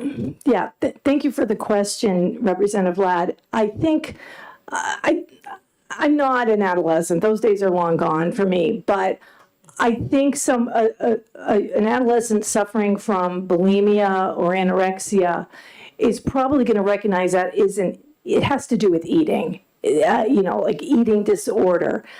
They may see that as an obsession they have with food. So I would think that they would relate more to the word eating disorder, even if they don't directly identify that is like a likely diagnosis they would have. And I think that they would relate to that more than they would suicide or mental health or crisis. I don't know. I think, it would be interesting to talk to students. Let me follow up just a little differently with the question then. Did you consult with medical physicians or hospitals, et cetera, that have support for this type of illness? And ask the question, what about these young people that my observation as a school administrator when I saw this happening is they didn't see it, the kids yet didn't see that as an issue. That it came later in their life when it was impairing so many of the other functions of the body. So my concern is, will the kids use this card of a young age? I expect so. And let me tell you the reason. As I was preparing this bill, I had a conversation with a friend of mine who is a pediatrician for a large southern New Hampshire practice.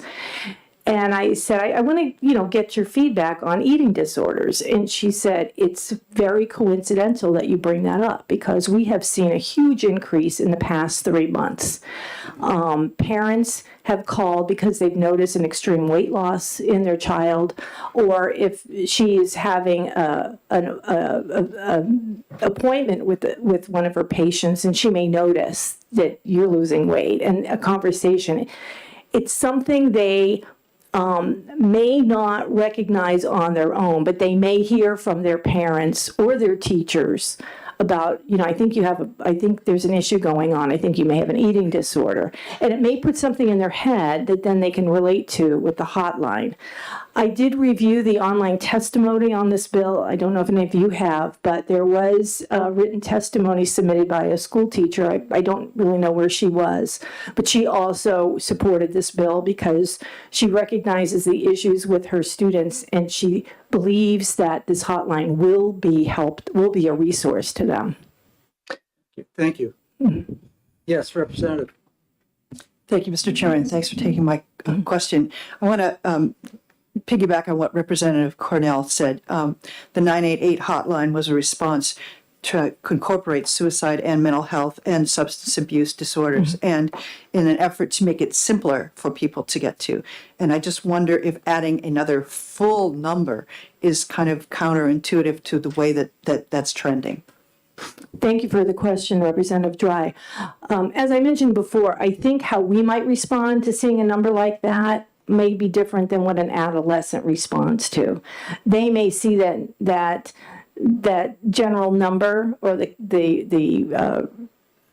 clearinghouse number as something that doesn't relate to them. They're really just looking specifically at eating disorders. They may have been in conversation with their parents or their teacher or their friend's parents who might have suspect they have an eating disorder. I don't think that realization that they need help would connect with them to that a clearinghouse where they could more easily collect something specific for eating disorders. And I do recognize that, there are a lot of helplines out there, but when you look at the numbers of eating disorders and how in fact, more students of color, more students in the LGBTQ community have a much higher rate of suffering from suicide or dying from suicide, and it's because they've suffered from eating disorders. So it's almost as though we look at eating disorders as just a very specific helpline, but it really can encompass so many other issues because that are manifested in eating disorders. Thank you. Are there further questions? Representative Woodcock. Thank you, Mr. Chairman. Representative Rung, good afternoon. Thank you. Thank you for taking my question, or two of them, if the chairman allows me. In line 1, actually, of your amendment, you talked about grade 6. I was trying to figure out two things. If school, not that it would be applicable particularly at grades 1 to 6, but do school give out ID cards to youngsters, to students in grades 1 to 5? Not to my knowledge. Okay. In fact, I'm pretty sure they don't because I've been serving as a substitute in those grades, kindergarten through grade 4.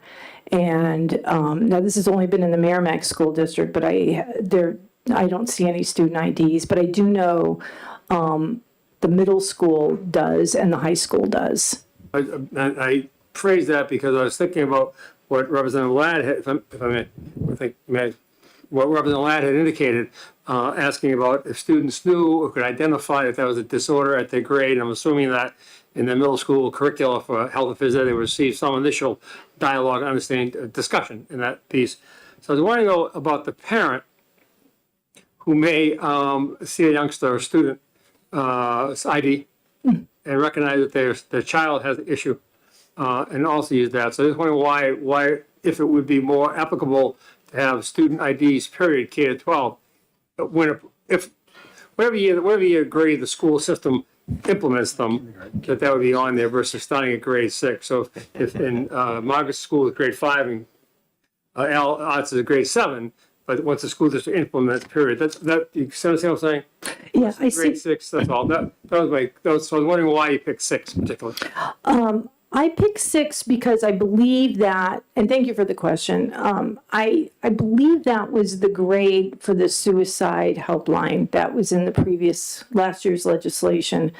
And just to my knowledge, that's usually indicative of middle school age, and I do know IDs are issued for, I believe, most middle schools. Okay. Now, I mean, there's nothing that prevents a school that may offer IDs at a younger age from putting it on. It's just they wouldn't be compelled to by statute. I was thinking, okay, if an amendment would follow, add that the school ID period not grade 6, so it is there. I was thinking more of the parent of a middle school youngster or someone who's going to see that, or grade 5 child to see that. Oh, wow, thank you. That's all. Thank you, Mr. Chair. If you Thank you. Representative Ford? Thank you, Mr. Chair, and thank you for taking my question. Is there a parallel, yeah, okay, excuse me. Is there a parallel or tandem process by which parents are advised of this, not maybe specifically their child, but in the 8th grade, we begin to notice sort of thing that goes out to them that makes them aware of the same concerns, not maybe specifically to their child, but to children in that age group or that series of areas of age and grade level that you're concerned about. Do they get pulled into this notification? Thank you very much for the question, Representative Ford. I don't, unless they have a child that has an ID card that they may look at and notice that this helpline is printed, I'm not sure they would be aware of it unless they actively sought out, maybe, searched on the internet under eating disorders. One thing I learned from my friend is that many people will call. If they have a concern, they may reach out to their physician and say, I'm concerned. My son or daughter's friend seems to be losing weight. Is there anything I can do? Or is there, may reach out or give them some advice or information they might share with the parent or guardian. But this really just pertains to the student IDs. I understand that, and thank you. It just struck me that maybe there was a way to reach them through a side door as well. Yeah. Well, also, I am aware, and this is after, doing work on the bill, is that, schools and curricula do communication and education on eating disorders in general. I think, and I hope after reading the research that I've done, and I did email everyone a copy of some of the most prominent academic research. I emailed that out last night, my sources for this data. But I anticipate there's going to be a lot more communication on this because it is a very extensive and serious problem. To be the number 2, I forget if opioid addiction, where that stands, but eating disorders is a major reason for suicide. Thank you. Are there further questions of Representative Rung? Not seeing. Thank you very much. Thank you very much. Representative Tanner, are you going to testify on this one? Okay, so it is wrong. Thank you, Chairman Ladd. For the record, I'm Representative Linda Tanner, Sullivan number 5, the towns of Sunapee and Springfield. And as a 35-year teacher of health and physical education and coaching many women's sports over the time that I was working, eating disorders were probably the most frustrating and difficult to deal with. And I know that Representative Damon is up next to me, and she's a health professional who has dealt with eating disorders, so I'm sure she can give you a lot of information. I think my job here is just to tell you that it is a big problem. Body image is a huge problem with kids, both boys and girls. Sometimes we think it's just a girls' problem, but it relates to boys as well.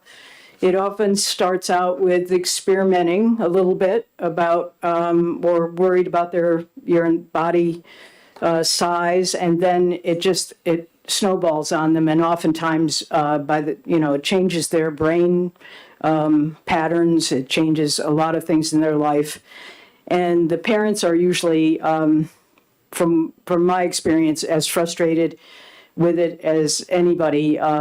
Because it's just a super difficult thing to deal with. It's a very secretive problem. Kids, as I said, kids will start out kind of experimenting with their food intake or throwing up, bulimia. Exercising was another thing, some of the people that were really into eating disorders, badly into it, really wanted to exercise all the time. And it's a very lonely disorder. And so a lot of these kids are very isolated. they're having difficulties on a lot of different levels, and they often won't ask for help, and if someone mentions something about their body image, it just makes things worse, and they guard against it. So I think a hotline like this is a great idea. When Rosemary presented it, I thought it was a great idea. I think it would also be a great idea to have posters around, and also in maybe the student parent handbook, as Representative Ford had, because even though we have a suicide hotline and we have a general 911 emergency hotline, and I super support those and realize what good they do. And I think even last year when we had the suicide hotline and putting on the cards was a great idea. Having something that's just eating disorders, where immediately they don't go through 2 or 3 levels of people referring them to somebody else, because with kids, it's a spur of the moment thing.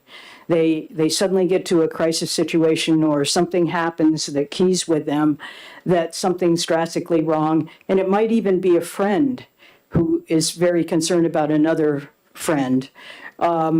At that point, if they have something in their hand, if they know something and it's right there and they can get to it and it's going to be responsive right away, I think it's really great. And I would suggest, as we did with suicide lines, that and I look to the ad on TV that says, I'm trying not to be my parents, but I think texting and chat are really big on this level versus telephoning. That's kind of old school now.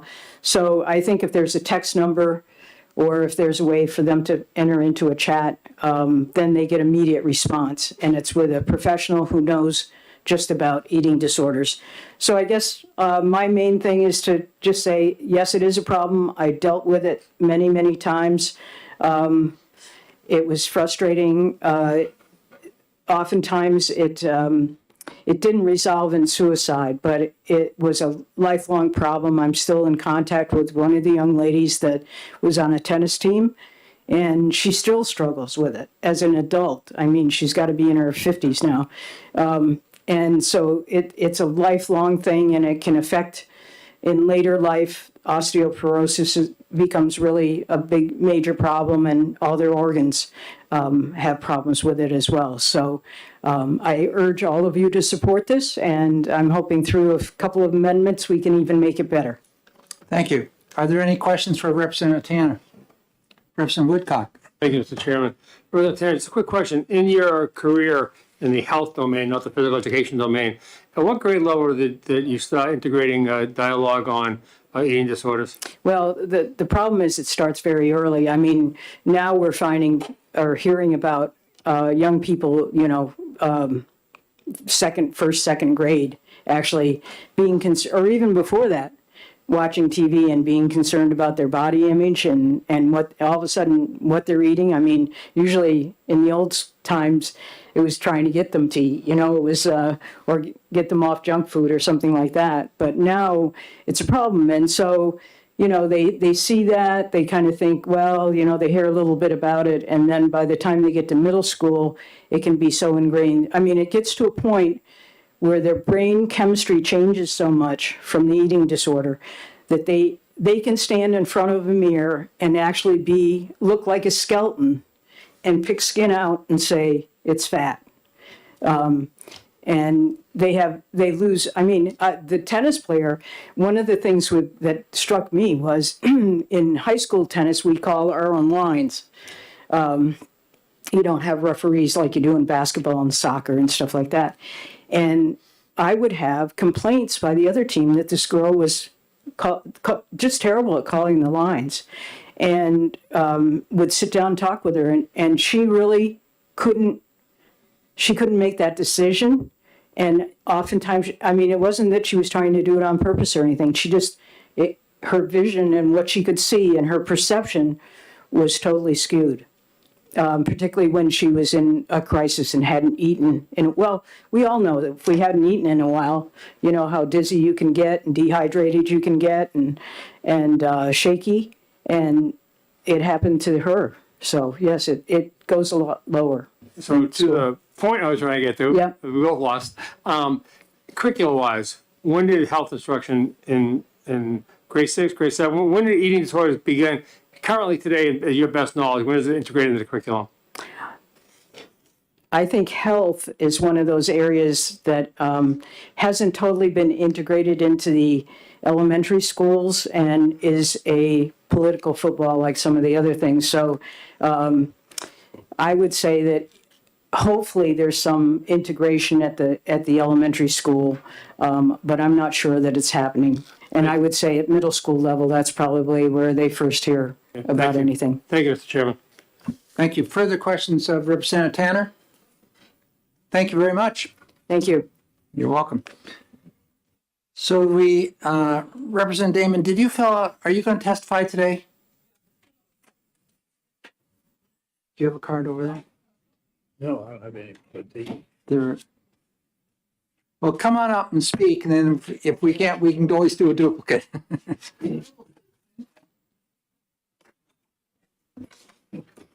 Good afternoon. Thank you, Mr. Chairman. Thank you to the committee and to everyone attending to this very important issue. I'm Representative Hope Damon, Sullivan County, District 8. I'm going to save listing the 9 towns between Croydon, Claremont, and Ackworth. I am a registered dietitian. I retired at the end of December 22.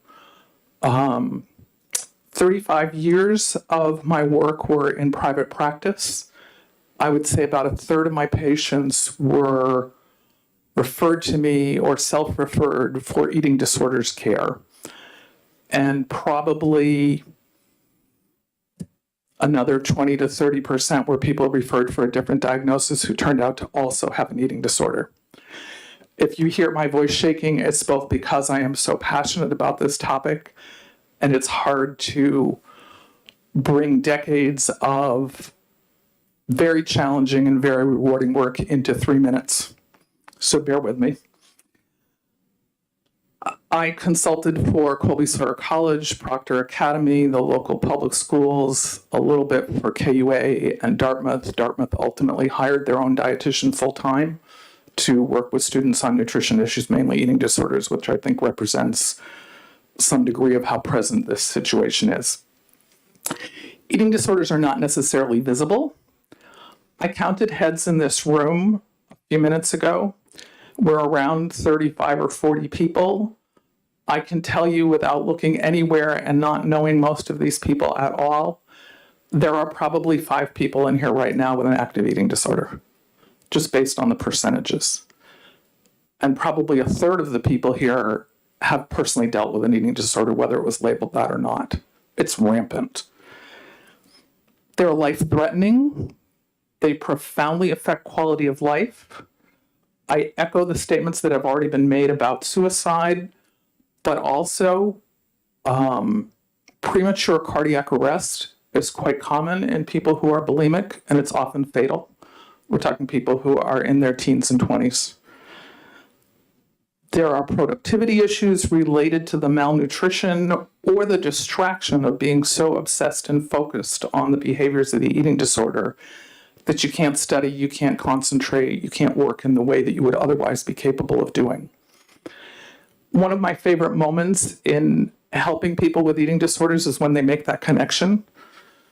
A couple years ago, a young woman that I'd been working with at that point for a couple of years and continued to work with until I retired, she's made tremendous progress. She's a dancer. Dancing was her way of being a compulsive exerciser.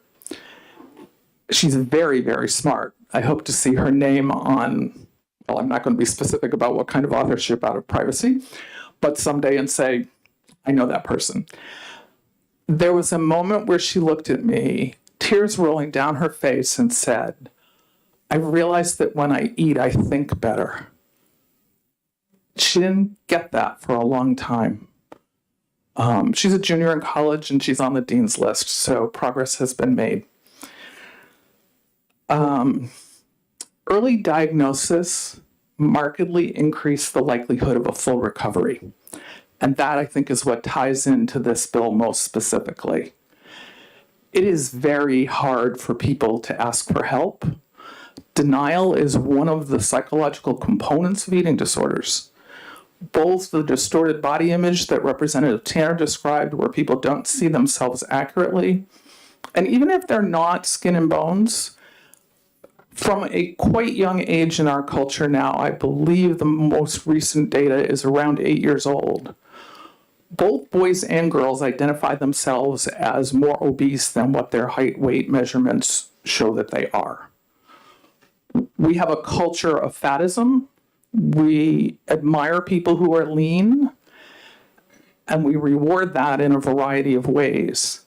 And that is one of the pieces that leads to distorted body image, which leads to, in part, causing eating disorder behaviors.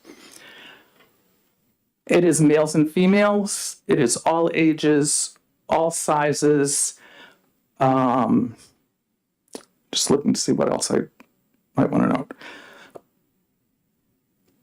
Many people, and this is my personal experience, but it's also very well documented in the mental health literature on eating disorders,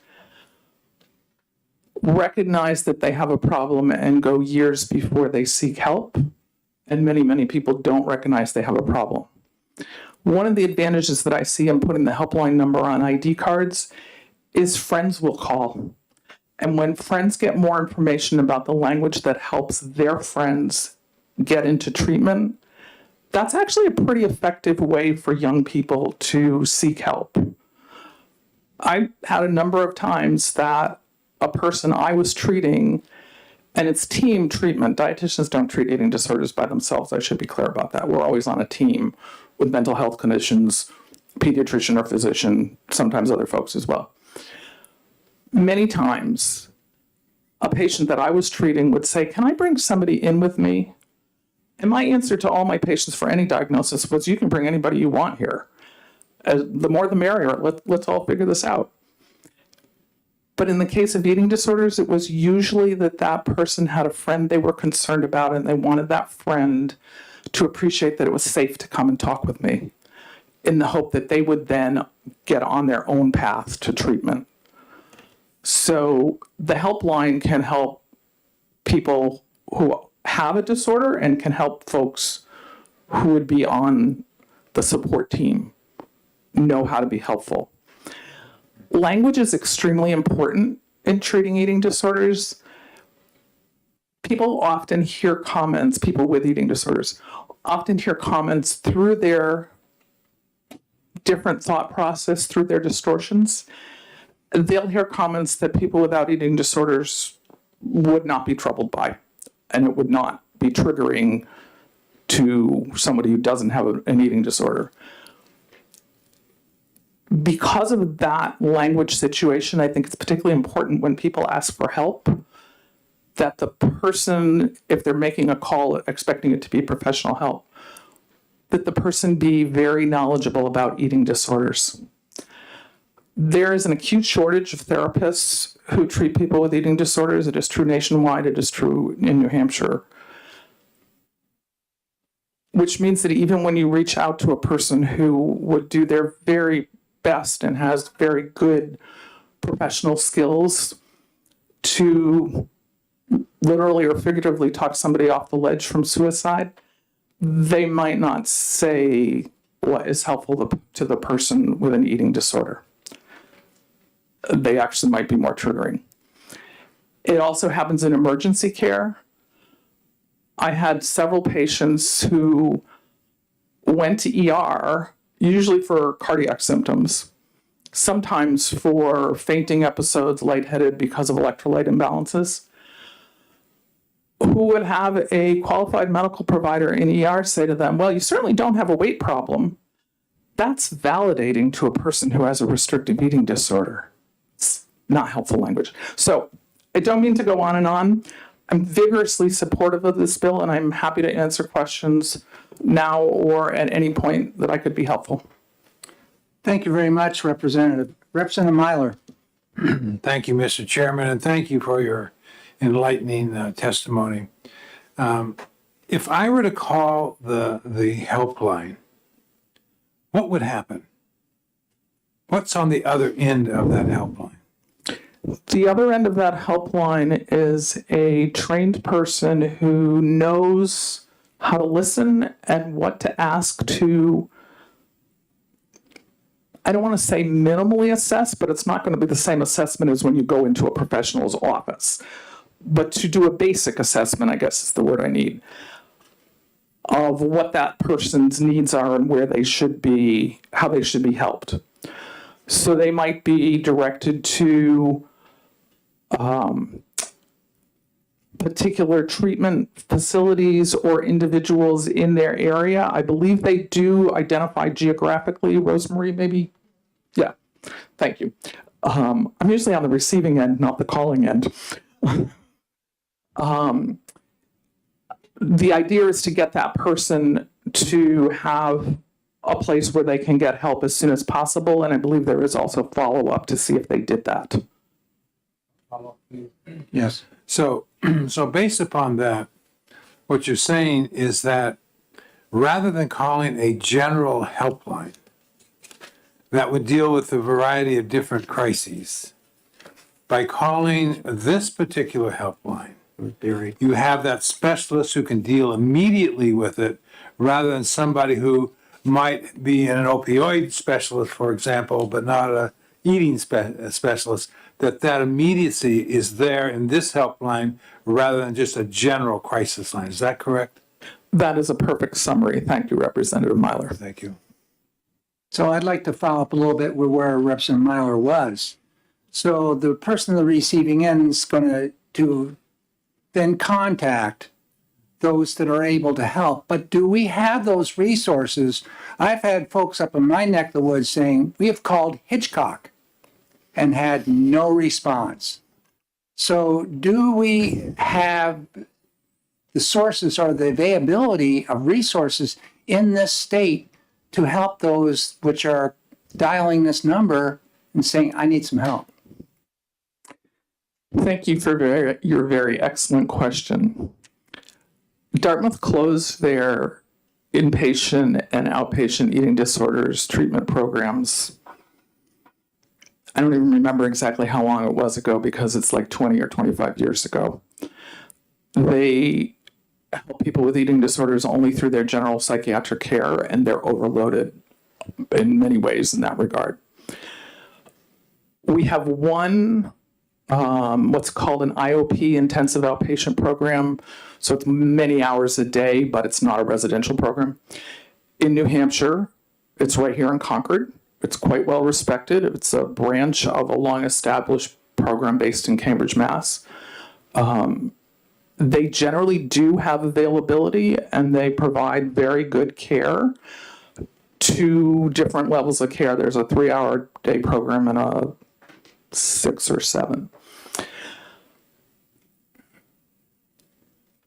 I think one beneficial thing that came out of the COVID epidemic is a much greater recognition that virtual treatment sessions work for people with eating disorders quite well.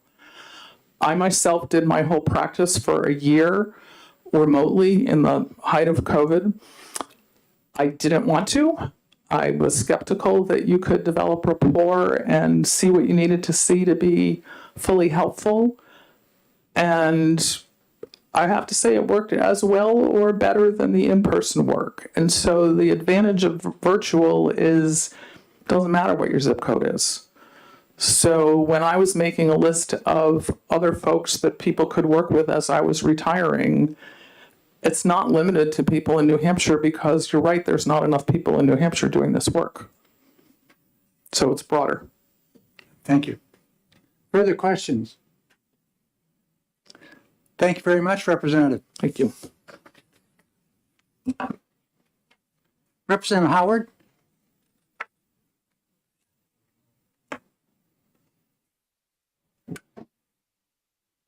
Thank you, Mr. Chairman and members of the committee. So I had prepared some written testimony that I'd emailed to the committee a few days ago, which I won't bore you all with because it is just statistics. But as somebody who has a loved one who has dealt with an eating disorder, this bill is something where I am asking you all to support it because it provides background information and gets the gears turning in many kids' heads, as Representative Damon had pointed out in her testimony. It's something where oftentimes it's kids helping kids. It's administrators helping kids and leading them or suggesting to them that they may need or want to reach out to this national hotline. And that is the essence of this bill. It's to provide a resource that may be unknown for many students.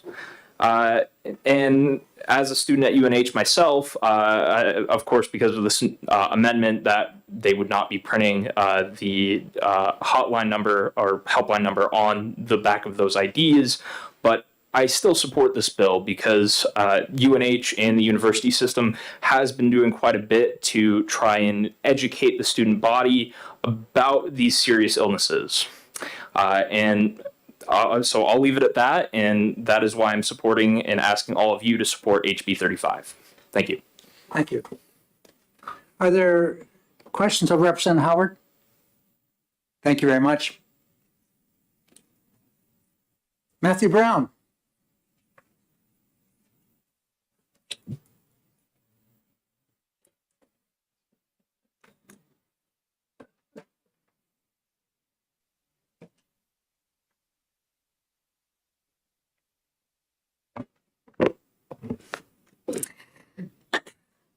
Thank you, Mr. Chairman, members of the committee. My name is Matthew Brown, and I am a freshman at Merrimack High School. And I brought this idea to Representative Rung originally. In the United States today, 30 million Americans have an eating disorder, whether that be bulimia, binge eating disorder, or anorexia, or any of the other forms of disordered eating. 30 million Americans are suffering. As I begin, I want you to try to put yourselves in the shoes of a teenager. Imagine trying to drown out feelings of stress and anxiety by eating. Imagine finding yourself waking up to the reality of how much you just ate. This is something that the 2.8 million Americans who have binge eating disorder can relate to.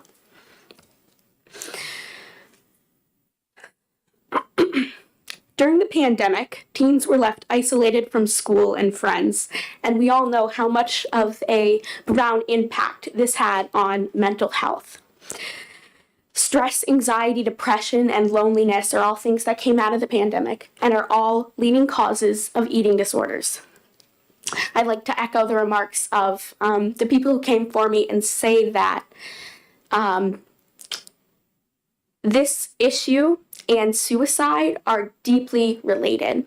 If we have the ability to stop someone who has an eating disorder from beginning to form suicidal ideations, that is so important. There is so many people personally that I know who struggle with this issue. And I'd like to touch on the actual helpline number. I reached out to this helpline in July, and I can just say how helpful that this was and how helpful I think this will be for other students in New Hampshire. This is an issue that isn't talked about nearly as enough as it should be, but it has to be. Really, I think this bill will help to give those suffering a chance to just have a little bit of recognition. This is an issue that is deeply personal for many people and many teens. For that reason, a lot of teens don't think of reaching out to a professional or talking to a parent per se about this issue. But providing those with a discreet and easy way to find help will be revolutionary and will truly save lives. Thank you. Well, thank you very much, Dr. Brown. You have a wonderful future in front of you, I can tell. Are there any questions of Matthew? Well, Matthew, yes, Representative Hall. Thank you, Mr. Chairman, and thank you, Matthew, for taking my question. So the number was not on the back of your card. How did you know that there was a number? I struggled with a little bit of, not to the extent of an eating disorder, but some of these issues. So I Googled it, and it took me a long time to find this. And I'm so proud that I was able to find this so that other people who are struggling more severely than me don't have to go through such a long process to find the help that they need. Thank you for the question. Thank you. Any other questions from the committee? Yes, Representative Luno. Thank you very much, Mr. Chair, and thank you very much, Mr. Brown, for joining us this morning and really being the nexus behind this bill. You mentioned 30 million Americans.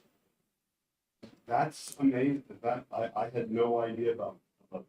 And does that compare with what Representative Damon approximately said? Yes. So wow. Thanks. Thank you very much. Thank you very much, Representative Woodcock. Thank you, Mr. Chairman. Thank you for taking my question there, young man. I appreciate you coming here, and your testimony has been superb.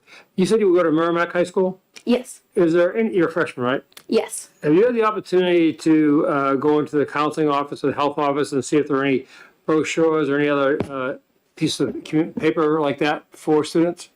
I have looked briefly, not for that reason, but I haven't seen anything. And I think one of the reasons why it's important to have a helpline number on ID cards is because of how personal this issue is and how truly traumatic some of the experiences of people with eating disorders can face. So I haven't seen any sort of brochures or anything on this issue, but I think that would be helpful. Follow up, Mr. Chair? Last question. Earlier on in the discussion, they were talking about text versus or text in addition to. Do you have any thinking on that? In your case, if you had that card which had a number and a text, what would you think your preference might have been? Or is there a value to both? So, from what I know, this helpline has, you can text it or call it. In my experience, I did text, and it's interchangeable. Okay. Thank you. Thank you, Mr. Chairman. Thank you very much. She cannot ask a question. No, we're just going to hang loose and have to go through the rest of them. Further questions from the committee? Well, thank you very, very much, and to echo what Representative Woodcock said, well done.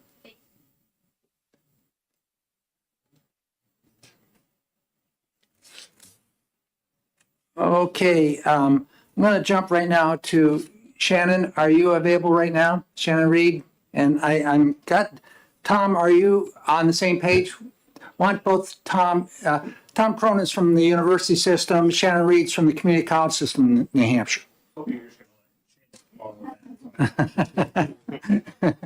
Yes. Well, Tom, you're not up for it. Thank you. I think it absolutely needs to be said from us from this table that Matthew is just an amazing young person, and don't know where he went. Really just, I'm kind of speechless, which I can't be since I'm here to testify. My name is Shannon Reed. I'm here on behalf of the community college system. I've handed around written testimony. I'd like to just say at the outset that the amendment brought in by the sponsor 100% addresses the concerns that we raised. But just to outline what those were briefly,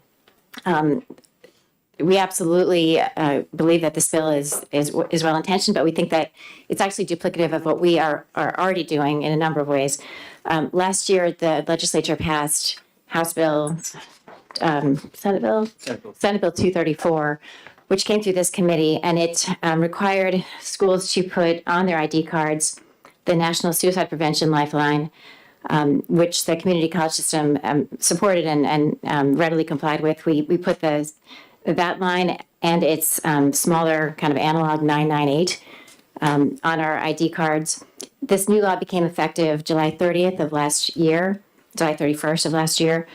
In addition to putting that specific resource information on our ID cards, we also put the resource lines for the New Hampshire Coalition Against Domestic and Sexual Violence, and we put the crisis text line for 24/7 mental health support. And that crisis text line, incidentally, does get you to, if you put it into a web browser, it gets you to a page that that has a specific section on eating disorders, in addition to depression, anxiety, and some other categories of kind of specific concerns. And it gives you the ability to chat, text, or communicate through WhatsApp. So following the passage of Senate Bill 234, our system procured these new ID cards in bulk for our 7 colleges, and we probably have about 2 years worth of those cards. And I want to repeat what the sponsor noted, which is these aren't cards that we print out and laminate. These are, fairly sophisticated digitized cards that students use for building and room access and meal swipes and accessing printers and copiers. So they're costly and they're fairly sophisticated. And we procure them from a vendor. We don't make them ourselves, although we can put on one side the student information. So soon after that requirement being adopted by the legislature, we have a supply of cards. They include those 3 resource lines, which we think are applicable to a college-age population, which is why after considerable internal discussion, why we chose the other 2 in addition to the suicide prevention line that was the specific subject of Senate Bill 234. So I guess more broadly, we just ask that you consider the role that these credit card size cards can play and how much information really can be on the back, along with the magnetic strip and the thing that says where to return them if they're found. The colleges do have a lot of other mechanisms to provide helpful information to students. We have programming, we have outreach, we have other kinds of communications. And so we feel that we are kind of comprehensively covering, making sure that students understand what resources are available to them. So I'll stop. You have my written testimony. We wholeheartedly support the committee amendment, commend those who brought this idea forward, and I will be happy to take any questions or turn the microphone over to my counterpart. Let's just turn it over and then we can ask questions and maybe either one of you can field the question. Perfect.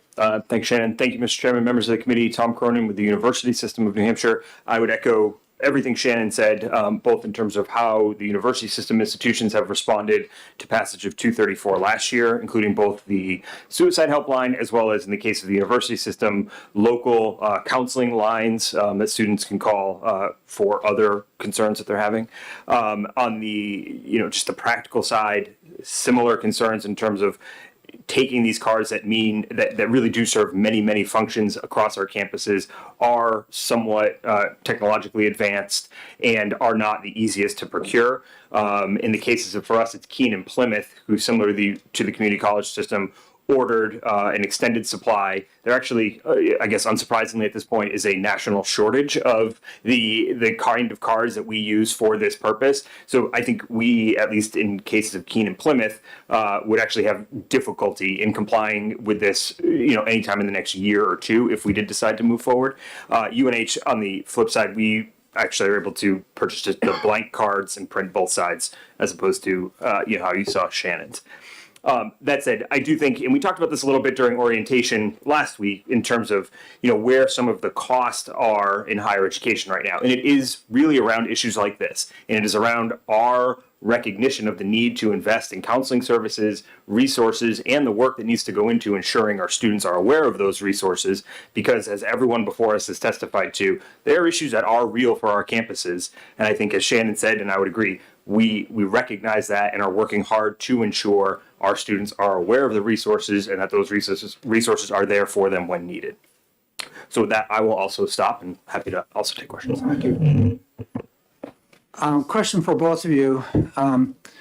In recent years, last year and a half, 2 years here, we've seen a big spike in mental illness, IEPs associated with that. And I'm sure you're seeing that on the college campuses as well, but have you taken it one step farther and found out that some of that is related to the eating disorder concern that we've been just addressing today? And if you have seen that, what kind of percentage are you seeing high numbers of kids going in this direction or not? I'd want to be careful on giving you numbers, but what I Yeah, certainly yeah. can say in trying to research our work around this in preparation for this hearing is we certainly see a link, as again, I think Representative Damon and others testified to, between a student's ability to succeed on our campus and healthy eating, body image issues, etc. Again, so that is why we have in place and continue to try to put information out about the fact that these resources exist that hopefully hit both whoever the student who might be struggling, but as others had commented to, their friends and colleagues, faculty, professors that they come in contact with will know where those resources are and try and urge them to take advantage of them. And for the community colleges, I don't know numbers or percentage. I did, in my conversation with Representative Rung, it seemed that her information indicated that this issue tends to manifest itself at an earlier age, maybe, than college, which I think, Matthew's testimony perhaps bears out. Thank you. Other questions from the committee? Don't see any. Thank you very much.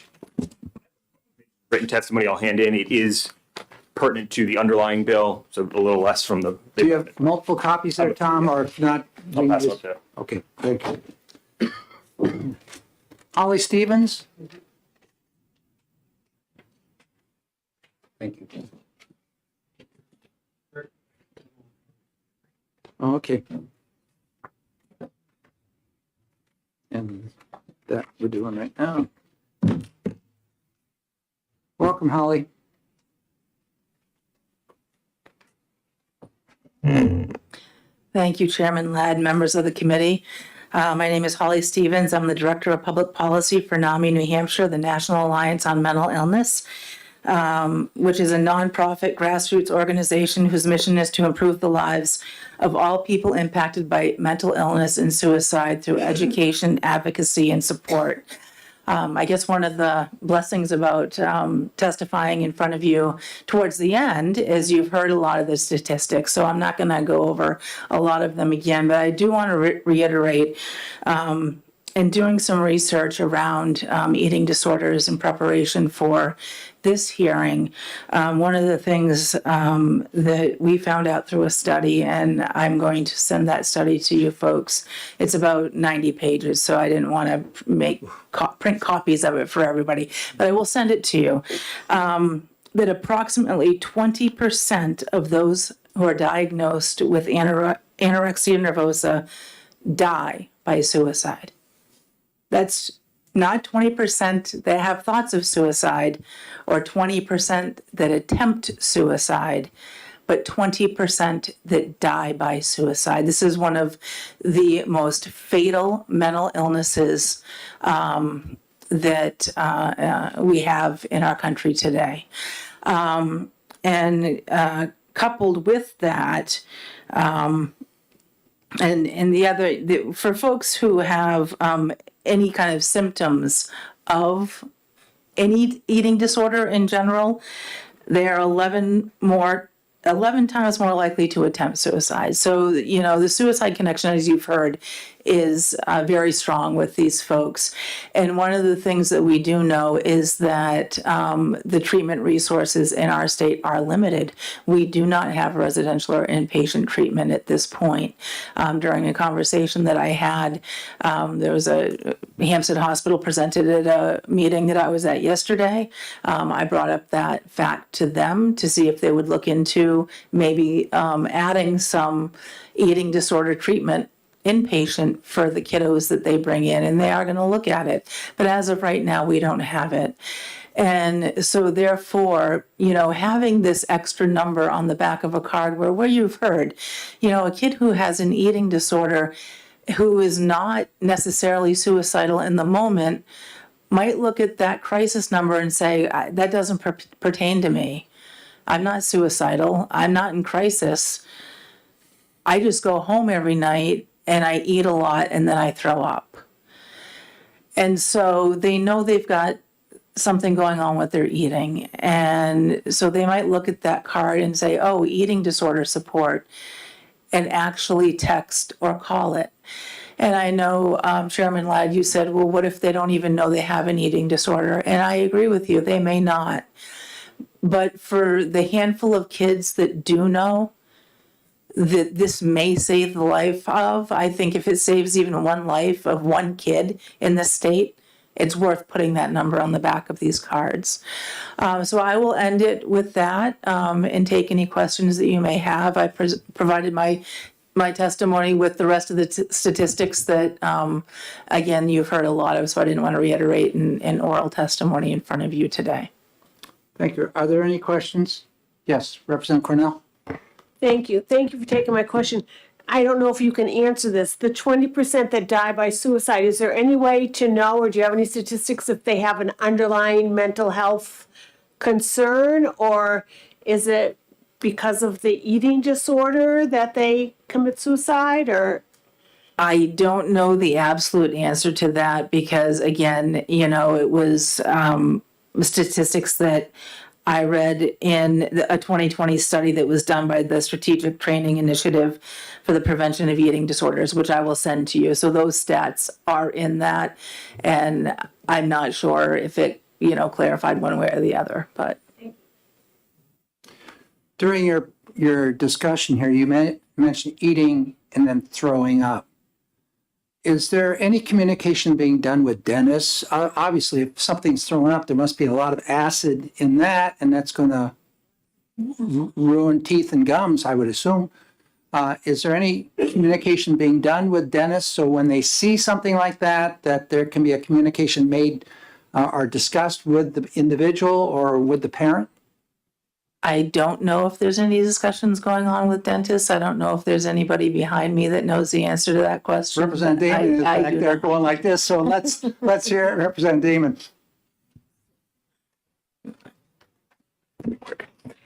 Damon. Dentists are aware of this. There's actually a specific pattern of erosion of enamel that occurs in people who are bulimic that's different from just regular decay. It's where the acid lands. To my knowledge, there has not been, it's a really good idea, a public education outreach to dentists. I mean, dentists could be diagnosing people or at least referring people for diagnosis because it is so specific. Thank you. Thank you. Further questions from the committee? Thank you very much. Thank you. We have Becky, are you going to speak on this? Okay, we have 2 cards left. There's 2 cards left. That means I'm not the closer. I also like that. You don't get the, no, you don't win the prize. That's fine with me. Thank you. For the record, Becky Wilson from the New Hampshire School Boards Association. We are not taking a position on this bill. I did email the committee some information and a cover letter earlier today in regards to this bill. And I certainly want to express our support for the intent of this bill and to the sponsors of this bill for bringing this forward and to the young gentleman who was so eloquent in speaking prior to me on this bill. As a previous district administrator and also as a high school administrator and a high school teacher prior to that, a person with their license in emotional behavioral disorders and a mother of 4 children ages 17, 18, 19, and 21. I am deeply entrenched in these kind of mental health issues and struggles that follow young people these days. And it does, we do see it quite earlier and earlier in our school careers as administrators and teachers. So, but as this committee, most of you know, a very similar bill was brought forward last year by the parents of Jason Dickey, a young man who died by suicide well after he had left high school. But for people who were not here, he had still his school ID on him when his parents found him, and the parents felt that had the number been on there, that perhaps he would have reached out even though he was well past his high school graduation year. There was concern by the committee members and the legislators at that time that putting the National Suicide Prevention Hotline title on the card might dissuade some students from calling simply because of the stigma of the name of that line. So it was stated in that bill that it would be listed on the IDs as the mental health support line. So it is not listed as a suicide prevention hotline per se. And at the same time, schools and districts did have the option of listing the new national number, the 988 number, which is the national hotline for help. And we would just ask if the sponsors of this bill might consider, or the committee, a further consideration of an amendment to list the 988 number.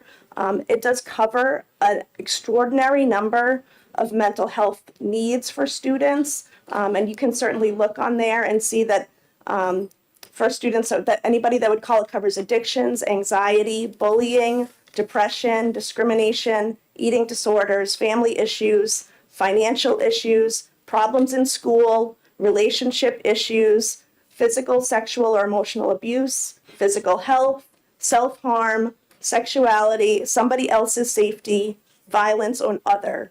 All of 988 is a national number that covers all of those things if anybody were to call with any of those concerns, and they will then route you to the statewide, for in our case, NH 988, which would look at your local resources. Also of note, for whatever it is worth, 988 is open 24/7, text, call, or online chatting. The National Eating Disorders Association helpline does have more limited hours than 988. It's not available on weekends at all for any calls, texts, or online chatting. It's only open to calls from 11 a.m. to 9 p.m. Monday through Thursday, and Fridays from 11 to 5, which a lot of students that might have access to this number are going to be in school during those times or in after-school activities. And texting is much more limited, Monday to Thursday, 3 to 6 p.m., and Fridays from 1 to 5 only. And I don't know anyone who has a lot of experience with young people or teenagers these days, but reaching out for mental health issues can be really overwhelming. Text does seem to be, for many people, a more comfortable way to start. So if that is a limited option for some of these lines, depending on what is going to be listed, it may dissuade some students if it is an in the moment kind of thing where they're reaching out for help. I would want something that is available to the maximum extent possible, I think, for people that age. And again, this is not at all to minimize the concerns about eating disorders in general. We certainly support the intent of this bill overall. We want all of our kids to be able to support, to access mental health supports as needed. I'm happy to take any questions. Thank you very much. Any questions for the School Boards Association? Thank you. Thank you. I'd like to call forward Representative Murphy.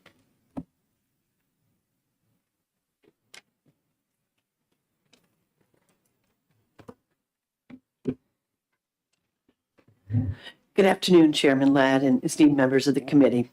My name is Nancy Murphy. I'm a representative from Hillsborough County, District 12, the town of Merrimack.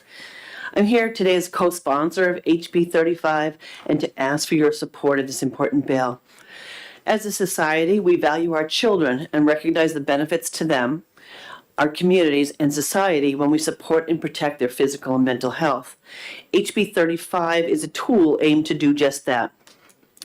I'd like to take this opportunity to say how proud we are in Merrimack of Matt Brown, a 14-year-old freshman who's been so inspired to advocate for the health and lives of his peers and has made his way here to testify.